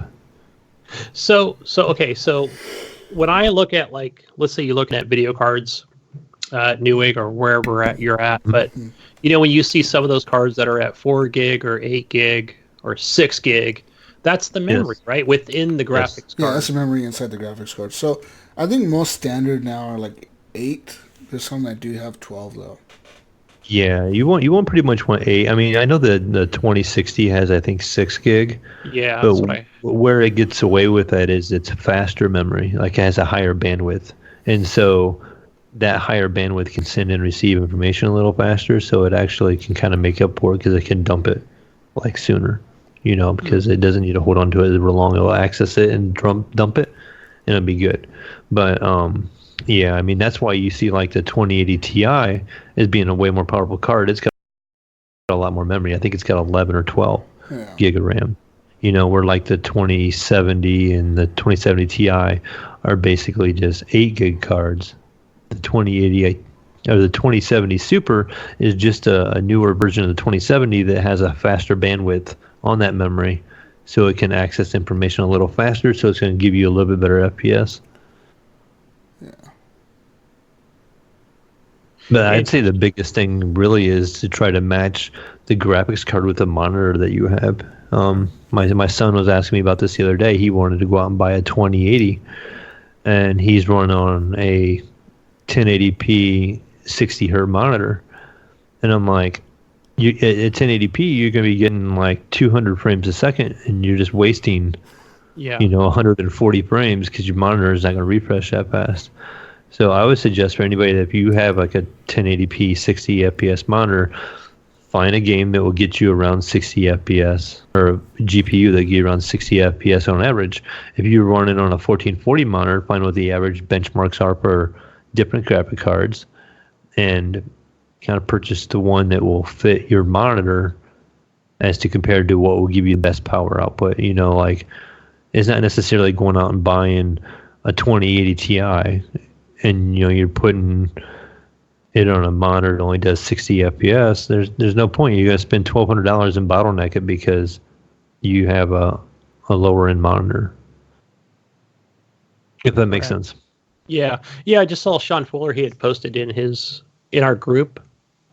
Yes. And I think he got, because I was asking if he had that 165 hertz monitor, but he got the 144. But still, like, he got a good enough graphics card, so it should be. Yeah, he's probably in a really good spot, because I would say anymore, like, if you're doing a newer build and you're at 1440 at 144, you're going to want a 2070 Super or above. Mm-hmm. So you either want a 2080, 2070 Super, or 2080 Ti. But if you're still playing on 1080p, I would highly suggest the one that Brink uses, which is a Radeon, I think it's, a 5700X, I think. It's like $399, and that does phenomenal FPS for 1080p, and it would even get you in the 1440p resolution, with pretty good performance for that price too. So like it's kind of right in that area. Okay. All right. Moving on. Next question from Ricky. And he asked, now that Game Pass seems to be kicking ass, do any of you catch yourself saying, maybe I'll wait 3 months to see if it will be on Game Pass? He says for himself personally, I've been wanting to get the game Control, but something in my head says it will be on Game Pass this holiday season. You might be right. I don't think it's going to be on Game Pass. I think it will. I think Ricky's onto something here, because I do find myself looking at games that, from not like these large publishers, and saying, man, maybe I should wait, but I think Control will be on there, Ricky. I agree with your assessment on this, because there are some games where I probably could have waited on, what is it, Surviving Mars, where I thought, man, I bet you this thing's coming to Game Pass. Sure enough, it did. What's the other one I'm thinking of? That Frostpunk, that just came out, Jesus, on Xbox One. So that is available. I'm assuming it's probably available on the PlayStation 4 as well. And I think it's, $20, $30? Yeah. Right now. And I don't see there's any kind of enhancements for 4K at this point. But I'm looking at that and I'm thinking, I know it's been on their Windows 10 store for the longest time. Might also be on the Xbox launcher. But I'm thinking, I'll bet you that one's going to be probably a December, January Game Pass game. I played that recently and I felt so bad. I'm still going through. I did kind of play that a little this week. Yeah. I'm doing pretty good, I think, because I'm on the lowest difficulty setting. No, man, I played that yesterday, and I was playing that one where you got a bunch of refugees coming in, and like people were pissed off because I couldn't fucking feed everybody. I had no food, and people kept showing up. There was like 200 people in my fucking camp, and I had food for maybe like 12 people. Yeah, like, people, it's there's crazy, no right? fucking You gotta food. get all these. There's no fucking food here. Like, what do I do? And I don't know. They ended up killing me, I think, or something. Yeah, is it called greenhouses that you? Hot houses? I think called hot house, right? Hot houses cook. I think you're right. It might be greenhouse or some shit like that. Greenhouse. But whatever that thing is, like you gotta wait until you upgrade to get to that thing, and then you gotta build. That's the problem. By the time I got it built, and I had children working in it, discontent was like fucking maximum. And it's like, you have 2 days to get the people on your side. It's like 2 days. Everybody wants me to build a clinic. They want me to build a care house. They want me to fucking do all this. I don't have the resources for all this shit. Like, what the fuck? How am I supposed to like do this? It was just bullshit. Pissed me off. The funny part about it is where you'll get the notification. It'll pop up. Look, people want you to build the clinic, and you can say, okay, I'll build a clinic, or don't bother me. Well, no, or you could even say like, I'll build 2 clinics. Okay, that's okay. Yeah, like even promise even more. Yeah. But if you say that, you better fucking build 2 clinics. If you don't fucking deliver, you're fucked. Yes. You're discontent, and your hope is going way down. My discontent went all the way up, and my hope was like 0. And it's like, you have 2 days to get hope up to like 15 or 20%. And it's like, if you don't get hope up by then, the people are gonna exile you. It's like, oh fuck. You know the writings on the wall at that point. You might as well just delete that. I started doing all kinds of laws. I started passing crazy laws like let's use amputees and let's chop people's fucking arms off and try to sew them onto other sick people. And I was doing all kinds of crazy fucking laws. You were building watchtowers all over the city. I had watchtowers everywhere. Yeah, I had watchtowers everywhere, and people were getting beat on the streets and shit. It's like food for anybody. Children get no food. I don't think it costs any points, but you can go into your synagogue / cathedral churches and actually host like a prayer session, and that'll bring your hope up a little bit. I've never done that because I never go the religious route. I always go the fucking military industrial complex route. I don't know what it is. I always go that order. Like there's the one is called Faith and the other one's called Order, right? I always go the Order route. I always go Faith. I always go Order. I don't know. Maybe I should try Faith. Maybe it'll work out better for me. You know, that's the best part about this game, right? Go Faith the next time and just see how that works out. Just remember when you click on your churches that you can actually go in and you can increase hope by saying we're going to have a prayer night. Oh my! And the people are like, "Yeah, we love faith." So that'll bring that up. It's like a perk, right? It's what it is. Sounds interesting. Can I arrest people for pissing me off with the phrase? No. You're going the faith route. Damn it! I just said. See, the order route, I could just have people arrested and beat if I wanted to. Like if they don't listen, they don't want to work. I just put them to work. You're not a tyrant this time around, man. It works very well to be a tyrant, Gunny. This is a tyrant-friendly game. We're not hostile this time. Oh, this is ridiculous. Yeah, okay. Sounds all right. Hey, but if you got an Xbox One, check out Frostpunk. Oh, I can't believe it's already on Xbox. That's some, speaking of, like, I was thinking, playing that yesterday, I was thinking of the question Penpoint Red asked last week, if we get cold physically when playing a game. Oh, yeah. I never thought of that. That's a game that makes me feel cold, because, like, you see the temperature falling, and, like, -50, -60, it's like, holy shit, it must be so cold there, dude. Actually, since I played it this week a little bit, I did have I made sure to keep my hunters going just at that below 40 degrees because we need food, and food, like, they only come back with like a certain amount of food. You call me a tyrant, you're making people work in -40 degrees. Well, okay. Yeah, and I didn't have... Shoot, hey, people are going to starve to death, man. So if they got limbs falling off from frostbite, then that's their problem. I turned the heaters on in the hunter house. What guys do I have on my show with me over here? I mean, look, Mayo, you got to make hard decisions. Decisions are tough. I mean, decisions are tough, Mayo. You're going to make the children work, or are you going to feed them sawdust? What are you going to do? You're going to put sawdust in their soup? What would you do? Yeah, what would you do, man? If you couldn't feed, Mayo, you got 100 people to feed. What are you going to do? You're going to make them starve to death, or you're going to put a little bit of sawdust in their soup? Oh, no, the children can work, they can understand that they have to help the community. Okay, so now the children... All right, kids in the coal mines. Now the kids are working. Black lung. Are the kids going to work safe jobs or dangerous jobs? Oh, they can work safe jobs. We're just giving them some little... So they're working safe jobs, but now the children, since they're working, now they want to eat twice as much food because they need the energy. Are you going to feed the kids? They won't eat much.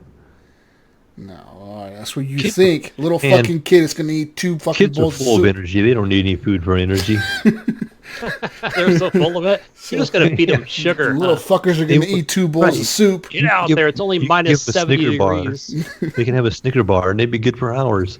At least maybe days. Yeah, right now my daughter, dude, she fucking wants to eat all the time, damn it. Shit. Fuck. Yeah. No, that game is tough. That game is really hard. And once you get, like, you're on a downward spiral, you just know the writing's on the wall. You're going to die eventually. You know the outcome. But I don't know. I still play it all the way through. I still try, yeah. Like, I don't give up. I'll turn around and go do something else, and then I come back. Yeah. Yeah, they straight took your head off. They fucked see how morbid you are, huh? How far are you willing to go? Yeah. I go pretty fucking hardcore at the end of that shit. You motherfuckers. All right. Fuck with me. I'll kill everybody in this village. Yeah. So we have our next question from Dave Snyder. And he has a question here. He says, which HGP host does this sound like? PC gaming is too hard. I can't win. I used to be good on Xbox. David Snyder, you talk a lot of shit. 1v1 me. Call of Duty next weekend. Let's go. You know he's picking it up, right? Right, Dave? You're going to get that? He'll be scared. He'll be, I didn't pick that up because I'm playing Paladins and I'm playing Realm Royale. That's my shooters. I'm playing the Ghost Recon. Get the fuck out of here, Snyder. Come at me, bro, when you can actually beat me in a 1v1 Call of Duty. Fuck you, motherfucker, you. Yeah. Whoa, we've got another salty question here from Ellen Mabey, your friend. Shit. BFC Leo 10.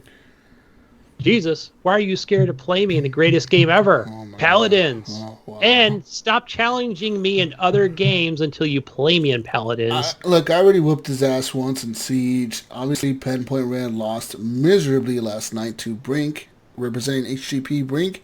Yeah. He was representing HGP, and he was out there for us, and he pretty much slaughtered Pen Point Red 20-0. Like, he got 20 kills, Pen got 0 kills. And even Brink, like, he even let Penn cheat. What? And he still won. And Brink even offered at the end. He's like, look, man, you want to go another round so you can at least try to get a kill? And Pen Point Red was so devastated, he said, no, thank you. Oh, so, left with his tail between his legs. Yeah, he got real shut down. I mean, he was trying to blame, what was he trying to say it was? He was trying to say, I think he was just getting really drunk and high because he was trying to blame the drugs and alcohol. It says here, and I think it comes with a question here, Jesus. It says, he says, look, I think I was hacked. Oh, yeah, I think I was hacked. Yeah, somebody got into my Xbox and played as me against Brink last night. He wants to know from us, the experts here, if there's a security feature that I can turn on to make sure this travesty doesn't happen. John, I think there is. Yeah, so don't before you go in your room for your Xbox and don't get so goddamn drunk, okay? No, and then he gets on the stream and he's like, guys, I practiced by playing Titanfall 2. he told Brink he was practicing by playing Titanfall 2 to beat Brink in Destiny, and even Brink was like, you're practicing playing Titanfall? Brink was kind of like, okay, whatever, like, good luck. And I mean, I knew from the beginning, there's no way Penn could beat Brink at this game. There's just no way. I mean, if I could beat Penn at Gears 5 or Gears 4, and I didn't even practice, and I never even really played Gears multiplayer, and I beat him in the second match, he didn't even get a kill. I just killed him like 10 times in a row. I mean, it shows Penn, like, you're not a good multiplayer gamer, brother. Just give it up. Hold on there. Oh, yay. But give it up. You and Alan just both suck. Let's be real. GF and G needs to stay in their lane. That's all I'm saying. David Snyder, too. Fuck you, David Snyder. HGP wins. Yeah. GF and G loses. We're like Batman and the Joker. Like, Batman's always going to win, dude. Batman's always going to fucking win. Just the Joker's always going to lose. No matter how hard he tries, no matter how bad he breaks the Batman's back, Batman always comes back and fucks him up. That's right. Not right, I don't even need to get in there. I can just watch, sit on the sideline and eat my popcorn. Mayo, what challenge would you accept from these guys if they wanted to challenge you at a game? What game would you accept them? I think the best option right now is going to be Call of Duty because we'll be able to have crossplay. I picked it up. That's what I told him. And I'm going to be a complete new guy at Call of Duty. I don't play Call of Duty. See, Mayo's a noob at Call of Duty, guys. And you guys still don't accept our challenge. I'm so scared they are, Mayo. I'm going to be brand spanking new at this game. Not just, not the new Call of Duty, but like any Call of Duty, So wow. I played the beta. That's all I played.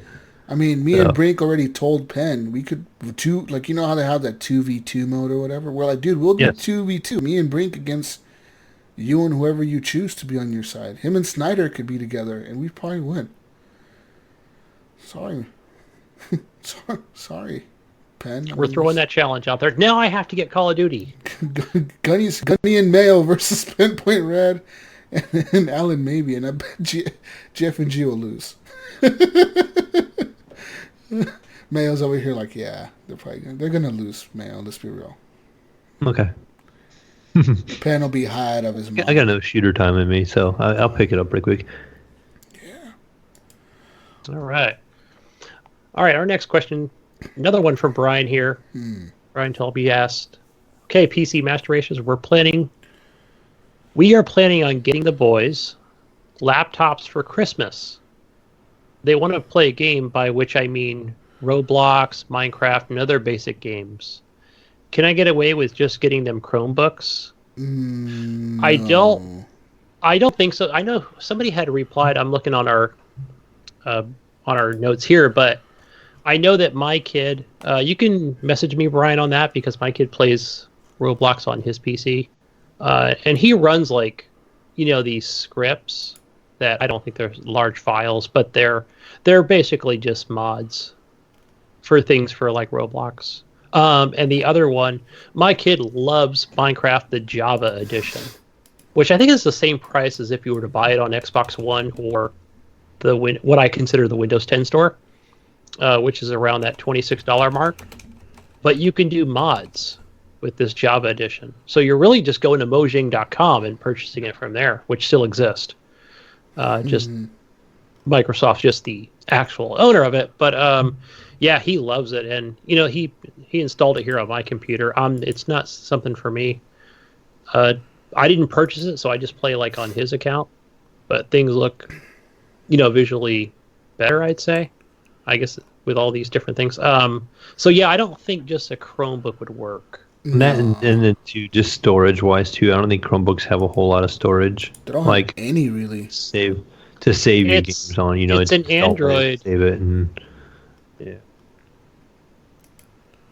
It's like Google OS or something like that, isn't it? Yeah, I believe it's Google OS. I've seen it only a few times. Somebody at work has one. I mean, they're good for web browsing, and that's about it, honestly. I would recommend just trying to find like a cheap gaming laptop. Those games don't really seem to be graphic intensive at all, especially like Roblox. And if that's all you're going to be playing is Roblox and Minecraft, you could get away with like I would say a $600 gaming laptop if you're going for laptops. You can play a little cheaper than that because But as far as gaming laptops, I don't know how cheap they really are going to get. They're probably going to get down to $500 at most. Yeah. So Mayo, with that said, which I talked about, and the different texture packs that my kid downloaded, they're pretty cool, man. I've never seen anything like it before. Yeah. But one of the things I've noticed is running these on my PC, and even on his laptop, it's like I'm getting like 9 frames a second or something. So I really have to dial back a lot of things within the game. I haven't had that issue. Okay, maybe I'll show that to you later because it's really literally running at 9 frames a second. We haven't ran mods in a while on Minecraft, but we used to do it all the time back in the day. And we've always used the Java edition. I bought Minecraft, I think, when it was like $5 back when it was in like super pre-alpha. And I've had it forever. But see, like right now on Amazon, I found an Acer laptop. It's a 15.5-inch AMD laptop. But it's $600. I mean, has 8 gigs of RAM, 1 terabyte hard drive, and it has a Ryzen 5 2500U. It's refurbished, but hey, it's $600. I think those are good, Brian. I think you should probably go with like what Jesus was talking about. So something cheap, man, like a little laptop, a game. Because at least those graphics cards, they're optimized. At least you'll know the gaming laptop might. If they want to play something other than Minecraft and Roblox, they will be able to, I think, add low graphic settings. You know what I mean? Right, it'll be at that 1080p, of course. But they're not going to look horrible. They'll just, it obviously won't be a 4K, but yeah, my kid, he's fine with this 1080p. And everything plays. Look, I found an even cheaper laptop on Amazon. A fucking $309 laptop. It's a gaming laptop. It has a Vega 3 graphics card with 4 gigs of RAM, 128 gig hard drive, AMD Ryzen 3 3200. It's an older gaming laptop, but yeah, it would work for those kind of games and stuff. Yeah, $110 right now. It's on sale. $40 off. So there you go. I mean, that's a cheap fucking. That's the cheapest gaming laptop you're ever gonna find. To be real with you. Yeah, the other game I'm thinking of too, Brian, would be like a Gary's Mod type game. That would be fun to play. I don't know if the kids will really be into that. I think they're gonna be playing like Fortnite and fucking Roblox and Minecraft like. I was just thinking of something you can add mods to, and really tweak the game. Nothing that's too PC intensive, but something where you could add like a like I said, that third-party mod site or Steam Workshop or whatever it might be. But maybe not his that kids, Roblox and Minecraft need any of that stuff. I don't think his kids are into mods. I think that most would be kids. the whole point. I don't have think a laptop. No, but I think most kids wouldn't care about that. They just want to have a gaming laptop because they want to be able to game on the go. On the go, or how they see people gaming on streams on PC. Okay, see, I was thinking, they can play those on their like my daughter. Xbox. She can play these games on Xbox One. I just thought they wanted more options. Because like my daughter, the way she looks at gaming on the PC, because she knows I have a gaming PC, she's like, whoa, and she knows that it's a gaming PC because she watches streamers, and she knows like that's what people streaming games, that's what they do. This how they play Roblox and Minecraft on the PC. I think that's just all it is. Yeah.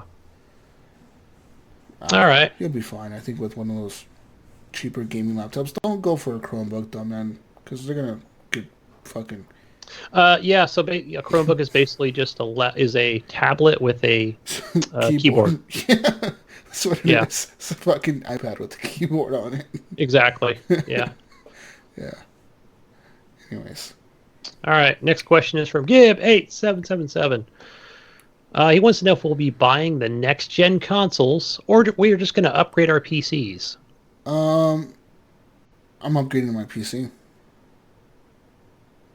Because you think about, they're talking about ray tracing and all that shit, right? Right now. Right. And Ryzen 3 third generation. That's already out now for PC. That's what Iams bought. He bought a 3200 or whatever, fucking Ryzen 7 or whatever the fuck. 3700X. Yeah, whatever the fuck. By next year, that Ryzen chip is going to drop in price, and they're going to be introducing new ones. On top of that, the 2080 RTX cards are going to be dropping in price significantly. They're going to be introducing maybe the 30 series or whatever, 3000 series or whatever. So, I'm thinking just wait for that. Get that. And outpower the consoles that are coming out at that time. Or be on par with them. You're probably going to outpower them, let's be real. Yeah, and probably for about the same price, too. I mean, the money, okay, say 2080 drops in price to, it's $700 now.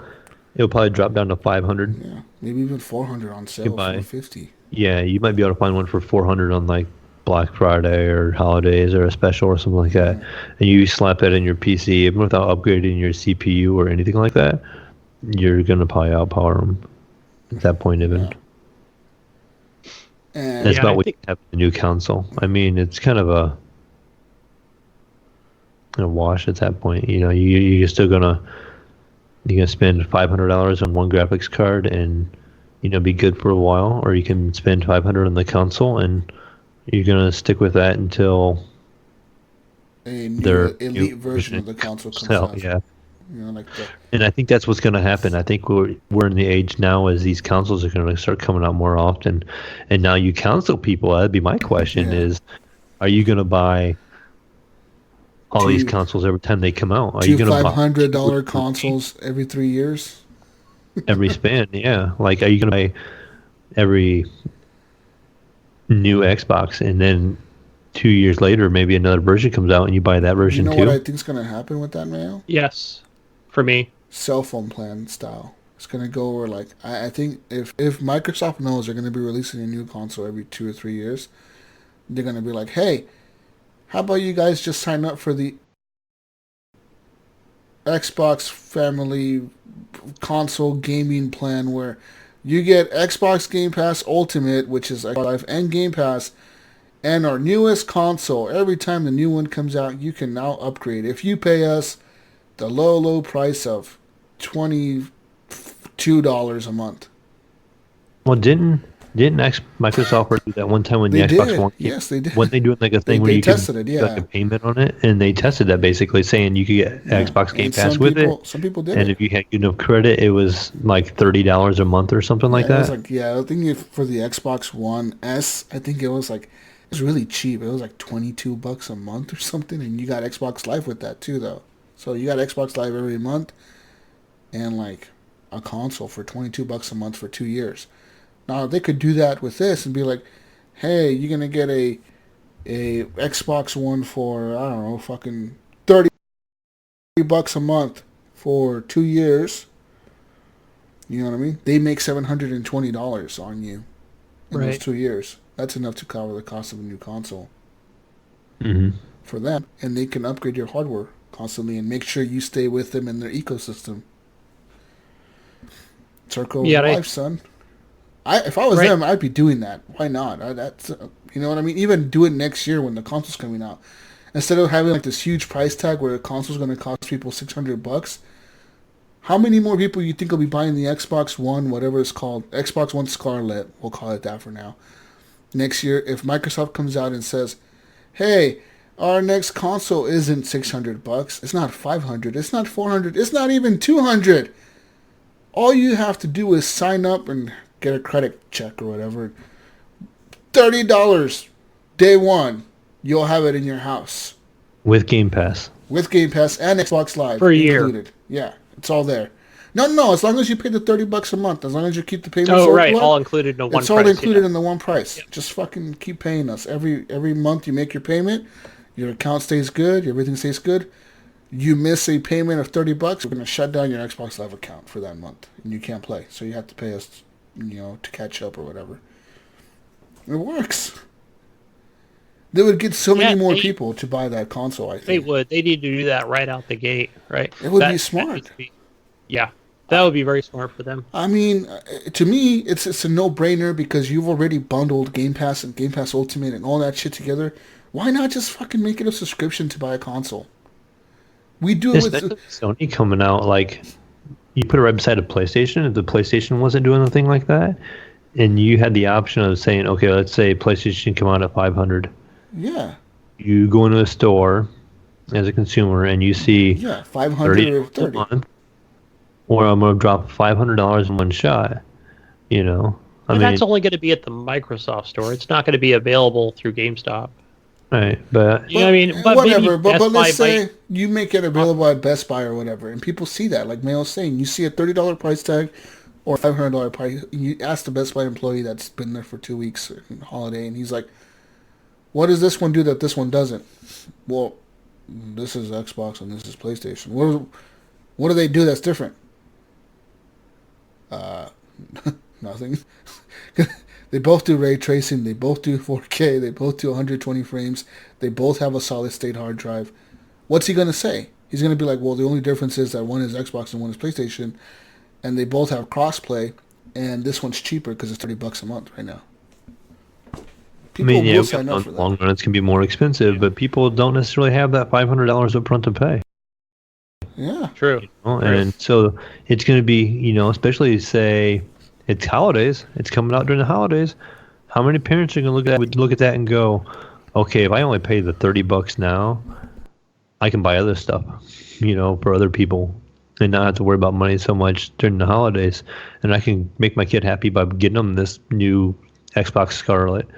And they have it, and I only spent $30 on it. And yeah, I know I'm going to pay for it down the road, but you know what? I'm going to spend money on it regardless anyways because, you're used to spending money on Game Pass and all that kind of stuff as a parent. And so...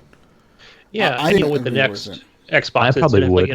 It's going to release with that next Halo game and Gears of War 6. And we're so ingrained with our phones. We look at it with our phones. We go out and we necessarily... Every year, I'm upgrading my fucking phone. We don't need to upgrade. Yeah. We'll look at our phone and be like, this thing doesn't work as good as it will, or as well as it did, 2 years ago.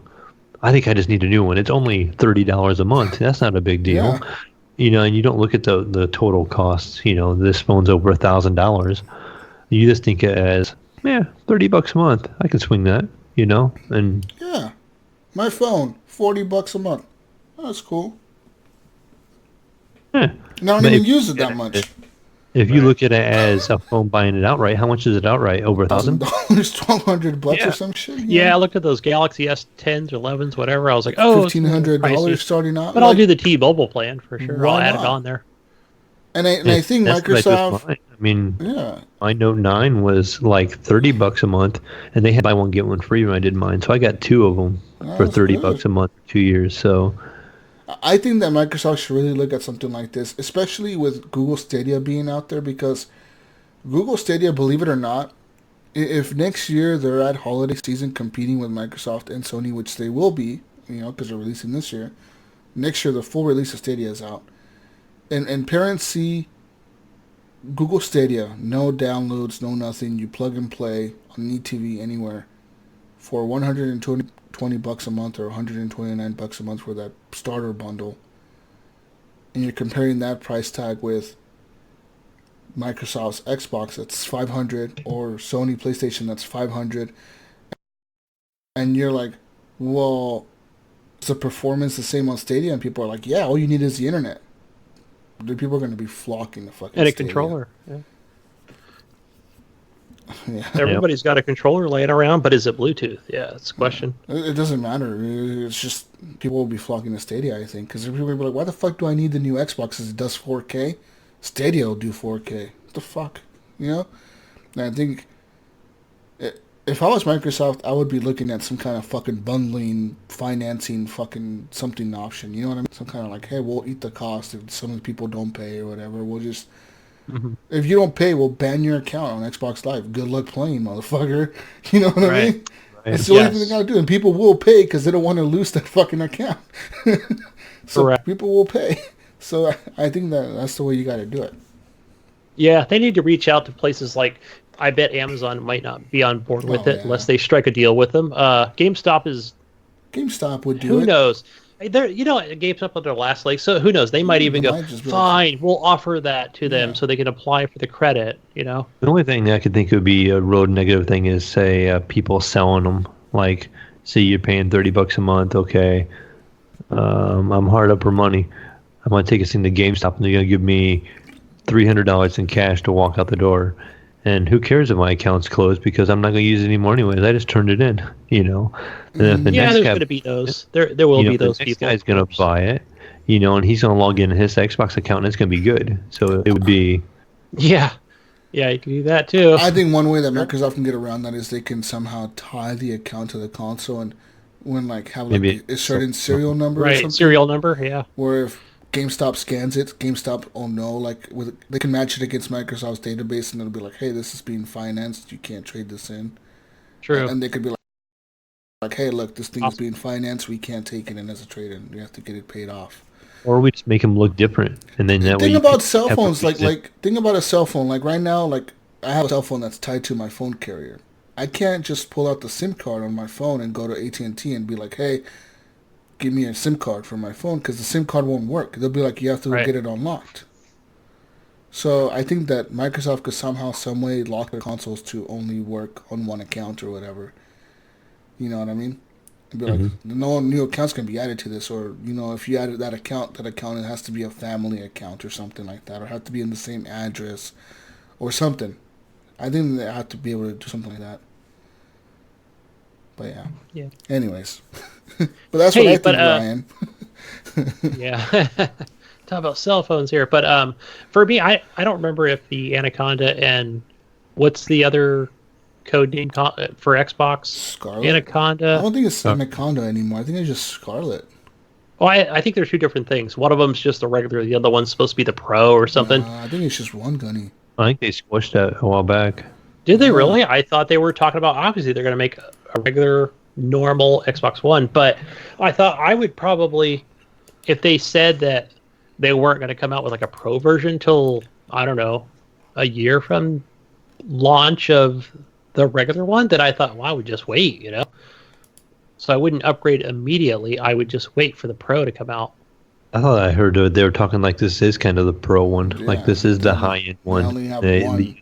Wasn't as good, and so they just pretty much, and at the E3 they were talking about that there's only going to be the one. I thought. Yeah.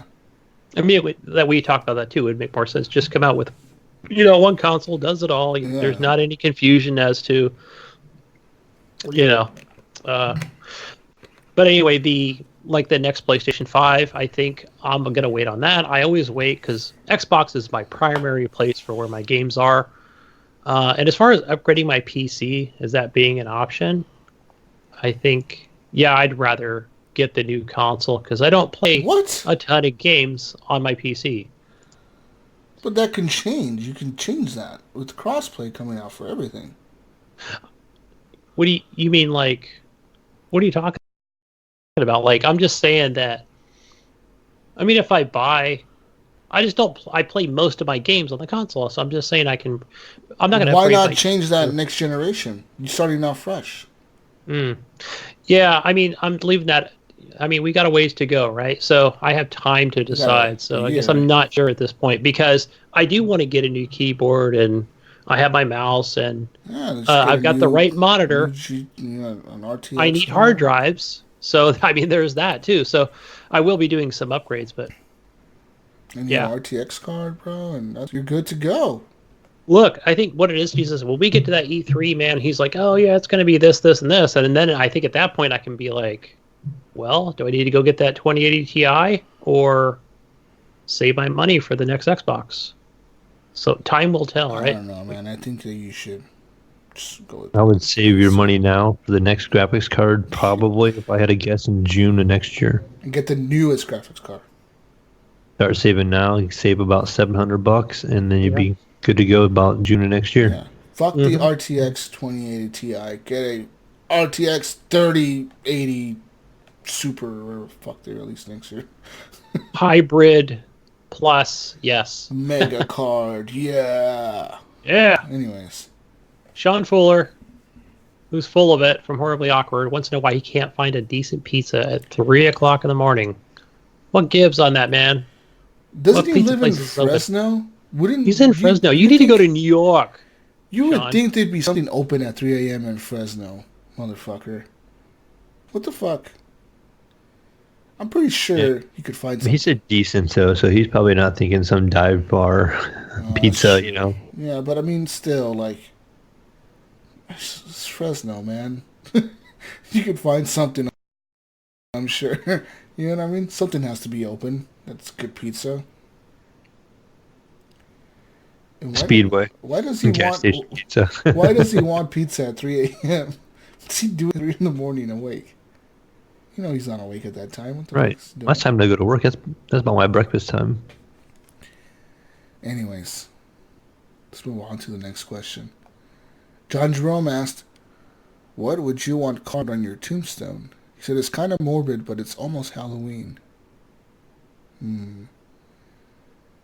What would you want carved on your tombstone?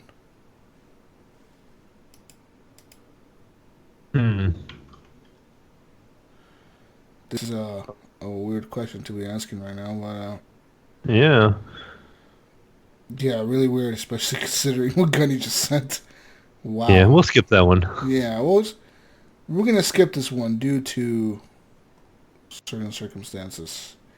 Jonathan Hall asked, if gaming was no longer a thing, but you wanted to keep podcasting as HGP, what would the new G be? Horrible blank podcast. So it has to be a G. And I wanted to keep podcasting, but gaming is not a thing anymore.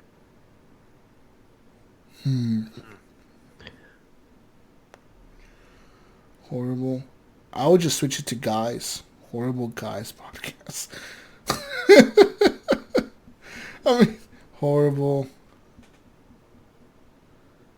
But he said gaming is no longer a thing, so I don't think we can include any kind of gaming. So it would just be like a general podcast about whatever, about life, I guess. Or like horrible guest podcast. Horrible guest podcast. That's a good one, Mayo. Good one right there. Horrible guest podcast. We just get guests on and talk to them. That would be so weird if gaming was no longer a thing. What the fuck is that even possible? Maybe the horrible grandpa podcast where we talk about Gunny over there whenever he fucking Gunny. But yeah, I don't know. Anyways, moving on now. Jonathan Hall. I mean, Alan, maybe. Oh, you said we read all these. Jedi of Light. I think he has some Discord. Why will Google Stadia succeed when OnLive basically did the exact same thing years ago and failed? They have money and they see. what the gaming industry is. They want to succeed, and they're going to make everything they can possibly have happen to make that succeed. I think at this point. Yeah, I think that they see money out there. They see the fucking money. They're Blizzard. They see that fucking money out there. Like, fuck this. We see Microsoft making money. We see fucking PlayStation making money. We see Nintendo's money. We want that money too. Fuck you guys. We see that Twitch money. You fuckers competing with YouTube. We see you. And we want that money. So, I'm pretty sure, yeah. I think that it's going to succeed for sure. I think we're definitely going to see the success of it next year. Like I said, if these new consoles come out and they're priced at $500 or $400 even, and you have the option to play Stadia for $129, a lot of people are going to go for that Stadia option because it is way cheaper. And Stadia does not have Game Pass, but Stadia does have Uplay Pass, which is exclusive to the PC. Unless Uplay Pass somehow gets on consoles between now and next year, it's going to be exclusive to Stadia. That's $15 a month. You get 100 games from Uplay or Ubisoft or whatever. So, and I think they said that Stadia Premium or whatever, that $10 a month, that 4K streaming or whatever, that's going to be like they said it's going to be like Xbox games with gold and PlayStation Plus games where like you get one free game a month, like a random game a month for free. So, yeah, you're going to be getting free games a month, $10 a month. Streaming, I think it's going to be a hit. I personally do think it's going to be a hit. Anyways. And Google says they're too big to fail, right? Yeah, well, I think they really are. I just think that, like I Google's said, man. Listening. You hear my phone go off? you compare $129 to $500. Any parent will be like, give me that $129 thing. My kid's gonna be playing fucking Fortnite on this shit. Give me that $129 box. I'll take that over this fucking bullshit fucking $600 Xbox One, whatever the fuck they call it. Yeah. Yeah.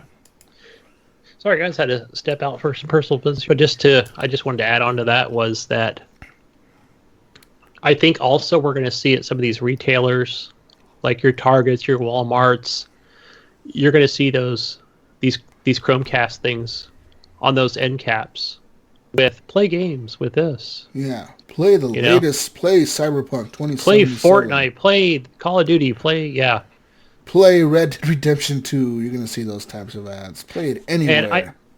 But it won't be immediate, right? Like we said, it's going to be that whatever price it's going to be. But at $59 for that Chromecast or what have you, right? That's going to be an eye catcher, especially with parents. Oh yeah, dude. And like I said, man, if games come out next year, like if Xbox comes out and Sony PlayStation come out, and their specs are not going to be like on par with PC, Stadia's marketing, all they got to do to switch up the marketing and be better than the consoles is say, hey, those fucking things over there, they do 120 frames.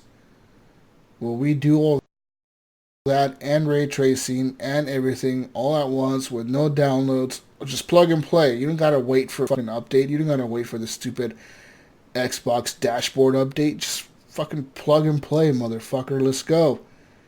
I think they're gonna get play with your favorite YouTuber. Play. I mean, I think they're just going to go on a marketing spree. I think they're going to kick ass, dude. Yeah, I really think that next year you're going to see a lot more Stadia being thrown out there, and I think that the games that are going to bring a lot of hype to it, I think it's going to be like Cyberpunk. When Cyberpunk releases next year and it looks better on Stadia than it does on an Xbox One X, that's going to be a big fucking thing on the news, I think. You know what I mean? Because that fucking Digital Foundry is going to be doing their comparison videos. Oh, yeah. Oh, yeah. If you see here on Stadia, there is no frame rate dip. But if you look at the Xbox One X, you see the frame rate dip here. Yeah, that's how he talks. It drops 4%. And now We see better performance on Stadia. You're going to be doing all these fucking Digital Foundry fucking comparisons and shit. And you know what's going to happen?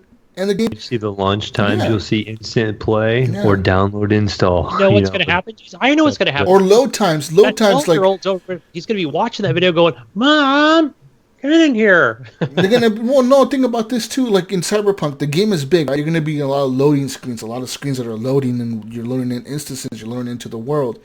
Yeah. Xbox is going to be stuck with... Even on the Xbox One X, you're going to be stuck with those slow-ass hard drives that are super slow. No, those are new for the Xbox One, yeah. Google Stadia is running off of PC hardware. They've already said, they're like, yeah, we're going to have the latest PCs with the latest graphics cards. Always. They said always. So, like, if a new graphics card comes out, they're going to be upgrading their systems to the new graphics cards. So I'm pretty sure that Stadia's loading times for, like, Cyberpunk is going to be way faster than the loading times you're going to see on an Xbox One X. Unless you have somehow installed an SSD into your fucking Xbox One X or something. I think you're going to see the load times be way faster on Stadia. And I personally think Stadia is going to outperform the Xbox One X this year. Even on Destiny and shit like that. Even on Red Dead. I think so. Yeah, I can definitely see that happening.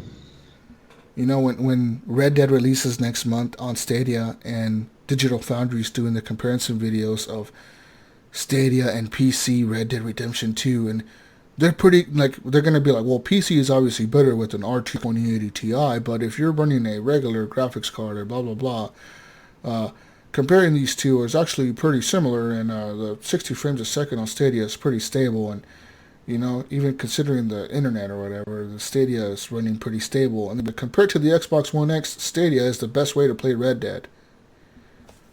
That's right. it, man. Or it's going to be PC performance without the PC headache. Yeah. You know, kind of. You don't have to worry about fucking PC shit about anything. You just plug and play, man.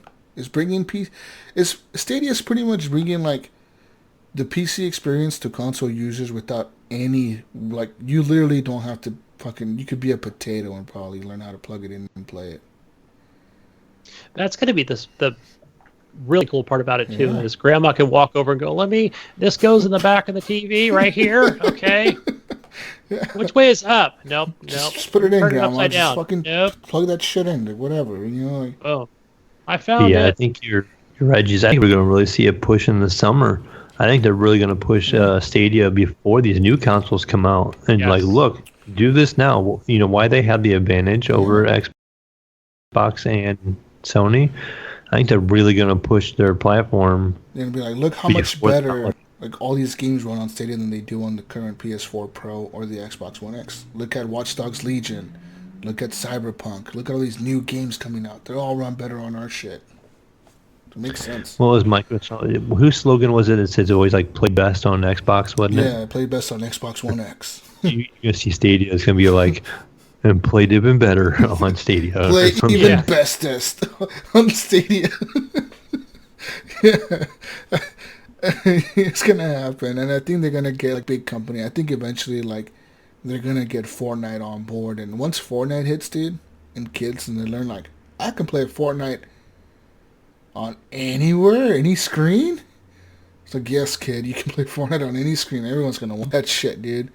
Fortnite and Apex and all these fucking games, and if they get PUBG and like, hey, look, PUBG runs at 60 frames on Stadia because it's a PC hardware, it's not a console hardware. That's the key thing about Stadia. It's PC hardware, and it's not tied to like this underpowered system. It's always going to be upgraded to the latest one. You know what I mean? That's the cool thing about it, in my opinion. Mm-hmm. It might cost a little bit more because you're using a lot of data and you got to pay for that unlimited data cap or whatever, but... Well, some of you do. Like me. But it'll be worth it. I mean, I already go over my fucking data anyway, so fuck it. I already have unlimited data. Might as well put Stadia to use next year, you know? I'm probably going to cancel my pre-order because I have no games to play this year. But next year, I'll probably be jumping on the Stadia hype train. Come Watch Dogs or whatever the fuck. Come on, you know you want to be an early adopter. You're going to keep it just to play those hobo games, those kid games. What am I going to play? We got to try it, right? Since day one. That's what he's going to say. I'm gonna have my gamer tag will be Stadia founder since day Send me your pre-order, Jesus. I'll play it. You want me to send you a pre-order? I could get you in, Gunny, 3 months for free. Sweet. I need to get the Chromecast deal. That's what I need to get. So I need to. I mean, I'm hoping maybe I'll just buy. Like, I'll just be in Target telling my wife, "Look what I found." One thing about Stadia, though, that people are saying is that didn't Mayo post this in the Discord, that controller on the PC, like if you're playing on the browser, you gotta need to plug the controller to the PC. And if you're playing on your phone, you gotta have the wire to the phone or whatever. But on the TV, it's gonna be wireless. I'm like, who the fuck cares? The TV is probably the most important one of all of those things, you know what I mean? Like, if you can be wireless on your TV, then fuck it, it's fine. Yeah, and if you have to plug it in your PC, I mean, you sit right beside your PC already, so I mean, it's not like... It'd be so hard to plug. Unless it's like a 3-inch wire they include with that thing. They got a little tiny wire, guys. Little tiny wire you can use. It's included. We include the wire for you, you know. I don't know. Anyways, I think Stadia is going to be a hit. I think everyone's sleeping on it, and I think next year you guys are going to be like... Stadia is going to be like a household name. Everyone's going to know Stadia just like you know, like Xbox and PlayStation and all that stuff. Yeah. OnLive failed, I think, because I actually tried OnLive when it was out back in, like, when was it, 2011 maybe, 2012? I tried it once. And the reason it failed is because it was shit. It literally was shit. It was like, I think I tried to play Homefront on it, and like, I could see Homefront. It was like 720p or something, but it was like so fucking jittery, and literally it was probably running like at 10 frames a second, maybe 5. It was like a slideshow. It was like lag. It was just really bad. You try to like move to the right, and the character would like fucking Robotron to the right. Try to move to the left, you Robotron to the left. It was just like really bad. It was fucking horrible. I don't know if you guys ever tried it. But no, for me, I remember it, but I don't remember any videos or anything really shitty.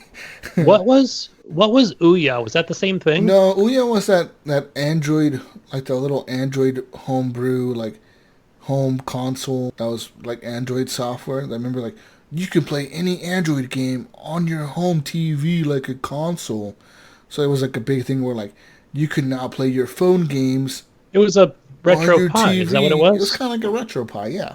Okay, all right. It was like a little, it looked like a GameCube, like a little box thing. I remember the GameCube. It did look like the GameCube, yep. Yeah, and it was like, and it was a big deal because like it was kickstarted, and then like Notch, the dude from Minecraft, he backed it, and like a bunch of other fucking game people backed it or whatever, but he was the biggest one. I think he pledged like, how much was it? Like a fucking $30,000 or something towards it or some shit. That's how much he gave to like support Ouya, and it was just like a flop, dude. I think it was a flop. Yeah. But yeah, OnLive failed because it was shit, and quite frankly, Stadia is launching with Destiny. Like I said last week, you need to have good latency for that kind of shooter, and pretty sure they're gonna improve. And also with Red Dead, that'll be a pretty big hit, I think. Yeah, and going forward, and let's say this is successful for what they consider successful in the first year or two, and then we're going to start seeing televisions already have that app installed. Yeah. Because they got deals with like big TV makers like Samsung and Sony and shit. They were like, put fucking Google Stadia in your TV and we'll pay you so much money or whatever. Correct. That'd be good, man. Smart TV. Who doesn't have a smart TV these days? Yeah. Just another app. Who's still using dumb TVs? Yeah, who are you people out there? Smart TVs have been around since like 2011. If you don't have a smart TV, you need to get a new TV. They still make them. I've seen them at Target. I'm like, okay, that's a hobo TV. Do you have a smart TV? No, I don't. I said what? Okay, hold on. Did you make your TV a smart TV? Yes, I made it smart. Did you add a Roku or anything to it to make it a smart TV? Yes, It's a smart TV. So then it's a smart TV. That's what I meant, because I do have the other Sony Bravia in the other room. It's old, but it has. Yeah, I got one more special news article here. I'm just gonna read it. This is just for our friends over at GF&G. It says, this is from the Register, and it says, "Game over. Atari VCS architect quits project. Claim he hasn't been paid for 6 months." 6 months? What? It's a special report. It says the architect of Atari's much delayed retro console, the Atari VCS, has quit the project, claiming he hasn't been paid in 6 months. The departure could put the entire affair in doubt. Wow. Wow. Well, I just don't think this thing is ever going to release. I think it's going to be like one of those things that like eventually like by the end of next year when like I don't think, because right now the release date is March 2020, and I don't think they're going to hit that. And even if they do, I think it's just going to be like an Ouya where like no one buys it. It's just sitting there. And it even says here the techie claimed Atari haven't paid invoices going back over 6 months to his design. Damn. And then it says Tim Giant, I think is the guy's name. It says, which was working on the VCS, adding, "As a small company, we have been lucky to survive this long." So Yeah. It says it's unclear whether Atari will be able to complete this project without Wyatt. And it received a prototype motherboard last month, and Wyatt and his team were in the middle of debugging it before deciding to draw stumps and quit. Well, that was a good dream there for you, Penn. We're sorry that your dreams are being crushed this week by Brink destroying your hopes and dreams of beating him at Destiny, and your game console that you were looking forward to is pretty much dead in the water. Yep.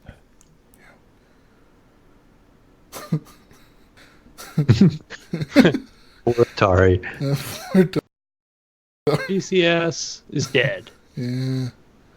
Yeah, it says here that back in March in 2018, Atari announced that it was going to be at an annual games conference in San Francisco to show off prototypes of the console and the controllers.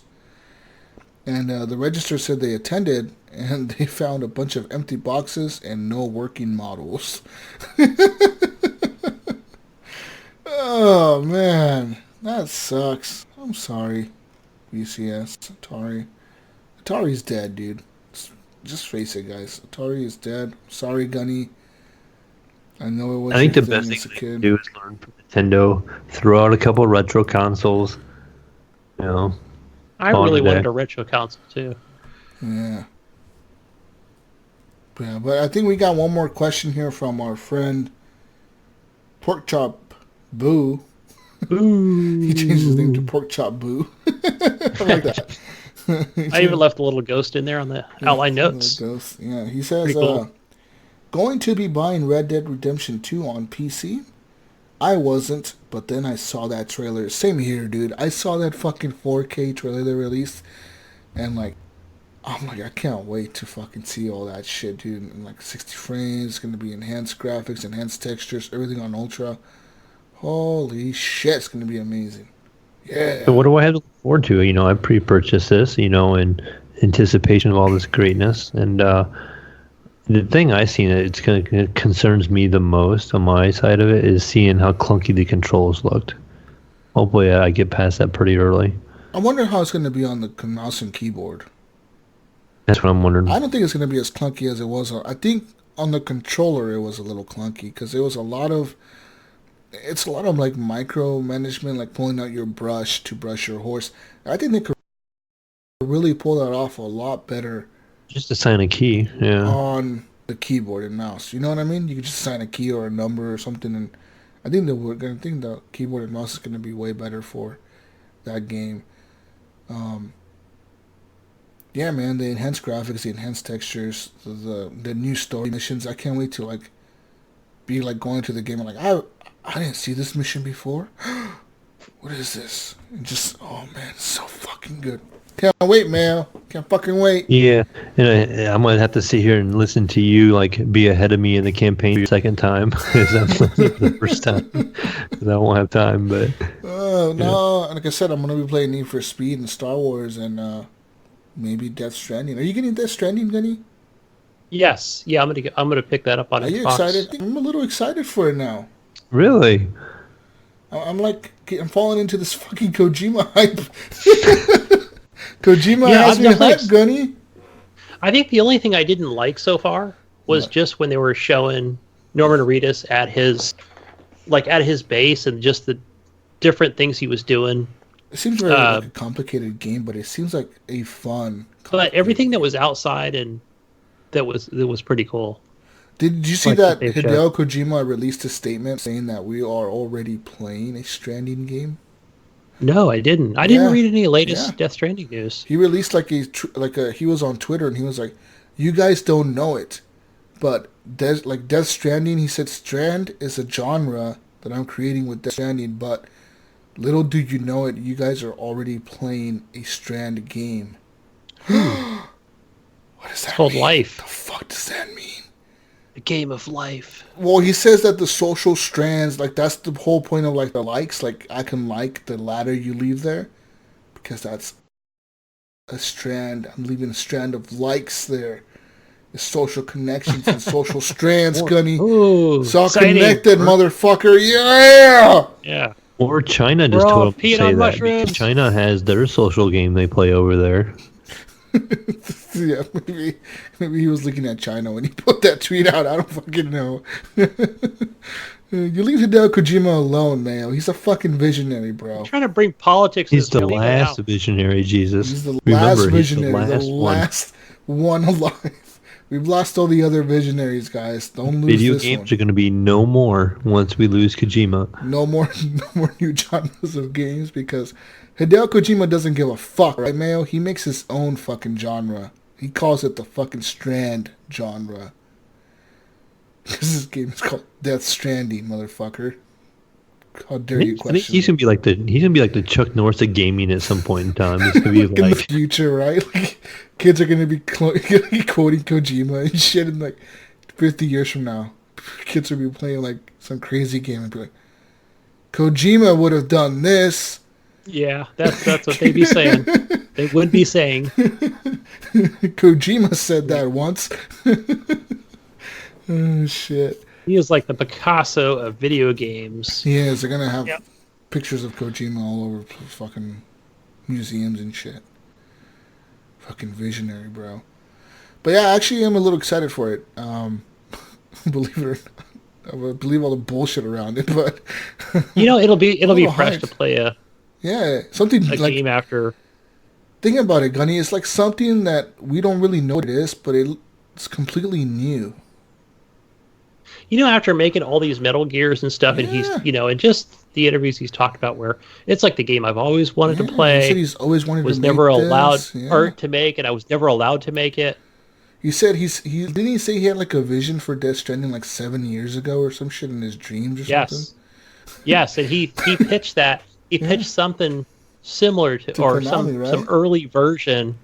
And it has a lot of big names in it, right? Yeah. I mean, I remember hearing like one person about they were like, oh, they have all these big actors in it. So. Yeah, like it's not just Norman Reedus. They have a few other people in there that are pretty big actors, and he says there's even some that haven't been revealed that are in the game that he somehow got in the fucking game. I still think that what's his name, Keanu Reeves is going to be in there somehow. Yeah, I was thinking like, didn't John Wick go over there? Yeah, Keanu Reeves. He was hanging out with Keanu Reeves, took pictures with him at the studio or Kojima Productions or whatever, the studio he has. Like, yeah, Keanu Reeves was just hanging out with him, fucking buddies or something. Like, what the fuck? I wouldn't be surprised if you see some Ninja over there next week. Yeah. Rounds, because, he was seen at Steam like last year. And then he was somewhere else recently. They took pictures with Kojima was at he went to CD Projekt Red recently. That's what it was. He was at CD Projekt Red, and he was we're visiting Steam or Valve a little while back. Yeah, kind of interesting. Why he's going around and seeing these other different. He's connecting I think, the strands. Cyberpunk is the Strand game. Yes, that. We're going to see Easter eggs in that. They're all together. Yeah, Norman Reedus, Matt Nicholson, Lindsay Wagner, Troy Baker, Margaret Qualley, Nicholas Winding Refn, Emily O'Brien, and Tommy Earl Jenkins are some of the actors in this. Earl Jenkins. Yeah. I'm excited. Fuck yeah, Gunny, let's go. Game of the year, Death Stranding. We're going to have to argue with Mayo because he won't be able to play it. We're going to have to argue with him that the Strand game is the game of the year. I'm going to have to watch you guys stream it. Yeah. That's the nice thing about streaming now is I can make a little bit of a decision on a game too by watching other people play it if I need to.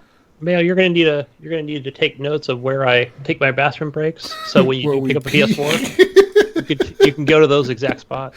Gunny, you gotta send me the coordinates and the exact map location of where you're peeing, so then I can go. And then we're gonna have to be taking just screenshots of our pee locations, and we're gonna have to. We're gonna need another Discord channel of just pee spots.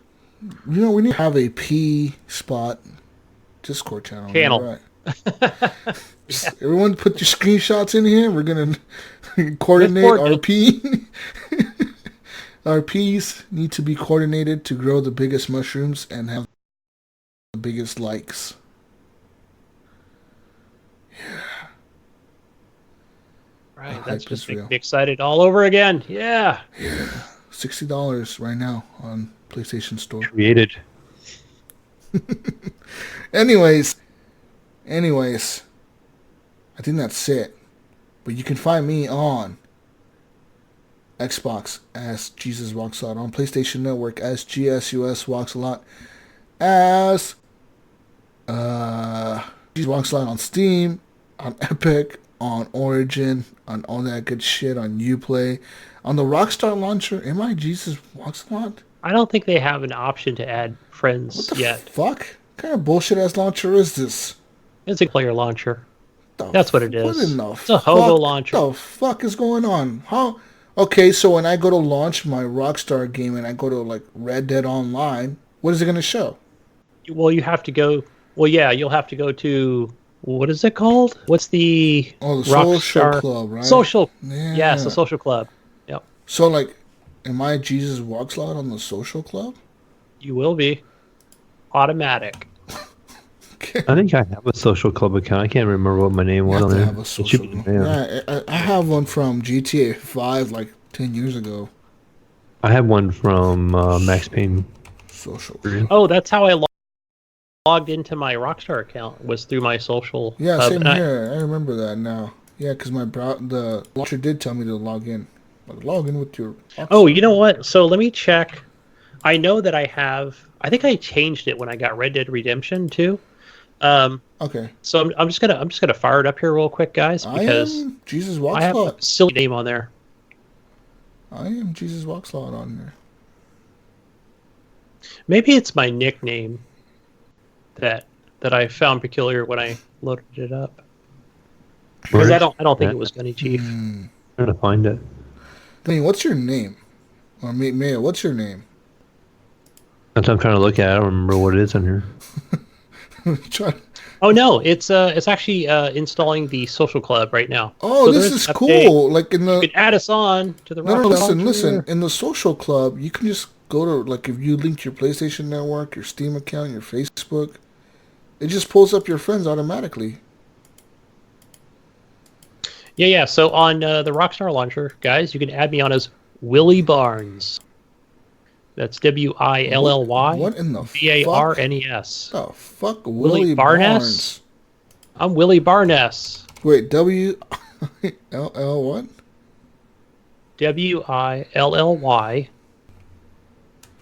WILLY BARNES. No space? No space. I think I got that from a book, from an Audible book. It was a whodunit.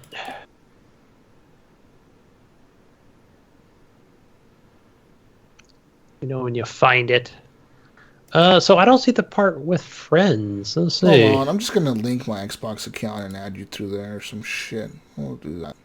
Let's see. My Xbox. I'm linking my PlayStation. Oh, we can now install our San Andreas, or yeah, okay, because that was the free game. Ooh, yeah. There's Red Dead repurchase. Okay, here we go, Gunny. I got you through. I'm gonna add you through the PlayStation Store. Okay, yeah, that'll work. See, manage account. There we go. No, I cannot add you. What the fuck? You're not on now. I need a friends verification code. Are you serious? God damn it, Gunny. What? Damn! Now you're making me work here as we finish the show. Let me see if you're on. Let me see if you're on Facebook, guys. This is great podcasting, guys. I'm telling you, we're over here just adding each other to our launchers. So while we're doing that, and I'm submitting this verification code, guys, go over to Xbox One, add me on there. Gamer tag Gunny Chief. On Steam, Gunny Chief. On the PlayStation, gamer tag is HGP space Gunny. And on Twitter, Gunny Chief. Through the Rockstar. Okay, I think I see your invite. There it is. You know how I did that, Gunny? I linked my Xbox, I linked my PlayStation, and I linked my Facebook account. And finally, on the Xbox One, I saw Gunny Chief and I added you. All right, it says next to it HGPZ. Is that your clan? Oh, it must be. Yeah, it must be from GTA 5 or something. Yeah. All right, I got Gib8777, Jesus, and Joey Blocksta. Man, Joey's been on there. I've known him forever, even back when the Xbox 360 days. Yeah. I missed you, Joey. Where the fuck you been, man? Hit us up. Let us know. Yeah, how's it been, Joey? I got him on Facebook. He's always posting some PC stuff on his personal account. I don't see the Mayo on here. What the fuck, Mayo? I'm working on it. We're not friends on Xbox or PlayStation, are we? Probably not. No, we're friends on Xbox. Are we friends? Where do we find you, Mayo? Let's wrap this up, son. You can find me as the Mayo 1 on every platform, and on Discord is the Mayo. All right. Well, that being said, people, find me everywhere. Just add me. Let's play games. Let's play Red Dead. Let's play Call of Duty next weekend. And let's play some P in Death Stranding. Woo! Yay. Let's play some Apex. Let's play some Borderlands 3. Let's do it. What does Gidget say, Gunny? Peace out, Brussels sprouts. We'll catch you on the next week's Call of Duty edition of the Horrible Gamers podcast. We're out. Goodbye. Good night. Good night. See ya. You stick around for those last 10 minutes. You're a fucking trooper. You deserve an award. Hold toll. There it is. Hooray for you. Bye.